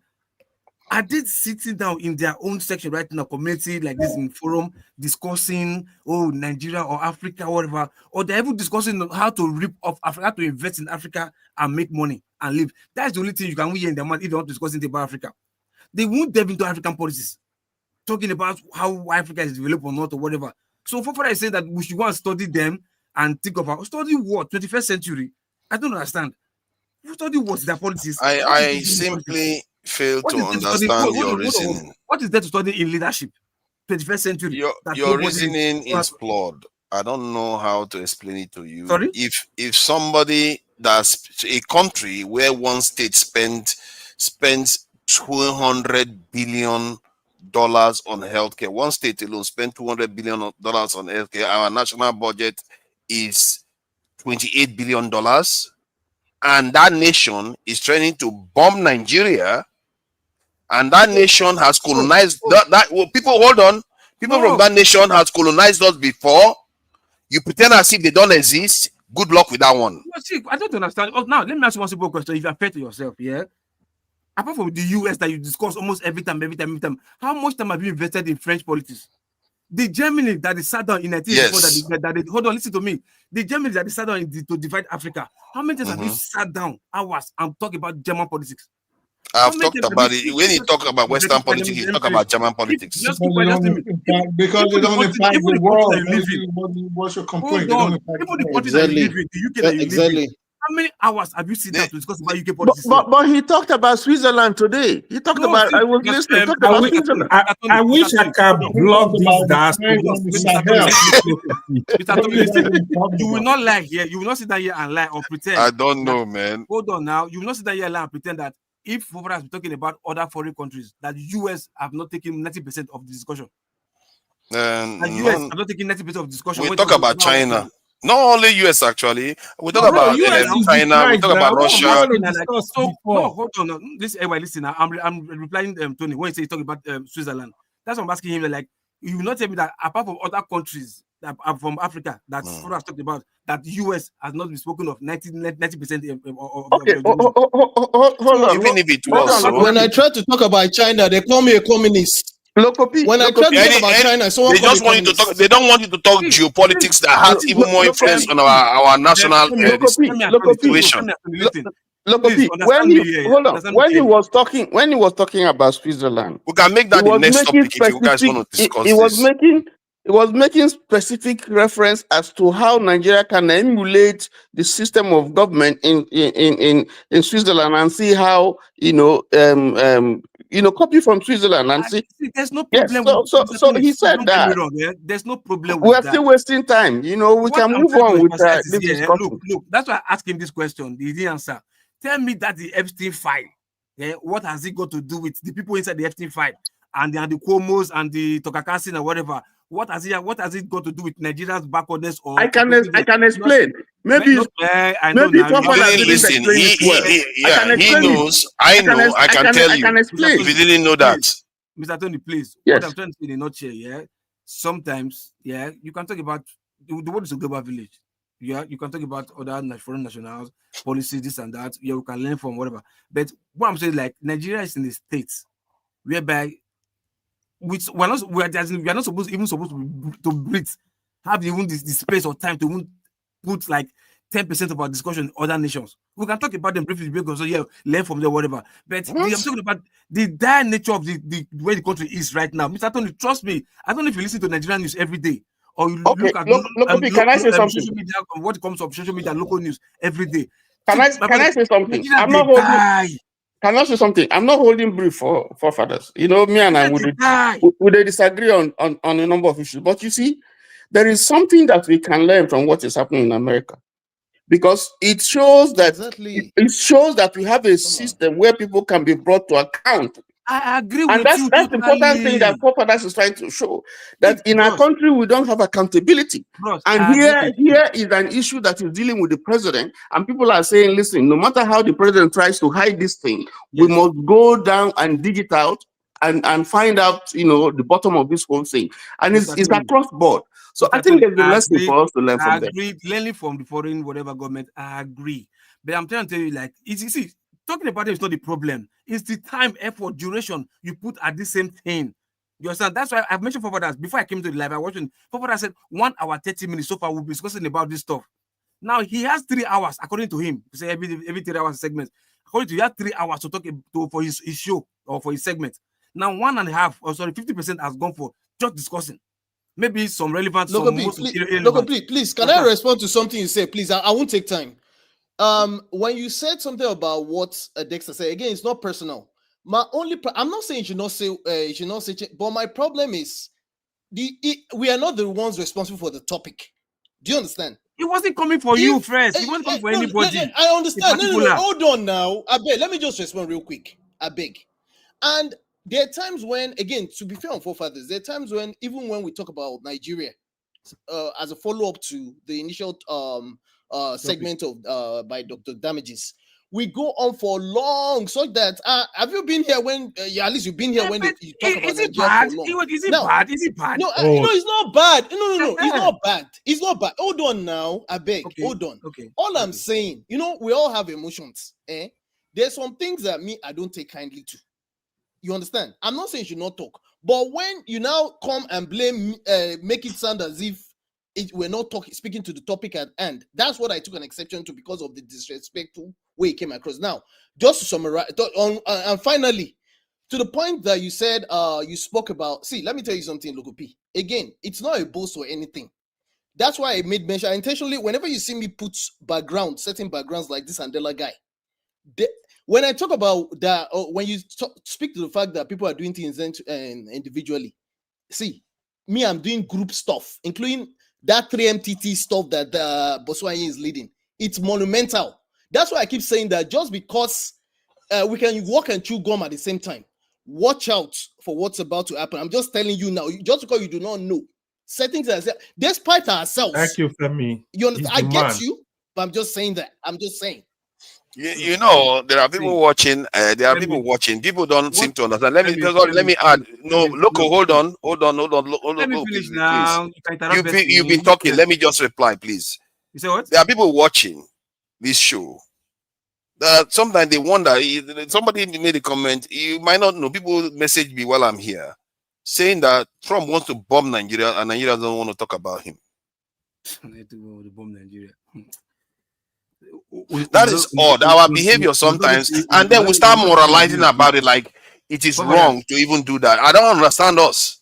Not all these Nigerians finish. Not Nigeria. It is a distraction, actually. It is a deliberate distraction. I don't understand it. People the A word that is talking here say no, you can't tell them what to talk.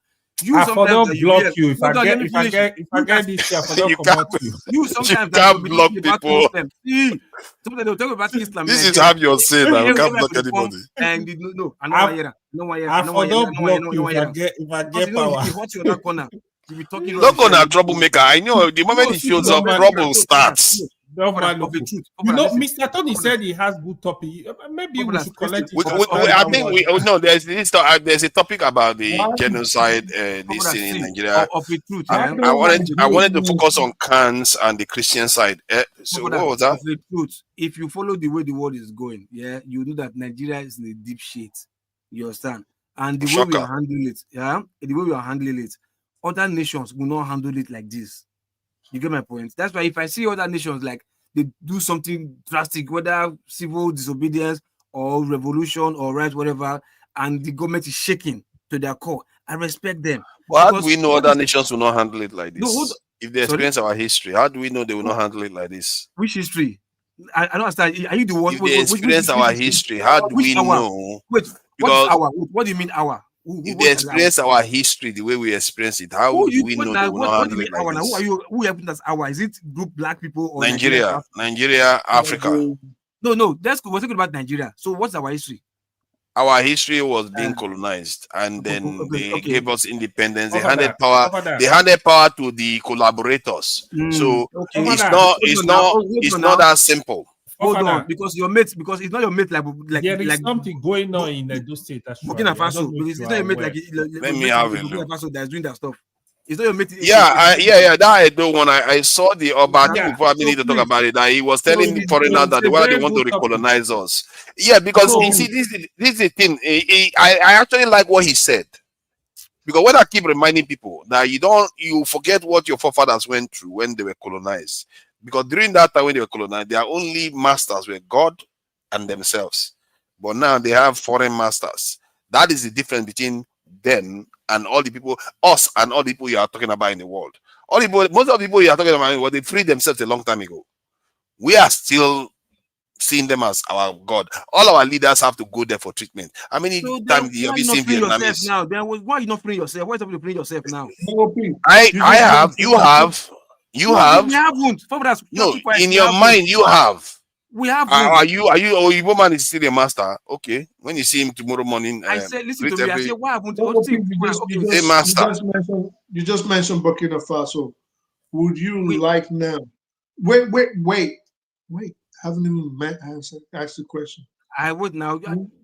Okay. So would you want Nigerians to live under the conditions that the Burkinabes are presently living under, whereby the president has firepower to lock up, which he's doing, to lock up potential adversaries, potential political opponents.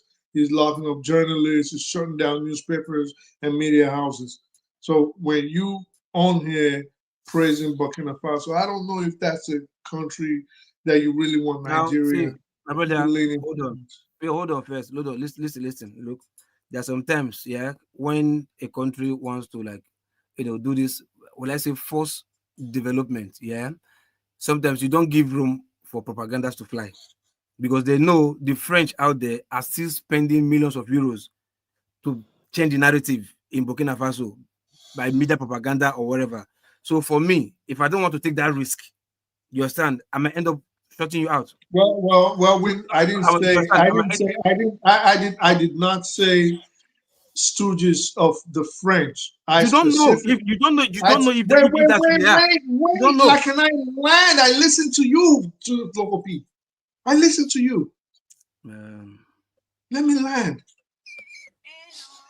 I did not say, and you're right, I don't know, but I did not say is French stooges. I said political adversaries, media personalities, journalists, politicians, potential political opponents. These are the people I mentioned. Would you, again, I agree with you, sometimes a country in a developmental stage might have to take certain decisions, but would you want that kind of situation in Nigeria, knowing that that is what is presently going on in Burkina Faso? Okay, now let me answer your question with this. Look, just like I said, okay, when they said they were proposing for diaspora to start paying tax for money to transfer to Nigeria, many people were angry. They're like, no, we will not pay. Why should we pay?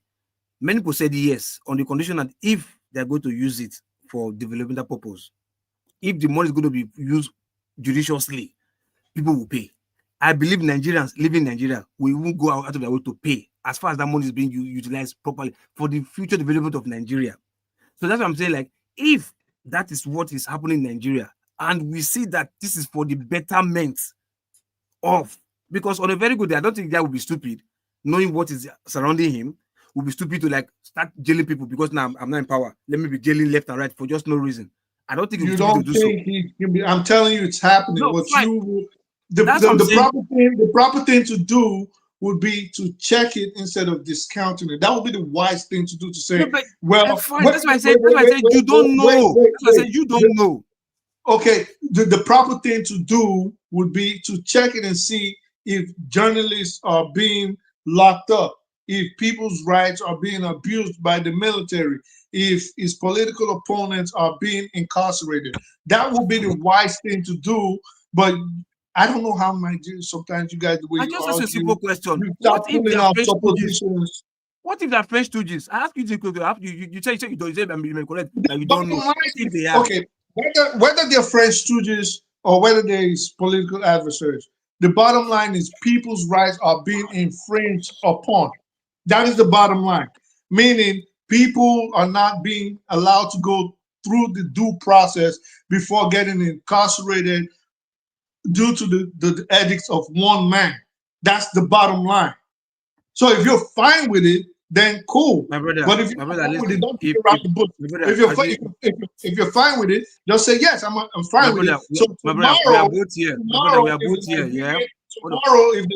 tomorrow if the Nigerian president does it, you cannot call him out because I will remember this and I My will brother, call you out. you and I, we are both here when one of these his loyalists was giving money to assassinate the guy, and the guy took the money and went to report himself to what's called They said that's a lie. That was a You rumor. That was a understand? rumor. Okay, That was a rumor. whatever it is. My question is, you and I know they are doing what it takes to take the guy down, and if the guy is brutal to defend himself, defend his country, my brother, sometimes heads get to roll sometimes for Okay, Oh no, I think I so- agree with you on that, and I think I speak the truth. You know that truth. Tomorrow, if President Tinubu locks someone up and says, "Well, it's because I found out that he's being used by the West." I hope you guys are not going to now complain and say, "Well, look at how they're doing it." Wait, let me. Whoa. Why is it every time you hear something you don't like, you start interrupting people? No, I don't like what you say. I like what you say. I just want to clarify what you say so I don't misquote me. One, if Tinubu today, is give us the blueprints of development in Nigeria, and we see it and is following the footsteps, if the takeoff is good enough to convince Nigerians, and anybody is coming to sabotage that thing, look, Tinubu would not even need court. Take that person straight to guard room, lock the key and throw the key away. Exactly. I think most Nigerians would be for that too. As long as he's doing the right thing, people are willing to give the benefit of the doubt. Finish. Even if it's one person, even if the person is blind, they don't care. You really think in Nigeria, where some people are supporting and condemning the activities of Boko Haram, and some people are against the incarceration of Nnamdi Kanu, both of them similar cases. Some people are saying, "Well, you shouldn't kill Boko Haram." Some people are saying you shouldn't lock up Nnamdi Kanu. You think that's in Nigeria? Why do you guys lie to yourselves so much? Look, the two scenarios you just painted, you might think they are the same, but there are also big difference in both of them. Yeah, one is pretending, as in the Nigerians is pretending to take one through the legal process. Why? As in deliberately blanking the other side, not to take them through legal process in the name of they've repented. You can rehabilitate them and trust them enough. No. I said again. Try to listen. I think local people have a tendency not to listen because everybody has that. No, that just you. You have a tendency. There's a few of you on here that do that. You're doing it again. There you go, doing it again. It's okay to listen to the person so you don't start misconstruing their statement. I specifically said the ones that are being killed. Obviously, if people are complaining that they're being killed, they will support Boko Haram being put into the military. That's why I ignore that. So there are people complaining that Boko Haram members are being killed. There are also people complaining that Nnamdi Kanu is being held by the government under terrorism charges, right? So you want to sit here and lie to yourself that in the future, if Tinubu was to lock up someone and say, well, it is because I found out he was a CIA agent or a MI6 asset, you think Nigerians will support it? Why do you guys love lying to yourselves? I don't have any problem with it if Tinubu himself was administering Nigeria very well. If he was governing very well, I keep telling you, Nigerians will accept it. And as a matter of fact, not only Nigerians, many parts of the world will accept it. The point I was making earlier on was that why do people think our behavior is that much different from other nations?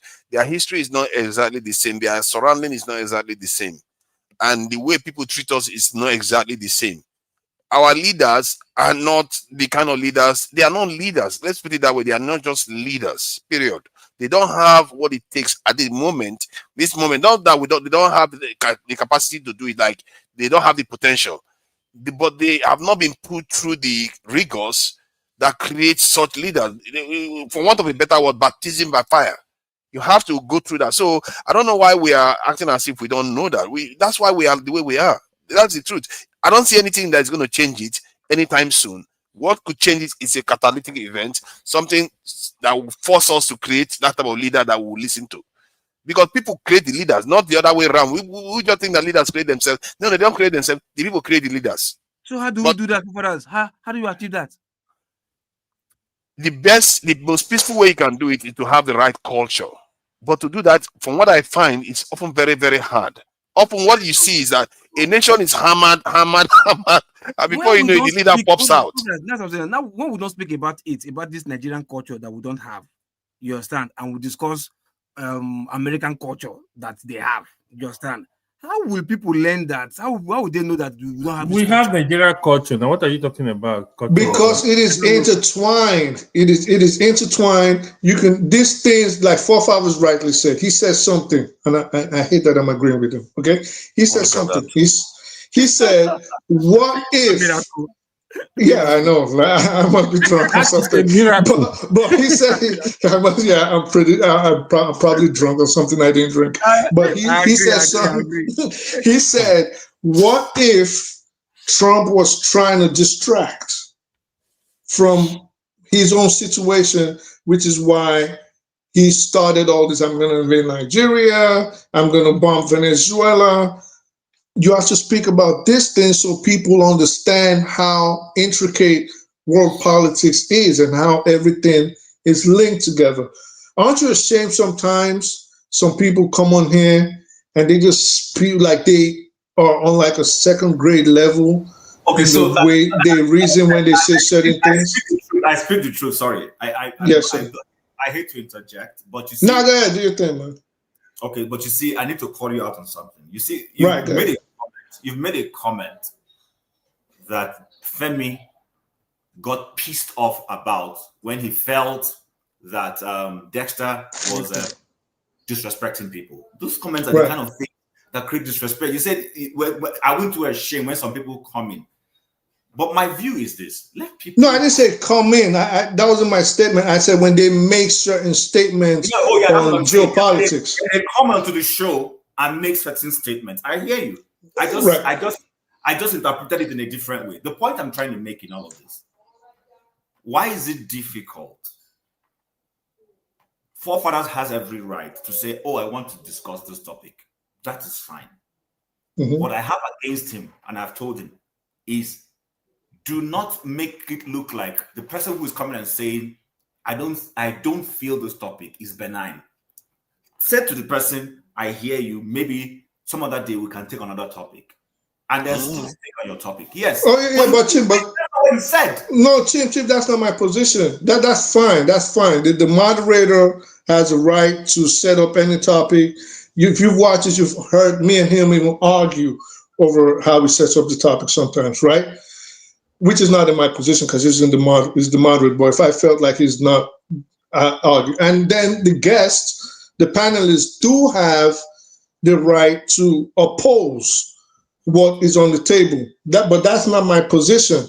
My position is if when people come on here and decide to talk on specific topics, misconstruing it, blatant propaganda, maybe not even knowing what they're talking about, but insisting it's fact is what I was talking about.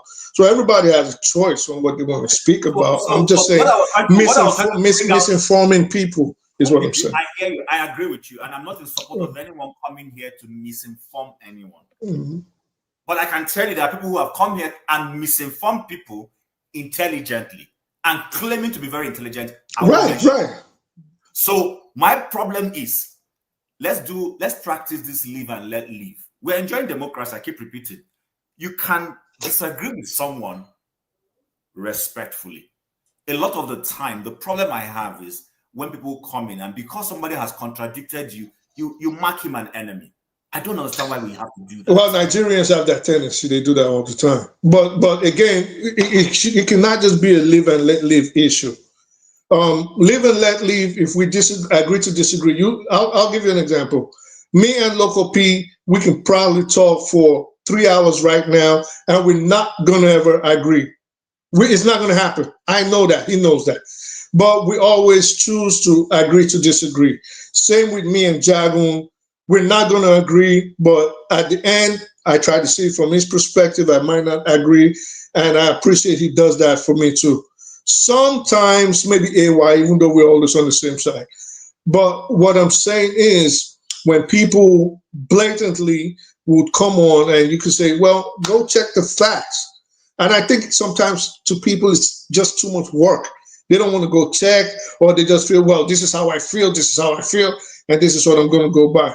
So again, not saying I'm always right. I'm just saying based on what you're saying, it cannot just be live and let live if the person is obviously wrong or misinforming people or mischaracterizing the position. We have to call it out and challenge it.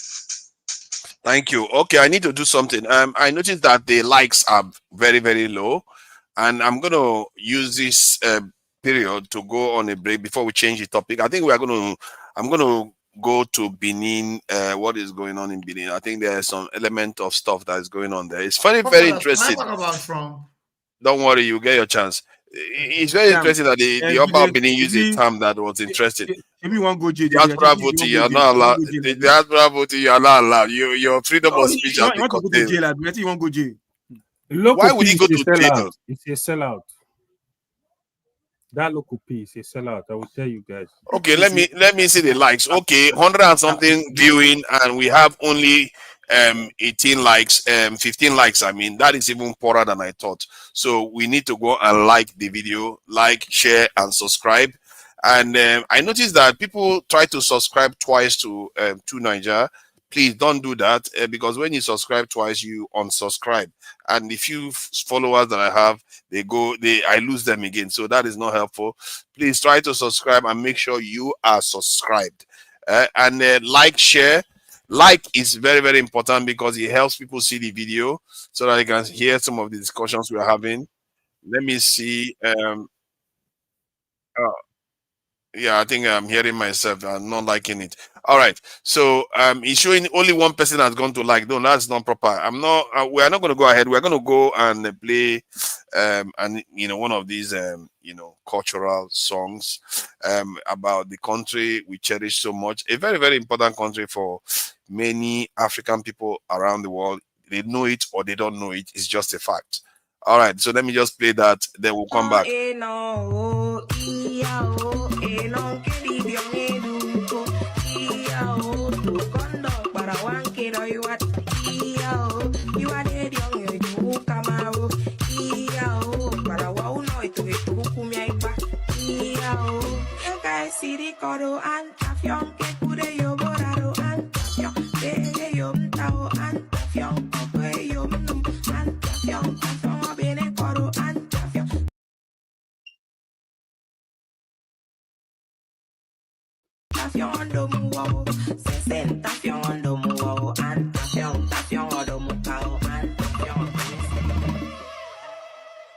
banu fayo. It's ne fong fuge by fugo freedom. It young idem mufo. Sala wode loko.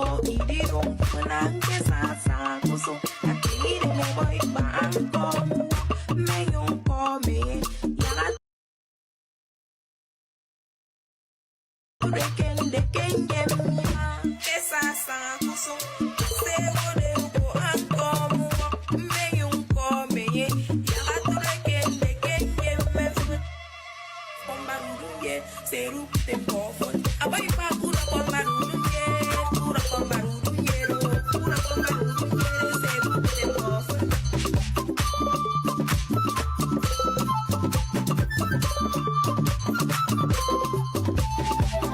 Shouting stuff it like it. All right.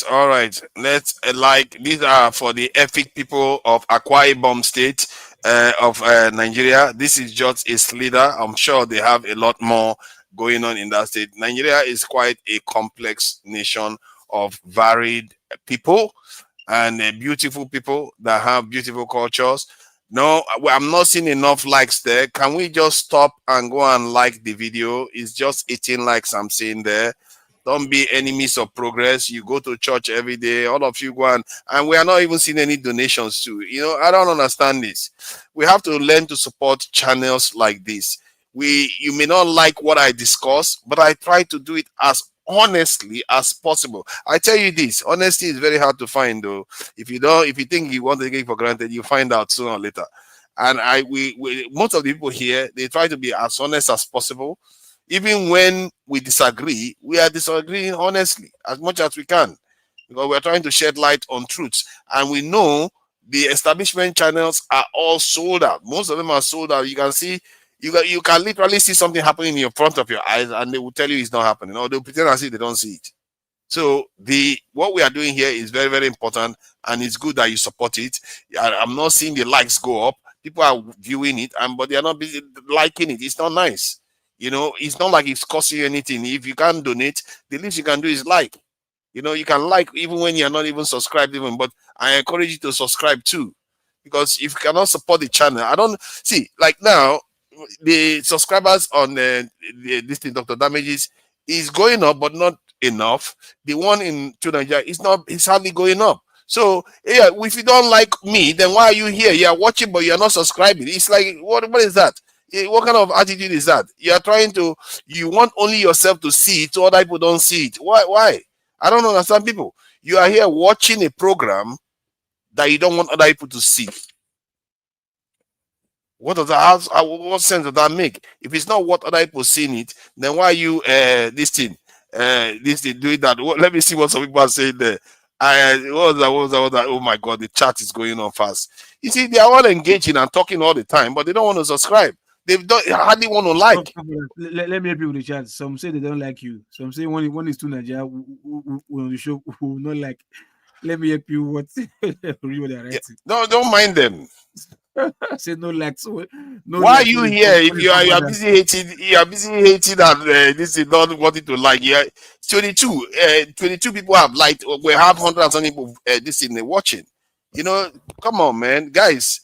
It's not that hard. It's free. Come on, man. Chat section, at least if from the chats, at least let me be calling you at yeah, maybe we should be calling their names actually. Yeah, no, let me call them out. No, not people that don't like, as in people in the chat session. That's just okay.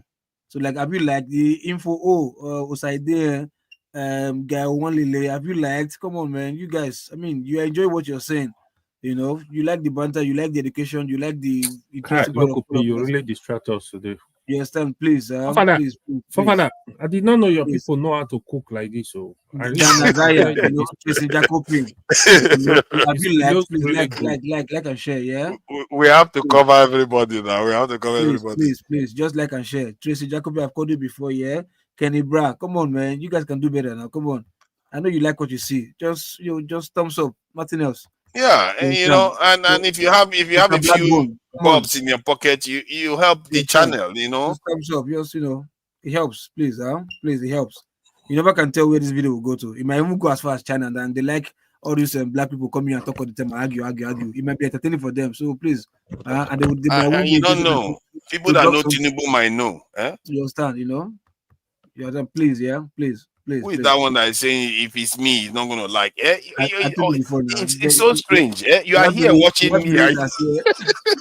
People are wicked. Like you want to watch it, but you don't want other people to see it. What kind of attitude is that? Come on, man. Let's be our brothers keepers here and sisters keepers. You like, share, and so that other people can come and see the video too. It's also it's supporting. Okay, you are supporting Dr. Damages too. As a matter of fact, this is not on True Nigeria. I'm even talking about it. This is on Dr. Damages. Yes, now, I'm even talking about. Wanchuku, Babajide, yeah. Come on, please, yeah. I know you love us. We love you too, yeah. Come on, just like and share, subscribe if you haven't anyway, please, please. Yeah, I think that's very good. This in Lokopi. Thank you for encouraging them to do the right thing that they should have done. And next week I'm going to be covering another group, whom are the this is getting close to I speak the truth. Lokopi's area, the Urobos. The Urobos, they say that let's just play this quickly anyway as a teaser of the Urobos.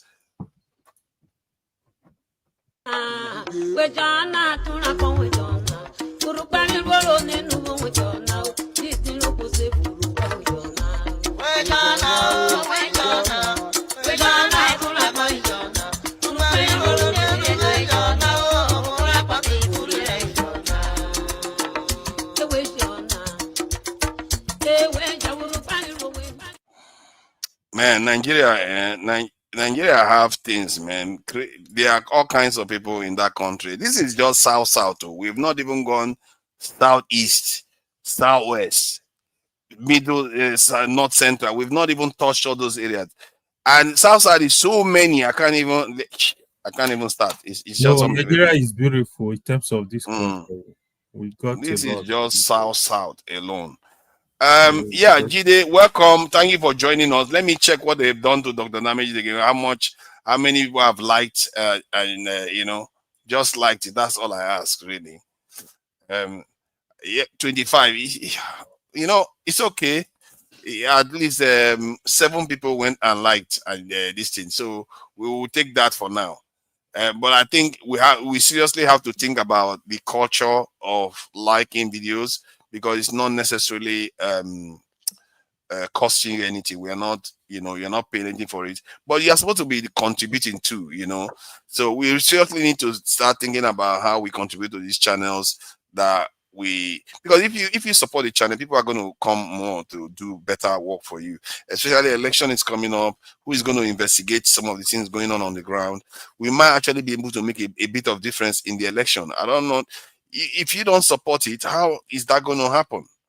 Like Femi said, he's doing some work in Nigeria. I'm doing some work in Nigeria, and we are all still here trying to contribute to the conversation about how to make things better for us as much as we can while events keep occurring.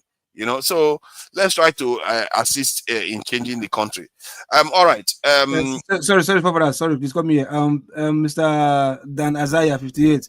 Please don't like it twice, so like it once. Because if you like it twice, you end up unliking it. Okay. So guys, please like it just once. Because he's saying, guys, let's like it twice. No, if you like it twice, you're gonna unlike it. Just like it once, click, and that's it. Thank you. If you want to like it from your different devices, it's a different thing altogether. You're all welcome. Except that one, but when you say twice, you might end up, liking it. Yeah, even to Nigeria, they will subscribe and unsubscribe. What I'm going to do, one of the reasons why they are not sharing it too, because if you share it, you are going to start getting new viewers coming. And that, to be fair, we have been consistent on this channel. To be fair, every Saturday we are on. Every Saturday, that is consistency. So you need to try to expand the message, share it with people. Yeah, who is that? Yeah, Sunday. Yeah, Sunday. Yeah, we are very consistent on that. We will, and I need to be doing more on the Two Nigerians this channel to make that one even more consistent. That way, because when you are donating, it helps. Like it or not, it does help. I think many of these top YouTubers will be doing what they are doing. If people are not subscribing, they will just go quiet because they need money to fund whatever they are doing. You know, they have to sometimes even pay people. Do you know how much Dr. Damage pay for this channel? I have to pay money for that channel. The channel I am hosting, I don't expect any money from anybody. I'm paying for the channel. You know, mine, I just need subscribers so that the followers grow, so that at least my own honesty that I bring into my these conversations are actually listened to and cherished. Because I really think that don't worry about me. I don't care about what you think about me. Don't dislike me all you want, because I know I have a bad attitude. Let's face it, I do have a know-it-all attitude. But focus on the message. Jesus That's important thing. Cover that. What is that? The punishes most more. Don't talk true now. No, I've been saying it before now. I've been saying I have a know-it-all attitude. Yeah, okay. If this is the first time you heard it, you're welcome. That is true. I know I do have a rotten attitude sometimes, the way I come across, even if it's unintended. But that is the truth of the situation. People don't get angry at me for no reason. I know that. So, but let's I'm not delusional not to think that I'm not always very articulate the way I come across, or my attitude is always perfect. All right, thank you for that. Jide, we'll allow you to go on with Trump issue, then we'll circle back to Nigeria, because there's something going on in Edo State and this Christian genocide, because the pastor is coming in tomorrow to talk about it. We're going to address that topic from the point of view of CANs and the Christian organizations, how they've actually let their people down. The Muslims are doing that, but I think we've talked about the Muslims last week. So let's deal with the Christian ones this thing today too, before we are done for the day. So welcome, Jide. Go ahead, please. Yeah, thank you so much.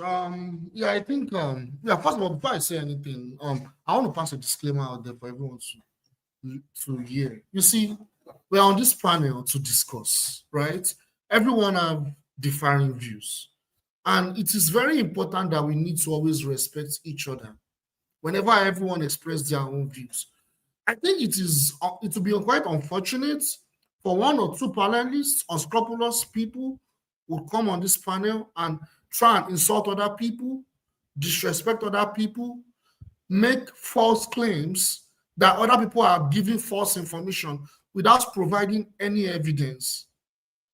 It is not okay. It is not okay at all. I believe we are all educated. And because of that, we need to treat ourselves with high regard. Everyone is listening to us. Everything we are saying, there are people that don't come to this show. Some people that don't write anything on the comment section. They are listening to everything we say. So it's very important that we treat ourselves with respect and dignity. Someone cannot just come on this panel and say that someone is giving misleading information, and you can't provide any evidence. You can't even directly, say, okay, this is the misleading information and this is what is misleading. You cannot just come and throw insult at other people because they're coming to express their views. If you disagree, it's okay to disagree. In fact, I would love if someone disagrees with me and I learn something new. I don't believe I know it all. Sometimes it may portray like as if when I talk, I'm talking like as if I know it all. No, I want people to disagree with me and I will learn. That's why I'm here. That gives me joy. Instead of insulting me or insulting other people, it doesn't make sense. But that's by the way. I'll stop there for now. So let me talk about, Local you can hear that. I don't want to name names, but they know themselves. Wait, come on. Where you? They know themselves. See, wait, hold on. I dare you. Don't distract us. Call their name. I dare you. Call their name. Local P number one. I dare you. Call their name. It's not actually Local P. I know everyone is Chris. It's not actually Local P, but they know themselves. It's quite unfortunate, but let me continue. So, you see, honestly, Brother Femi has already said a lot already. I don't even know where to start from. I think earlier in the show, you already talked about a lot of things I was going to say. The context and how these elites, there's a lot going on behind the scenes. And I don't want to say things I don't know. Yeah, it was quite comprehensive. I have to give it. It was very I think he comprehensive. gave the submission of the day. It was, Yes, maybe we because should be giving an award for that too. You know. yes, because whatever I'm going to say is going to be almost the same thing what he has said before. Because honestly, like, but what I would say is that my biggest fear now is that they may want to go to war to distract from what's going on. Now they're about to invade Venezuela, and if they go to war with Venezuela, the media might jack it, and it can. Do you think that war will happen? There's a strong possibility. Never. I beg you, never. But I'm not going to say it will happen. My prediction is that Trump needs a war if he wants to get out of the mess in a big one. Never. But I don't think Venezuela will cut it. Venezuela is not an adversary. It's not the proper and if adversary. they go to war, either way, my point is that if they even go to war or they don't, currently this country is entering a trap that, in fact, it is on a complete decline. It's going on a decline as an empire, and any action it takes, any adverse action the elites take, is going to lead to further destruction of America as an empire. If they go to Venezuela, it's going to be what they call the point of no return, and that will be the beginning of the official. To be bad. It will be the official beginning of the end of the empire. What do you mean? But they are just going there to protect the Christian combat. I mean.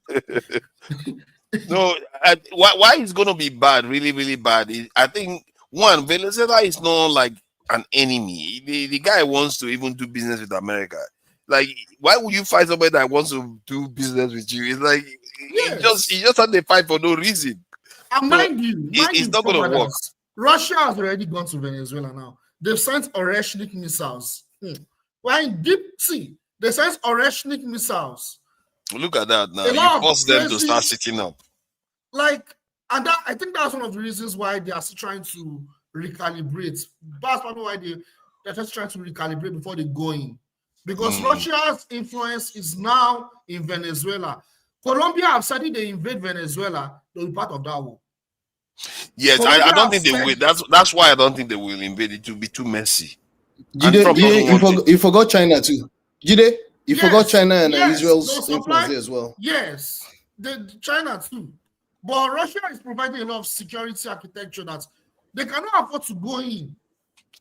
It will be a big mess. What I mean big mess? I don't mean 1 year. It may take 10 to 20 years. And even after 10 to 20 years, the US may not recover from it. Even after 10 to 20 years. So it's even going to be worse than what we have in Iraq. I think Trump is just looking for a war. He's just looking for a war. Venezuela is not like Nigeria, where we have internal contradictions, right? We have a huge internal contradiction in Nigeria. Venezuela's case is very peculiar and interesting because the people love their leader, right? The people love their leader. They see their leader as their hero. They love their country. They're ready to die for their country. If you go and invade such a country, that's very dangerous. That's extremely dangerous. It's not like Nigeria. Some of us don't like our country. Some of us are begging America to come. They don't like us. If they go there, and I think that's what they want to do with the whole EPSTEIN thing. Because this EPSTEIN thing, there's a lot going on behind the scenes. This was the same man during his campaign that said he was going to release the EPSTEIN files. But he won't release it. He doesn't want to now, but he will have to release it. Even if he doesn't want to, he will have to release it now. You know, that's also what's going on. You know, so, you know, all his campaign promises, everything has failed. Like, everything has failed. He said he would stop the war in Ukraine. I already knew it was not with me. Now, last year I said it. I told everybody, my prediction is here. I said it. Nothing is going to change. Didn't I say it? All of them were insulting me pro-Trump. All of them said I'm too negative. Have you not seen it now? He has failed to end the war in Ukraine. He has failed to end the war in Ukraine. He has failed to geopolitically separate Russia from China. He has failed. You know what? I think maybe that's one area I think I may have made a slight miscalculation. I actually thought, I'm not sure what I thought about it from that point of view, but I actually thought because of the way Trump is good with, at least Putin sees Trump, he might end the war in the sense that in his favor. What I didn't see coming was that Putin was going to want a specific landmass first. And I'm surprised how hard it is for him to get it so far. Why am I surprised? Russia does that. I thought he was going to like easily take some land very quickly. Then when Trump comes in, then they settle the issue. But that land he's looking for, it doesn't seem to be coming quick. That's the problem. He's demanded some territories and they are not willing to give it to him. So he wants to win it by force. That's the problem. You see, because at the end of the day, the United States, either it's Republican or Democrat, they have to be in alliance with Western Europe. And Western Europe, they are not in agreement in terms of that compromise, like you mentioned, between Donald Trump and Putin. Western Europe and America, they have to be in alliance. They have to be in complete agreement. And Western Europe wants that war to continue, right? They want that war to continue because most of the power structure in Western Europe, particularly since after the Second World War, is controlled by the liberal elites, the liberals. And the liberals are all, like Donald Trump mentioned, guns are blazing. They are going guns are blazing against Russia.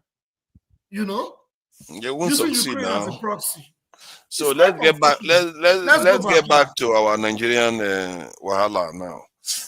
As a way of moving, because we've been talking about this for hours now, going to 5 hours. So, and we don't want to be here probably more than 6 hours if we can help it. 6 hours is long for any show, to be fair. Just a quick one here. You know what we're talking about? We were talking about DSTV. Say DSTV owned by South Africa. You say DSTV, France. They've bought DS. They don't buy DSTV. So French is what's it called? Canal Plus. That's the full owner of DSTV right now. No longer South Africa. Welcome to Nigeria now. They keep taking everything. They bought it's South Africa own now. So they bought the what's it called? Multi-choice, the parent company. But local P, a Nigerian was given. You see, that's why sometimes when we come here and we diss a foreign company it's not the fault of the foreign company that they saw an opportunity. No. Why would you? But hear me out, sir. Hear me out, sir. There was a man called Tony Zubairo. I don't know where any of us was in the time when a certain minister, communication minister, made an effort to break DSTV's struggle. I worked for DSTV. So he favored me that monopoly was not breaking because they paid my salary. But as a Nigerian, I want to be honest. But as a Nigerian, I saw beyond my pay, and I knew it was good for us to have a competition. A Nigerian was given a license to do what DSTV is doing. Yeah, he bungled it. He did it for 1 year. I think he did it for 1 season. He bungled it. Whether he did it for 1 year, 6 months, he did it for 1 season. If you know the battle that minister fought to get him that license, he bungled it. So why are we blaming DSTV? I don't blame DSTV. It's business. It's capitalism. Of course, it's business. Yeah. I guess so. On that one, I think we have agreement on that. All right. So let's get in this program, this video up. This is Oba of Benin, if I'm not mistaken. He's referring to foreigners, and the language he uses were quite reminiscent of some of the things we've been talking about. All right, let me just play the video. I haven't been an ambassador myself. I was looking forward to receiving ambassadors that are in service now. I'm former ambassador now. I served in I'm sure you've done your research. I don't need to tell you. Italy and all and so on and so forth. This is Scandinavia. Let me just quickly, you mentioned MOA and things like that. I'm not too sure how much you know about this story. But our dear governor told me that he played a video for you to see that you have seen the former governor. What he said in the video. That's correct, isn't it? You've seen the video. That video says it all. That video says it all. I don't have much to say now. I really look forward to receiving you again in different circumstances. I should say maybe happier circumstances.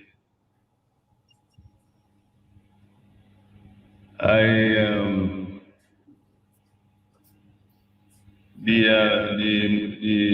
museum you mentioned, Moa and all that. I'm sure if you tell your people, your officers, cultural officers in charge of culture and so on and so forth, to research, they will tell you. You started as Moa. Then they changed its name to Moa. Moa means Edo Museum. But because of certain things,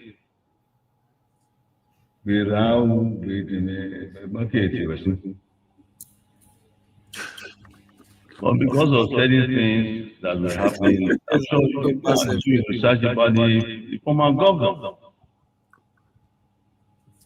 You are ambassadors, you are embassies, you have people that can research for you. You even have security people in your embassies, I'm sure. I had. So when I needed to find out some things, I could find out anything for my country. And I'm sure you can too. But I'm surprised that the Germans, the way they have gone about all these things, because they came here,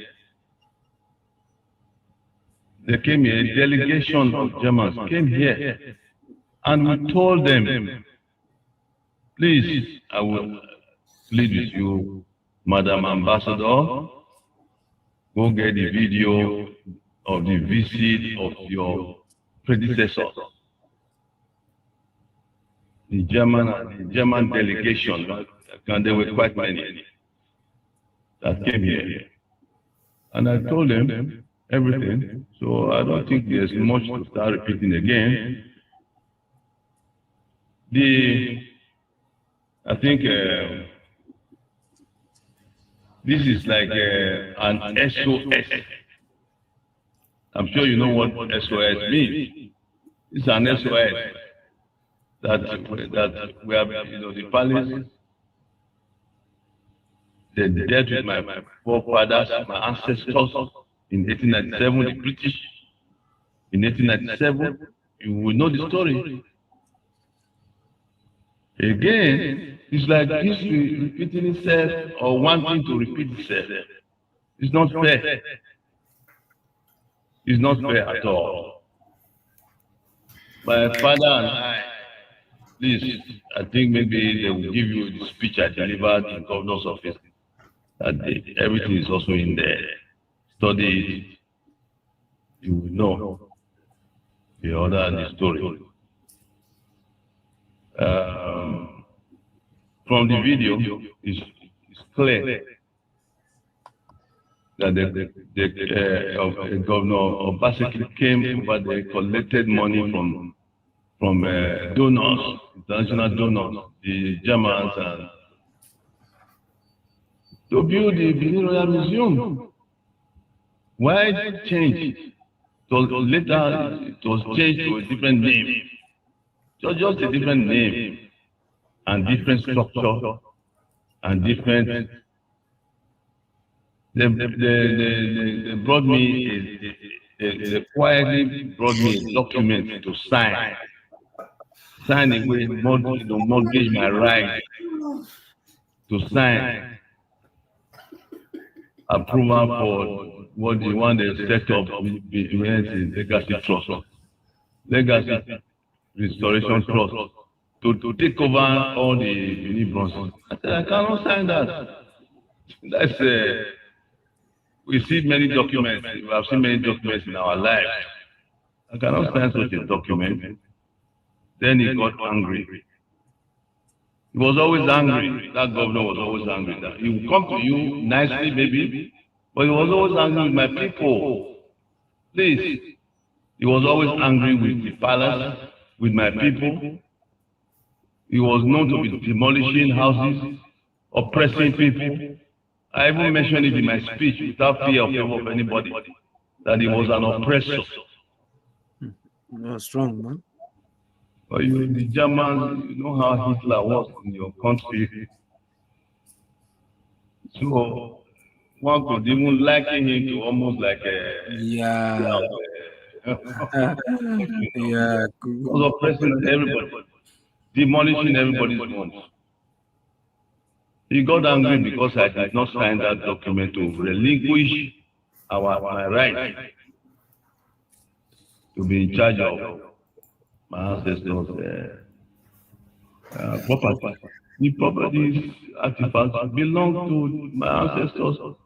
They were taken from this palace. The palace was bigger than this, was as far as to the governor's office.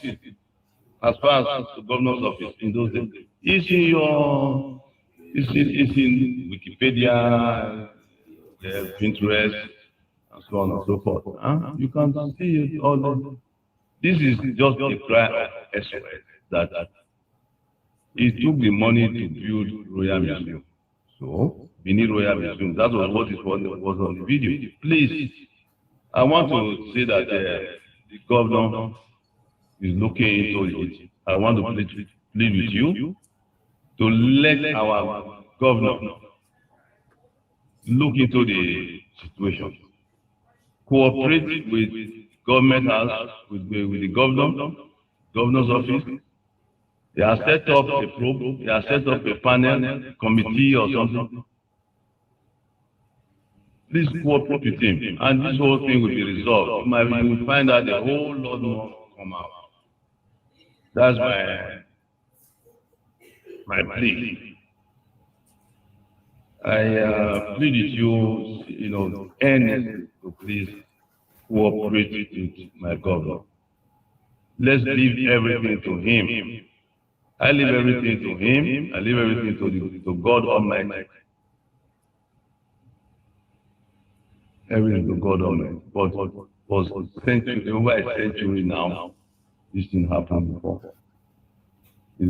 Relooking wants to happen again. I don't know if you have seen the National Gazette that stated the Oba is owner of. So go study it. Please, it's a pity what happened yesterday. It was not intended at all, but Your Excellency ought to have done a little bit more research before you came. A little bit more research that they are not being honest with you. Transparency is not there. Ambassadors always want transparency for their country when dealing with such issues. I want to thank you for coming, and of course, as soon as my governor spoke to me, I said, of course, I'm open to receiving my colleagues, as it were, colleagues ambassadors. The former EU ambassador was an Italian. He also came here and spoke about my time in Rome. I was also visiting the Vatican. I met with the former Pope a couple of times also, and so on and so forth. So please, my plea is to cooperate with the governor and leave everything to the hand of Almighty God. But please, let fair be fair. You have seen the video. That video is not AI. It's not AI generated. It is true. People were there. The former president was there. Jonathan was there. You see the videos. I don't know, Excellency. I don't have anything else to say. I beg. So, what is this fully about? Very interesting. I have a lot to say. This is a very interesting story. So I find it very compelling because I couldn't just stop watching. The language he used about colonization and what they did to his ancestors. One area I seem to sympathize with him in terms of the way. Oh, sorry, I think my camera is being funny. Okay, let me do that. Yeah. One area I sympathize with him when he said his ancestors lost the they took the these artifacts from his ancestors. That's accurate. There was no Nigeria then. So when you bring it back, why does the governor want to take it? I don't know. Maybe people from Edo State can shed light on this. AY, I don't know where that one has gone. Do you know about this? I speak the truth. Not really per se. Oh, no, I speak the truth. I mean, support the diaspora. Sorry.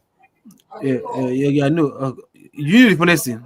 You know when you say I speak the truth, I responded. I thought you were referring to me. That is interesting. And in your heart, you were referring to me. Yes. And I heard another name, and I thought you were referring to me. That's good. That's good. You can sense it. That's good. No, but actually, I didn't follow up, and I think it's supposed to be a shame on my part. I didn't follow up anyway. But what got me pissed, is I think I've been pissed for a long while because of when it comes to this artifact issue, even before the Tumagono was there. Like, look, who is the custodian? But like you said, when you took it, there was no Nigeria. You didn't take it from Nigeria. So why should you bring it back to Nigeria? You are bringing it back to the people, the tribe you took it from. The tribe that have been existing before Nigeria and now they're still existing. And I believe if tomorrow there's no Nigeria, they will still exist. So you took it from the tribe. You know the name those people were called when you took it. You have simply just do the honors like, where is that name? Does that name still exist? Yes. Where are they? They are in present day, so place, geographical location called Nigeria. Take it to them. Did they see exist? Did they see pass their culture? Yes. Oh, okay. That means they must remember. Take it to them. So the idea of the governor, the past governor trying to play a fast one to make it a developmental score, points for his own regime by trying to let's build a what's word? If you want to do that, I think the palace will be the one to give you the go ahead. They should have taken back to the palace. Then the governor will now come. Father, now this is come. I have one brilliant idea. Don't you think now we can build a whatever and showcase this stuff there so that this history can be taught in school and also people can go to the museum and view it, and even foreigners can also come and view this. We can generate revenue from this and that. At least it will be even a legacy in your own part as a present monarch, that in your time what was stolen was brought back and they will now display something like that. But instead, I think the governor was trying to make the all about himself. To I took it from them. It was my time they brought it, and I built whatever from them, and he's making money for the government. That was the government's perspective. And for me, traditionally, it's always supposed to be like that because these are artifacts, and this mean a lot to a particular set of people.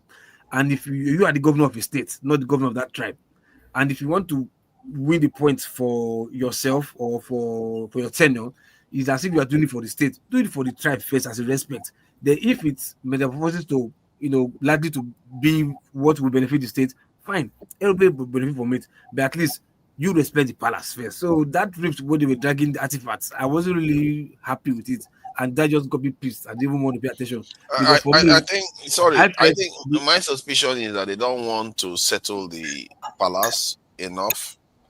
So they want to make it a state issue so that they can claim it for themselves and use it to just create it. Exactly what I'm saying. That's what I'm saying. Because for me, that's why I'm still angry. Where sometimes sometimes that's why if you keep quiet in some cases, sometimes not that silence is not good. To say silence is the best answer for the food. 50% is not true, because silence means concede. Silence means yes, it's true. You understand? So when they say like palace do not want to speak, sometimes look, you are a father of a people. Yeah, you should be vocal. A king is not loved. A king is feared. You get my point? So that you should be vocal because you're speaking for your people. You're speaking for a tribe that might extinct if care is not taken. Because I am beginning to worry for the Benin. Actually, you understand? You will see like you might think care is not taken because we've seen several times where some other tribes are coming with narrative So we say no, they were not loyal to the Yoruba. We are not respecting to the Yoruba. We have our own disorder. Small. If you get to a point, the guy will just disappear like that. And you over the years, you've tried to hold this thing and you speak out. Leave politics. Look, the politics cannot do you anything because the people of Edo State will not keep quiet and allow one nonsense governor to say, I suspend you, I remove you as a king, even if constitutionally you have the power. You can't even try because the people will not allow you to even breathe. The state, not even people, the state will not allow you to breathe if you don't try it. Even the president cannot even try because the state will not allow the president to breathe.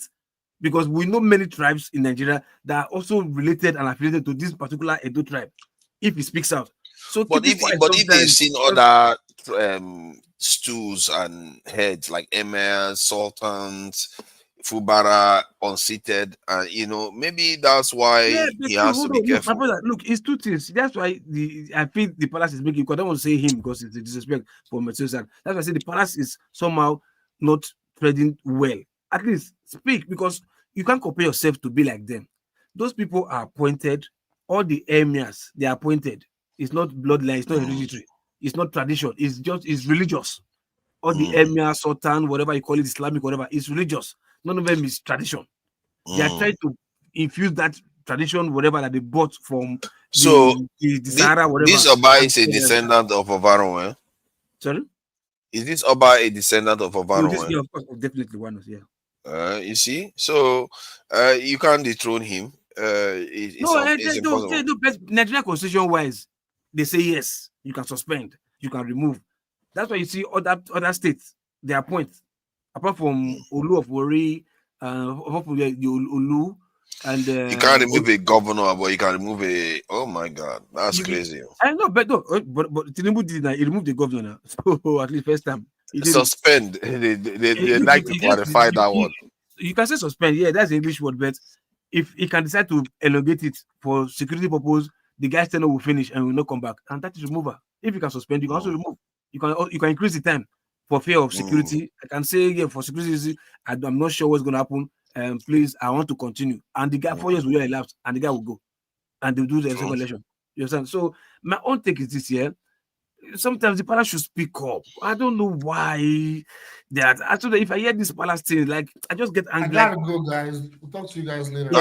Thank you for coming. Like it's as if he doesn't know the power he has. You understand? You just like you don't want to talk. You don't want to be insulted. Insulted by who? Like as if you don't believe your people will fight for you if you speak up. You understand? I know how people take this culture, this Edo culture, this Benin culture. I know how people revered it a lot. Even people that other tribes, how they respect. So they will definitely speak up, but you don't talk, you just keep quiet, and you allow politics and government just dilly up and down. Look at the mess they've caused now. Something that's supposed to bring millions of dollars to Nigeria. You understand? At least this how did he manage to screw this one up even? And sorry, I noticed that the way he spoke to this foreign this thing, he seems to be braver at speaking to this foreign leader. I've never heard him speak this strongly to because he speaks now. Yes, those guys they cannot do it. They know the power of a king. At least they know what king does in the power of king in other countries. It's only our own. That's why I said masquerade is not being respected in his own house, except outsiders that do that. So he knows that yes, he can speak to whatever they are, and it's the truth, and they can't do anything about it because they know he speaks the truth. You understand? But if you say same in your own country, they use religion first. They use majority and versus minority. They use this and that, and we now have hungry, so to speak, hungry chiefs in the palace that you can bribe to do this and do that. So sometimes he might think yes, he wants to play safe. But no, your tribe is at stake. Your tribe is at stake. That's where I don't just like. Yeah, long live the king. But when he came here, I thought he would have been this rugged king. Like, man, no nonsense. Everything must come back to you. He was a former ambassador, so he knows the importance of a tribe being still existing from then till now. So sometimes I just. Man, this guy is not active enough. He's not vocal enough. He's not taking stands. If you tell the governor, shut up, I want this to be like this. It's for the good of the people. This tradition. The governor have no say. Let the governor go and take him to court or whatever. The governor know what he will get. how you face the people. Governors too. And what is it with this? What is it with our people? Even? They can't. This simple thing, they can't figure it out. I don't Like he understand. has to even come here. It's really It's sad, the same really. thing. That's what I said. I don't even want the Oba to be speaking. Let the spokesperson speak. You have secretary to media, whatever. Let them be speaking. They're here for me because sometimes when this Oba you speak too much, you appear too much. You see, it's just what decided. Yeah, All what you need to do is just give it first. If I was the governor, even if I have the right, because it looks like the way they couch it, the Europeans may have couched it, is to say, okay, we are returning to the state of Nigeria, not necessarily the throne itself, to the state of Nigeria. Yeah, that's how they do it. They know what they're doing. You did not get sense. They know what they're so doing the couching, so the governor, if the governor was smart, you have to try to create a sense of unity and a sense of this thing, cohesion, whereby you say, okay, come, you're giving it to the state. Now we are going to take it back to where you actually belong. Yes, Like that, you take it there as a respect, as somebody from that state too. You take it back there. Then you guys have your conversation how you are going to take some of it to promote a museum. That is what you do. Yeah, it's simple. Why is that? How is that even complicated? I don't know, but I know, like he said, he's trying to just to score point, like political point. Yeah, I build word. And what is word? Does it belong to the word? It belongs to the people. Sell the name of your state. You are saying more word museum. What is word museum? What is that supposed to mean? Sell your state. Leave the word. Don't worry. By the time you sell your state will by itself sell itself to the word. You say word international, this and that. I understand. Put it there. Build first class, whatever. The best you can do to invite for if at all. Or this foreigner invited. How many African leaders, how many African monarchs, or Nigerian monarchs that are enthroned, that their fathers and their forefathers were dethroned by the British or the Europeans? None. Because this Oba is one of them. I don't know whether how many of them were, because many of them their bloodlines have changed. The forefather, the Lagos throne went through the same process. No. He said no. He said like the Lagos. Is it done by bloodline? So that's not the point. The point is that Lagos. No, the question. No, the bloodline does it remain the same? Because now he's saying his father's father. He knows it's his own bloodline that were the throne. So when it comes to Lagos, what I know, like the Oba of Lagos, there are different stools. So it moves from, it's still the same bloodline, but there are different sub-families. Cousins, yeah. It's done in cousins. Back in the days, Kosoko and was it Akintoye or Akintola? I don't remember his name. They were cousins. And they pitched them against each other, took the throne from one person and handed it over to the other person. Yeah. And okay, after that happened, so, if I can quickly add, my forefathers. Yeah. Can I add to what Chim said? Because my mother's side is from Lagos Island, right? And they have an indirect relationship to the Kosokos, right? Now, there are 4 bloodlines, and of course, like happens in a lot of the most powerful Oba ships or Obi ships or Emir ships in Nigeria. There's been all kind of controversies, but up until this moment, irrespective of the controversies, it still goes along the lines of bloodlines that strays all the way to way back when. Yeah. Wow.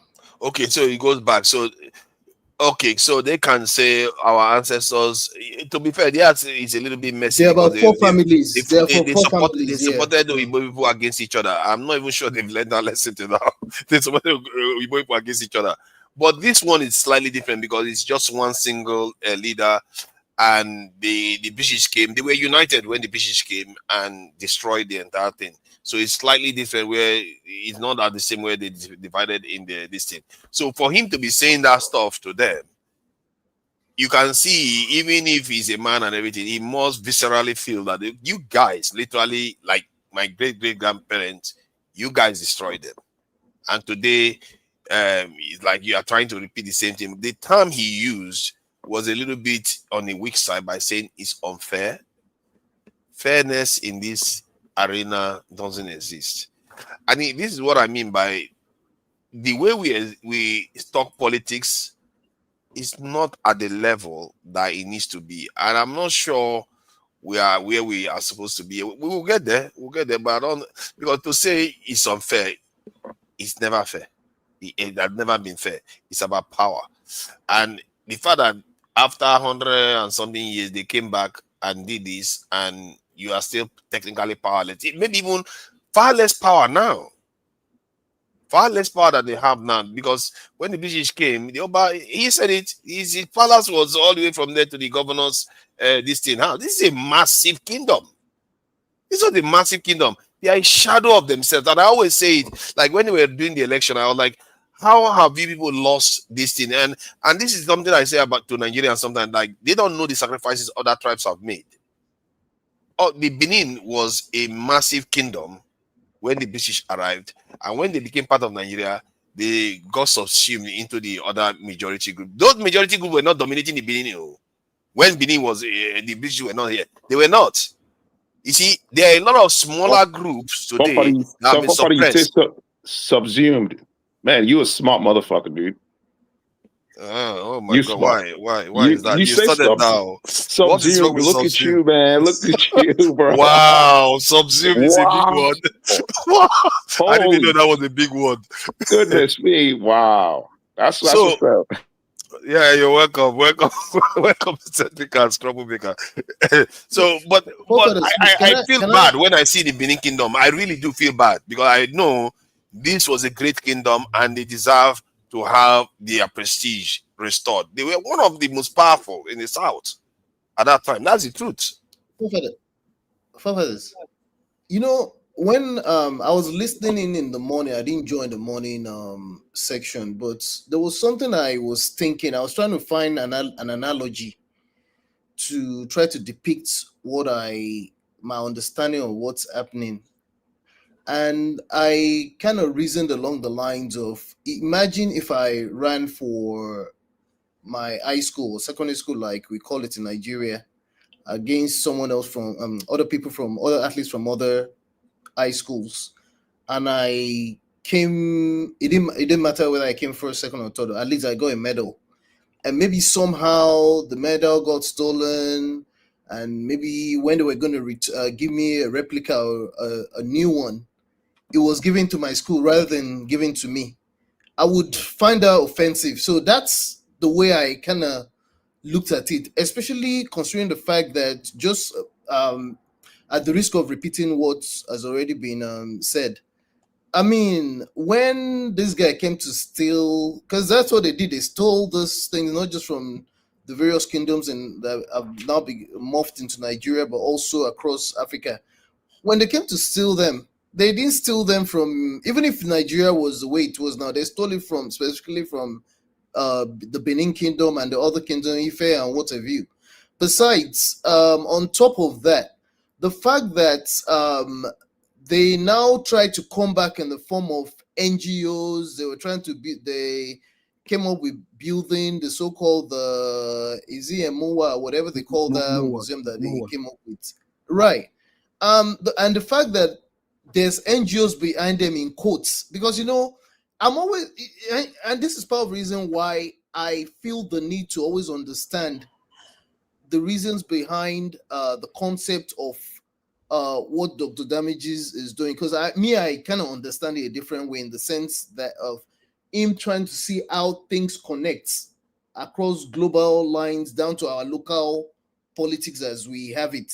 That okay, if you guys are now trying to institute a museum and NGOs are involved, the Germans, the French, especially the Germans and the British, who stole a lot of those artifacts, they're now coming in another form to tell you, the Benins now, how to preserve or keep or preserve what's it called. Meanwhile, it's a case of, it's still a case of the is it a case colonialism of you giving with the right hand and trying to take it back with the left hand. See, you always have to suspect these people, and that's why I kind of like, and it's great that this Oba is not just educated in the Western way, but it's also very apt when it comes to tradition.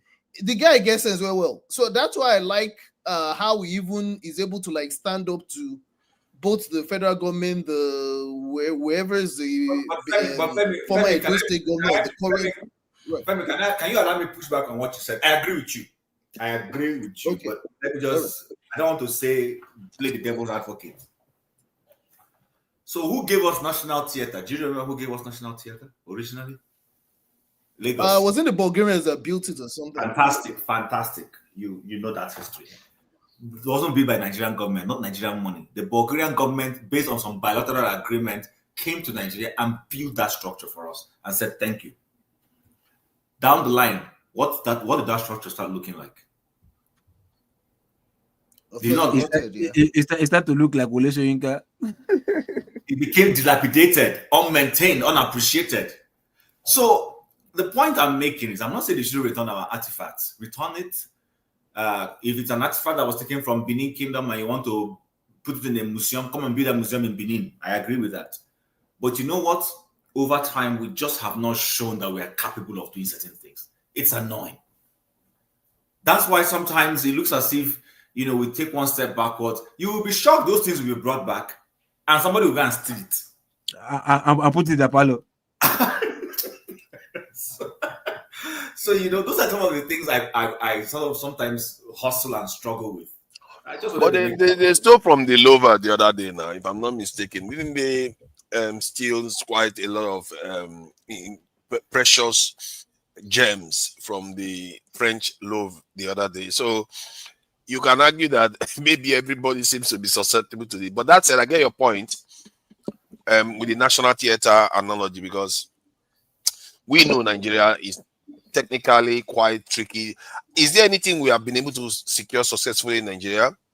That is the question we should be asking. Have we secured any national artifact that we've secured from from that they were taken before, or the ones we kept? Have we secured them? Do the Oni of Ife, do they have any that they've kept safe? For the Nigerians, had we had a way of preserving like artifacts, endangered species and all that. Like people that have been in some villages, like in Imo State, they have some villages there where the snakes are sacred animals. You don't kill the snakes. These are their ways of preserving, like, endangered species. If you go to what's that place called Uturu? They have alligators there. You know what I mean? The way they preserve those alligators, right? And they roam around freely. And in some communities, it's their fishing. Which Uturu do you say they have alligators? Uturu has alligators. Yes. Yeah, where is the alligator? I schooled in Uturu. Well, you need to go to.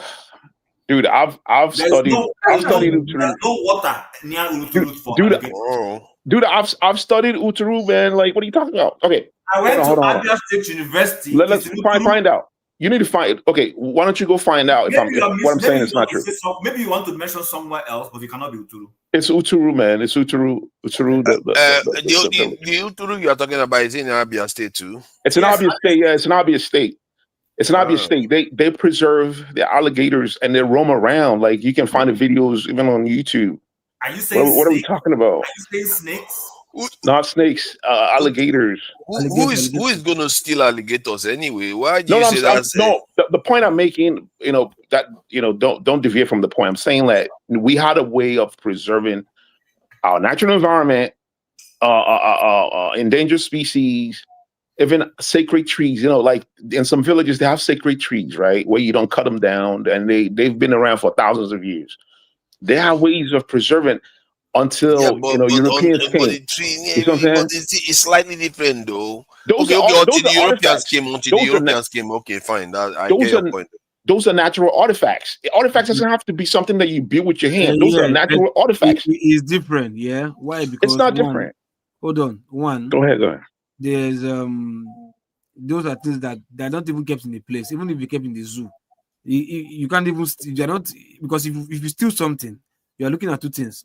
Either you're going to make monetary gains or you're going to make prestigious gains just to flaunt with it in your house or whatever. And I think that artifacts, I don't think it's something that you can really steal to put in your house, but you want to steal it and sell. You stand for the ones you are thinking, you're talking about in Uturu. Yes. I don't think they will bring money for They have anybody. alligators. No, wait. They have alligators. Listen, they can actually make money with that. That could be a tourist attraction. You know what I'm saying? They could promote that as a tourist. But the thing is, you also and here's find the thing. alligator anywhere. But in these kind of artifacts here, Go ahead. that Yeah. are hundreds of years old. You can't find that anywhere. They have artifacts. Listen, they have artifacts, and most of the artifacts are religious artifacts, right? There are communities that have artifacts that you call cheap in Igbo land, and people don't. No one messes with it. You know, they do sacrifices on this artifacts. Listen, the most of the artifacts are destroyed by religious people, like the Christians. You know, they're going in the shrines, shrines, and they destroy the shrines and destroy the artifacts there. And most of the artifacts are passed down by ancestors dating, So, dating but back then it means hundreds that of we years. still have, see, in Senegal, it still means that we do have. I'm not 100% certain because I'm thinking maybe some of all these palaces have artifacts that go back over 100 years. I would like to think, but yeah, go ahead. But the convention, based on what we observe in Nigeria, those artifacts, because there are quite a lot of them from Benin, how can they keep them safe You're only by focusing on Nigerian Benin. standards? They're all Igbo people had mad artifacts. Like they have Benin artifacts. is the one we are discussing now, though. Okay, Benin. I mean, the Benin one technically, because the one that they brought back are the ones you're talking about. How can they secure it? Because that is the confusion or the kind of controversy they are having now. The governor wants to put it in a museum. The king wants it for his family. So they haven't been able to resolve that. I'm not sure they still haven't been able to resolve it till now. See, that's the thing. We've lost our ways. These artifacts were religious artifacts, and they are sacred artifacts. Even the local people don't mess with them. They are sacred artifacts, but Europeans don't know that they're sacred artifacts. They don't care. They don't care about the sacred cultures. They don't care about the They don't care about the sacredness of cultures. That's why they go to Egypt, and then they exhume mummies, and then they'll put it in the museum. These are sacred. These are religious sacred things. But Europeans don't respect all these things. Eccentric. Yeah. What is wrong with evolving? They took this thing almost 100 years ago, if I'm correct, or more. Now, in the time they took this away, there was nothing that diminished in terms of maybe, those artifacts was the power that made Benin great. Now they're returning it. It's now going to make Benin suddenly great again. I don't know. I'm just being hypothetical. My point being, why can't the question? Be in agreement with the governor to say, okay, listen, it doesn't have to be in the palace, but I want a museum that is close to the palace, something that's going to be tourist oriented. Both the palace and the state will benefit. It will drag people to come and see. The local government have to build infrastructures for that, right? And the thing is, they have to. In order for you to budget money for a museum, you have to actually look into the budget and see how you allocate money from the budget to build a museum. Do they have a need for that? Perhaps they don't. Right, and that doesn't mean that they cannot preserve those artifacts. So what are the Germans suggesting? What are they suggesting? I have no idea. I don't know what the Germans are suggesting. Look, do you have an answer? The meeting. The Germans. I will look into it. The Germans should all the money they made with those artifacts. They should send the money. I know. Maybe that's the kind of preparation we're supposed to be. The stupid Nigerian government. Exactly. State government supposed to be talking about, but they're not talking about that. I don't know why. But the reason why these ambassadors, from Netherlands, Germany, why they came to the States, I don't know, because somebody was showing me the video where they scattered the place, destroyed the place, the museum, whatever, and I'm still trying to. I've not really, delved into what really happened. But the reason why those people came, I don't understand. Like, are they coming now as NGO to support and tell us what to do with it, or because you've returned it already and you've said you've returned some in the past? They're trying to build a place. Now these people, they are coming here to do what? To come and say that is put in good use, or else they will not return the rest. That's what I think. I think so. I think that's because you remember many of them when we were having discussion. Many of them in foreign land, they were saying no, that we don't know how to keep it, that they don't trust that stuff in our hands. That's the problem. See, that was the same motivation for the West conquering, not just conquering Africa, colonizing Africa, but changing African culture, because they felt like our ways was we were backwards. We were like children. That's what they felt. But they didn't actually look into the culture to understand the intricacies of what is this? of the culture. That's also how they treat black people anywhere. You know what I mean? That's how they treat us. They treat us like we are just an emergent species. You know what I mean? And that's why they feel like we cannot keep these artifacts. But guess what? We make those artifacts, and we were iron smelting before they even knew what it was, how to do iron smelting. Even with the so-called sciences, we were doing all that. You know what I'm saying? Yeah, so we are doing all those things, but we are not able to maintain a secure our. But maybe we can secure it though, because the refinery is functioning now, isn't it? The truth is simple. Yeah, that's what I said. I sometimes I don't want to measure like throw a word to the other. Like I want to say the palace. You stand of mark of respect. So I was like, look, even if you have a culture of, we have this maintenance culture. We don't have this culture of securing stuff, and we also don't have this culture of trusting educated people.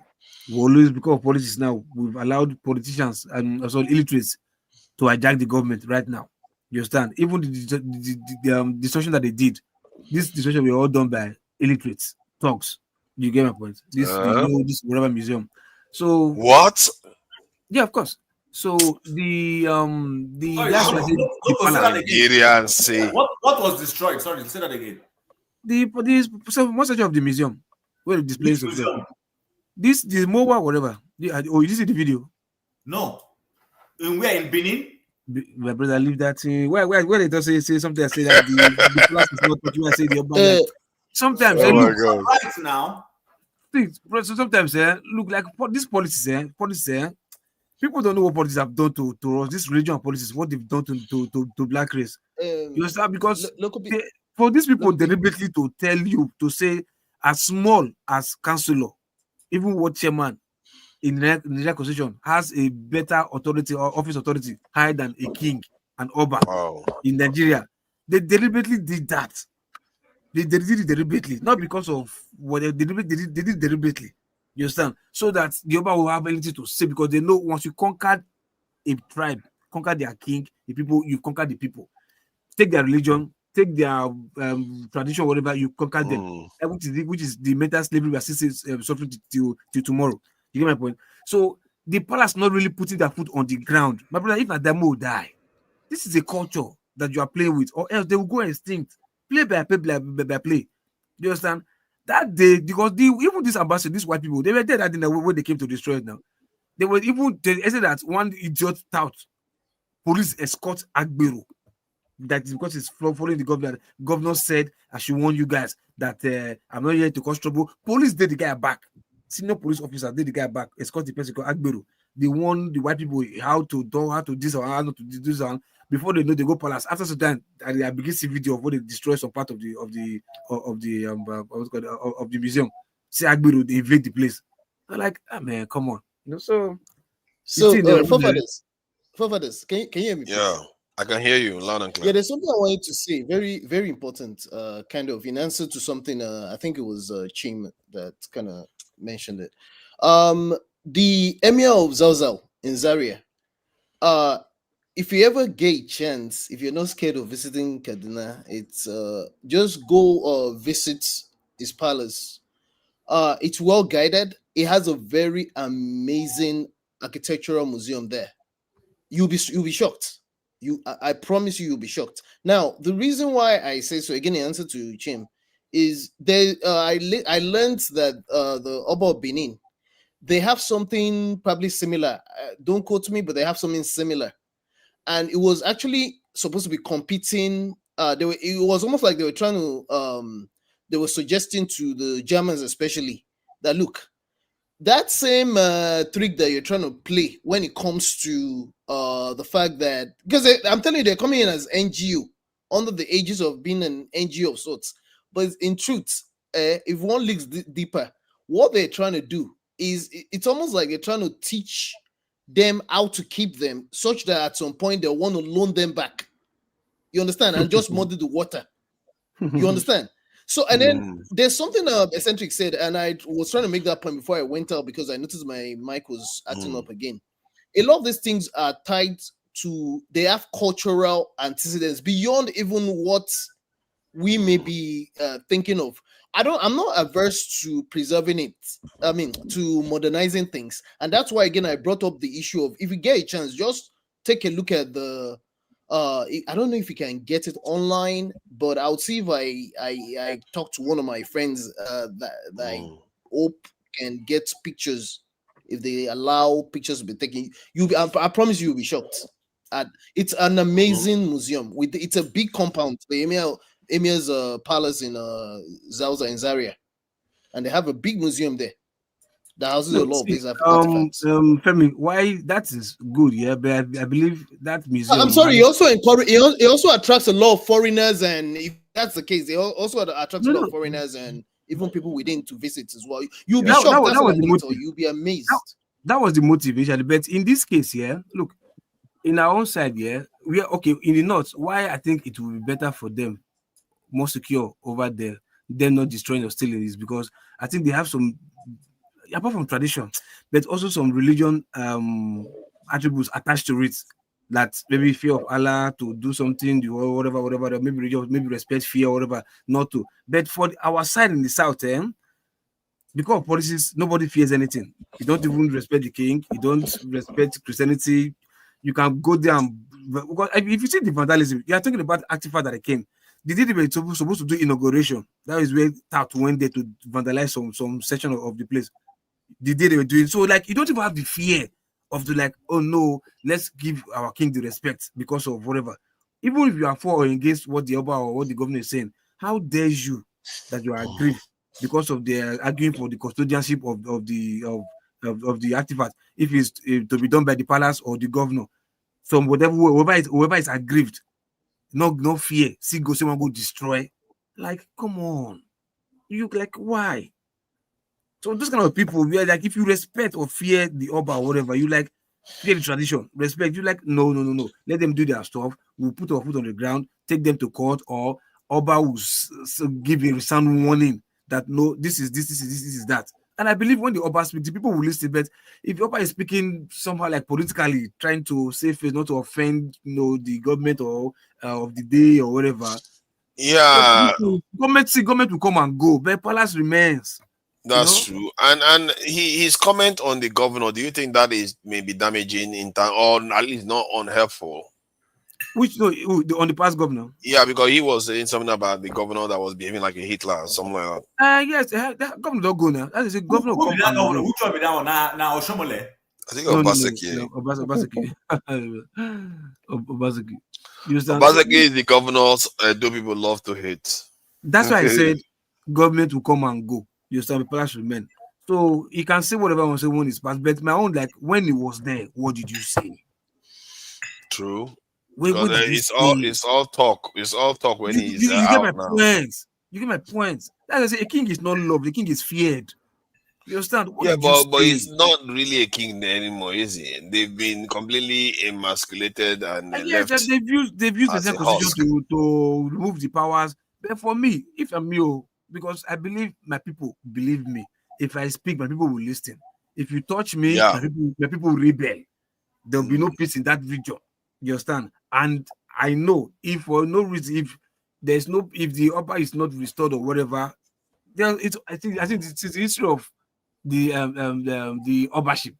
Let me not say Ogiso. Since the history of Obership is only one during the 1990 what's it called? I think 90s during the military before the 1999, during one of the military administrators then Oyerik Bulem, he was the only person that suspended the father of this Oba.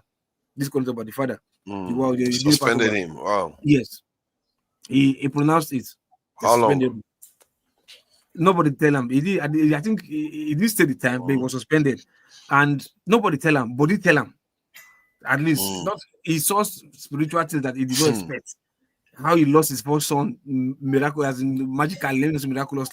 First son, how he was sick and nobody could diagnose what was happening to him. You understand? And like they're not tell him, but this is when sometimes you don't play with traditions. But I'm not saying that yes, they might do something to him spiritually or whatever. It's good, but like sometimes there are some things you just leave it alone. Just even the white people, they know they leave some things alone. You understand? Just leave it there.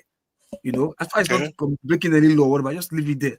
But because you want to say, because you have power, you can do and do. They have to give you the power that you want to do it because you don't agree. So let's, you know. Thank you for that. I think we need to be rounding up now. I'm gonna be. Let me just thank Oscar Blackbone, the only contributor to the show today, at least so far. I would like to encourage people to contribute to the channel because this is important.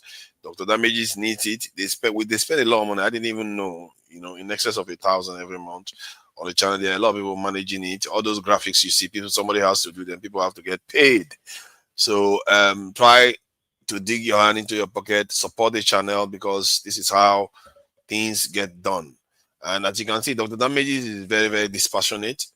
He doesn't necessarily care about taking sides. I'm sure he cares about Nigerians a lot. So those are the kind of things you want. And I'm not sure anybody has come here to accuse him of lying about anything. And I mean, my own case, I don't come here to lie about anything. KJ doesn't come here to lie about anything, even if I like to think that his views are skewed. But it's not. Propagandist. Hey, let's be nice. Let's be nice. Let's be nice. We are all Nigerians trying to speak our minds, and I know Pansat is here, and I'm sure I like to think Pansat is not being honest. And Pansat, I see you there. Thank you for joining us on the chat. Troublemaker. Somebody say resign. Like I'm a scandalous person. What have I done to resign? If I resign, everybody else should resign then. Great Your Might. Great Your Might. I see you there. Thank you for joining us. Nice one. Great Your Might. Abby 0001. Abby 001.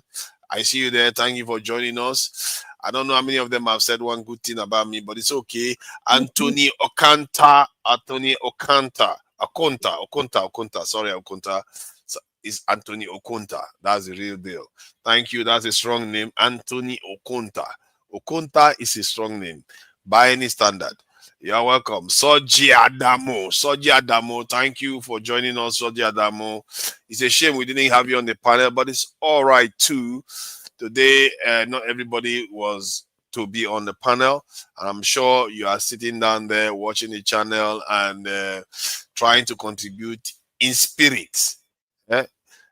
Soji, aka Jagun. The Jagun. It would be nice to actually have Jagun on the chat as your name, actually. Osaldehe.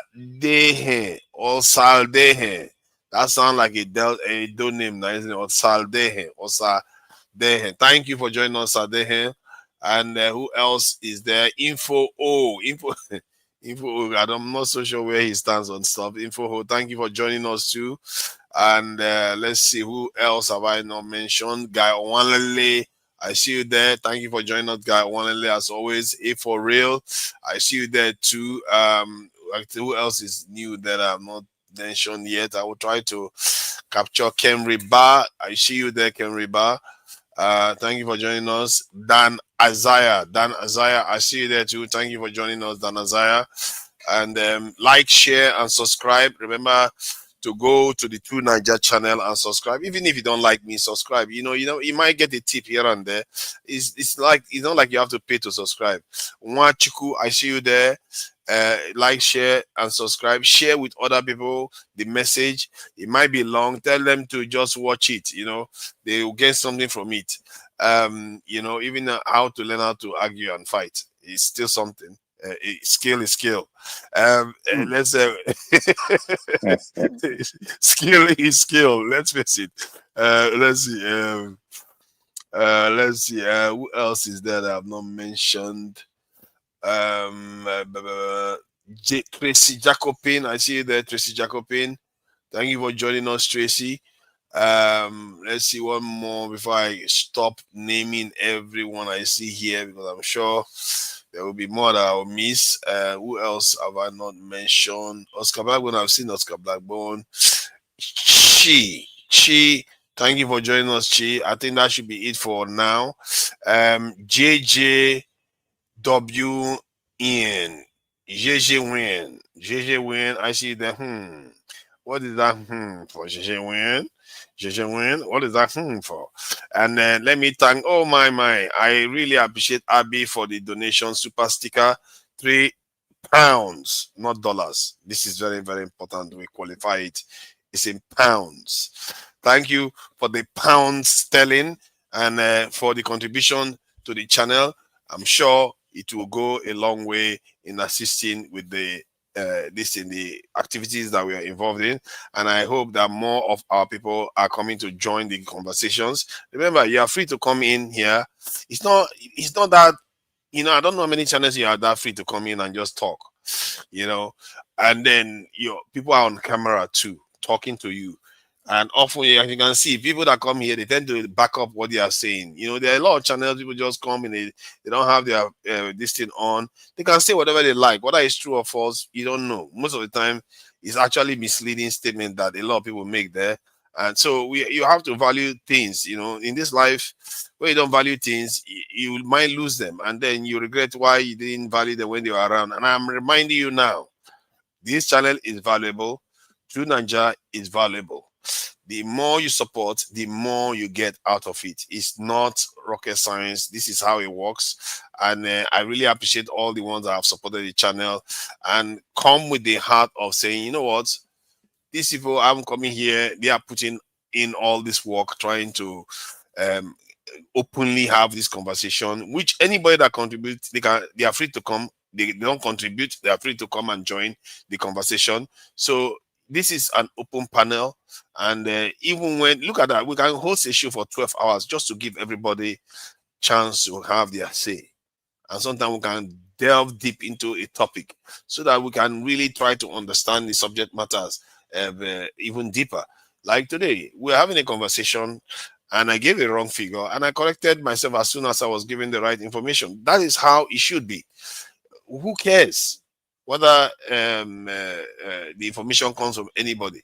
I don't care. The important thing is you take the correction and move on, because that information that I got, what if I decide to reject the new one and just hold on to the old one? I'll hold on to the wrong information. How horrible is that? I don't want to walk in the dark. Walking around with wrong information is like walking in the dark, aimless, directionless. You're going to be making bad decisions. You're never going to hit the target because, hey, you can't see in the dark. You can't. All right. That is important for us to understand. Knowledge is true power. Knowledge is not just power. Truth is light. Truth is the purpose of life. It's the essence of life, really. It's so important. I'm not saying this flippantly. This is actual facts. Truth is very, very important to this life that we live in, and people that are giving it to you, you should support them. Whether it's on this panel, whether it's on this channel, anywhere they are giving it to you, be careful not to go to people that tell you what you want to hear, that confirms all your biases. That is not truth. That is misleading you to give you what you want. Truth tells you what you need to hear that is going to actually enrich you.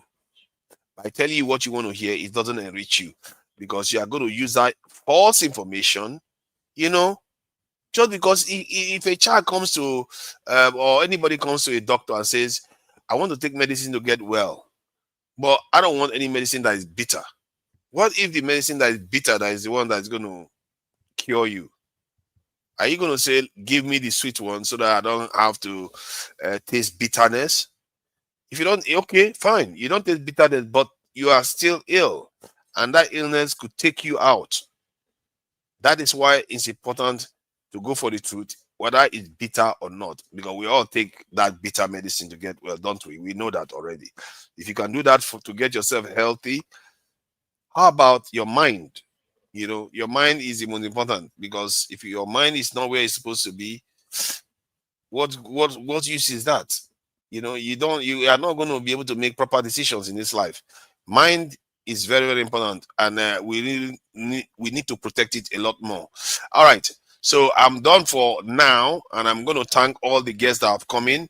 If I'm going to award the best submission, I'm going to be doing best submission, so I will be recognizing all the people that come here and put the best case forward on the subject matter we are discussing. And today, for the first inaugural appointment of best submission of the discussion of Have Your Say Facts edition. I will grant it to undisputed Femi of the Andela supported district group. He won the best submission today because he gave a coherent and a kind of almost a lecture on the issue of Epstein versus Trump. And obviously we have, I'm going to find another award to give troublemakers. We know who is going to win it today. The troublemakers of the channel, and but the best submissions of this in the show. I hope if I forget next week, better remind me, because we have to be awarding them, and when we get support, we are going to be recognizing them even more. Femi is the man. He won it today. I think nobody is disputing that one. So we have to be giving that award. Thank you all for joining us. Till next time. We are going to catch you this evening, and I think they will be having a riveting discussion with the pastor. I think that pastor, I wanted to discuss about the Christian angle of this. Maybe I will have a chance to discuss that this later on. Femi, they are congratulating you. They're congratulating you. Who is saying remove local P? So Femi won the best submission of the year. He did, and even the pastor is congratulating him. In the sense of, I think I may also be, so maybe this will help the chat. It like me a little bit more. I will give the best charts. I'm going to be highlighting charts. The best submissions on chat. I will be highlighting it. I will highlight it for longest and maybe read out the message and thank the person for the submission. So be nice to me. Be nice. I'm more likely to do that if you're nice to me. If you're mean to me, I'm not going to put you up. Hey, Pastor, what is Pastor doing? Oh, Pastor, why are you not donating to the channel now? You are supposed to be a supporter of the cause. You are a what they call it, veteran of this channel. Support the channel. And Pastor has given some great submissions on this panel, so we also have to appreciate him for the work he has done on this channel. So I'll play us out now with some our people's song in Akwa Ibom, the Ethics and Cross River. We do have a very, very rich tapestry in Nigeria of different groups that make Nigeria what it is today, a very dynamic country that has so much to offer to Nigerians and the world. I must say, we haven't even started at all. So till next time, see you guys. Bye.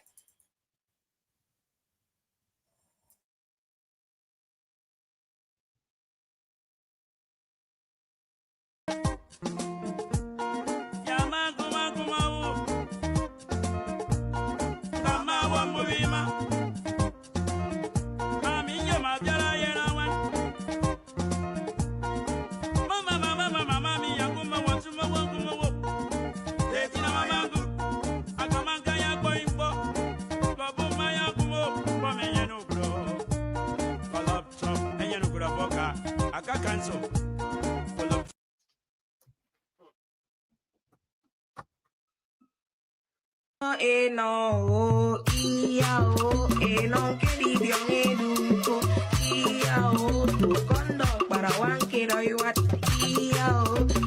young educa, mao, para wow, no, it to kumia,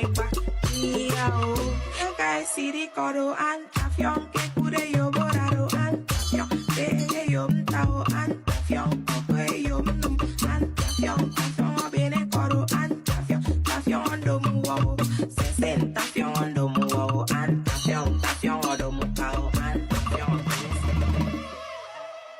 Iba no fayo, it's nefong e fuge by fugo freedom. It young idem mufo, alawo de loko, idiro, funanke sa kuso, ati idem boy ba anko, me yon ko me, yana to de ken yema, sa kuso, se wo de loko anko, me yon ko me, yana to de ken yema, Seru tempo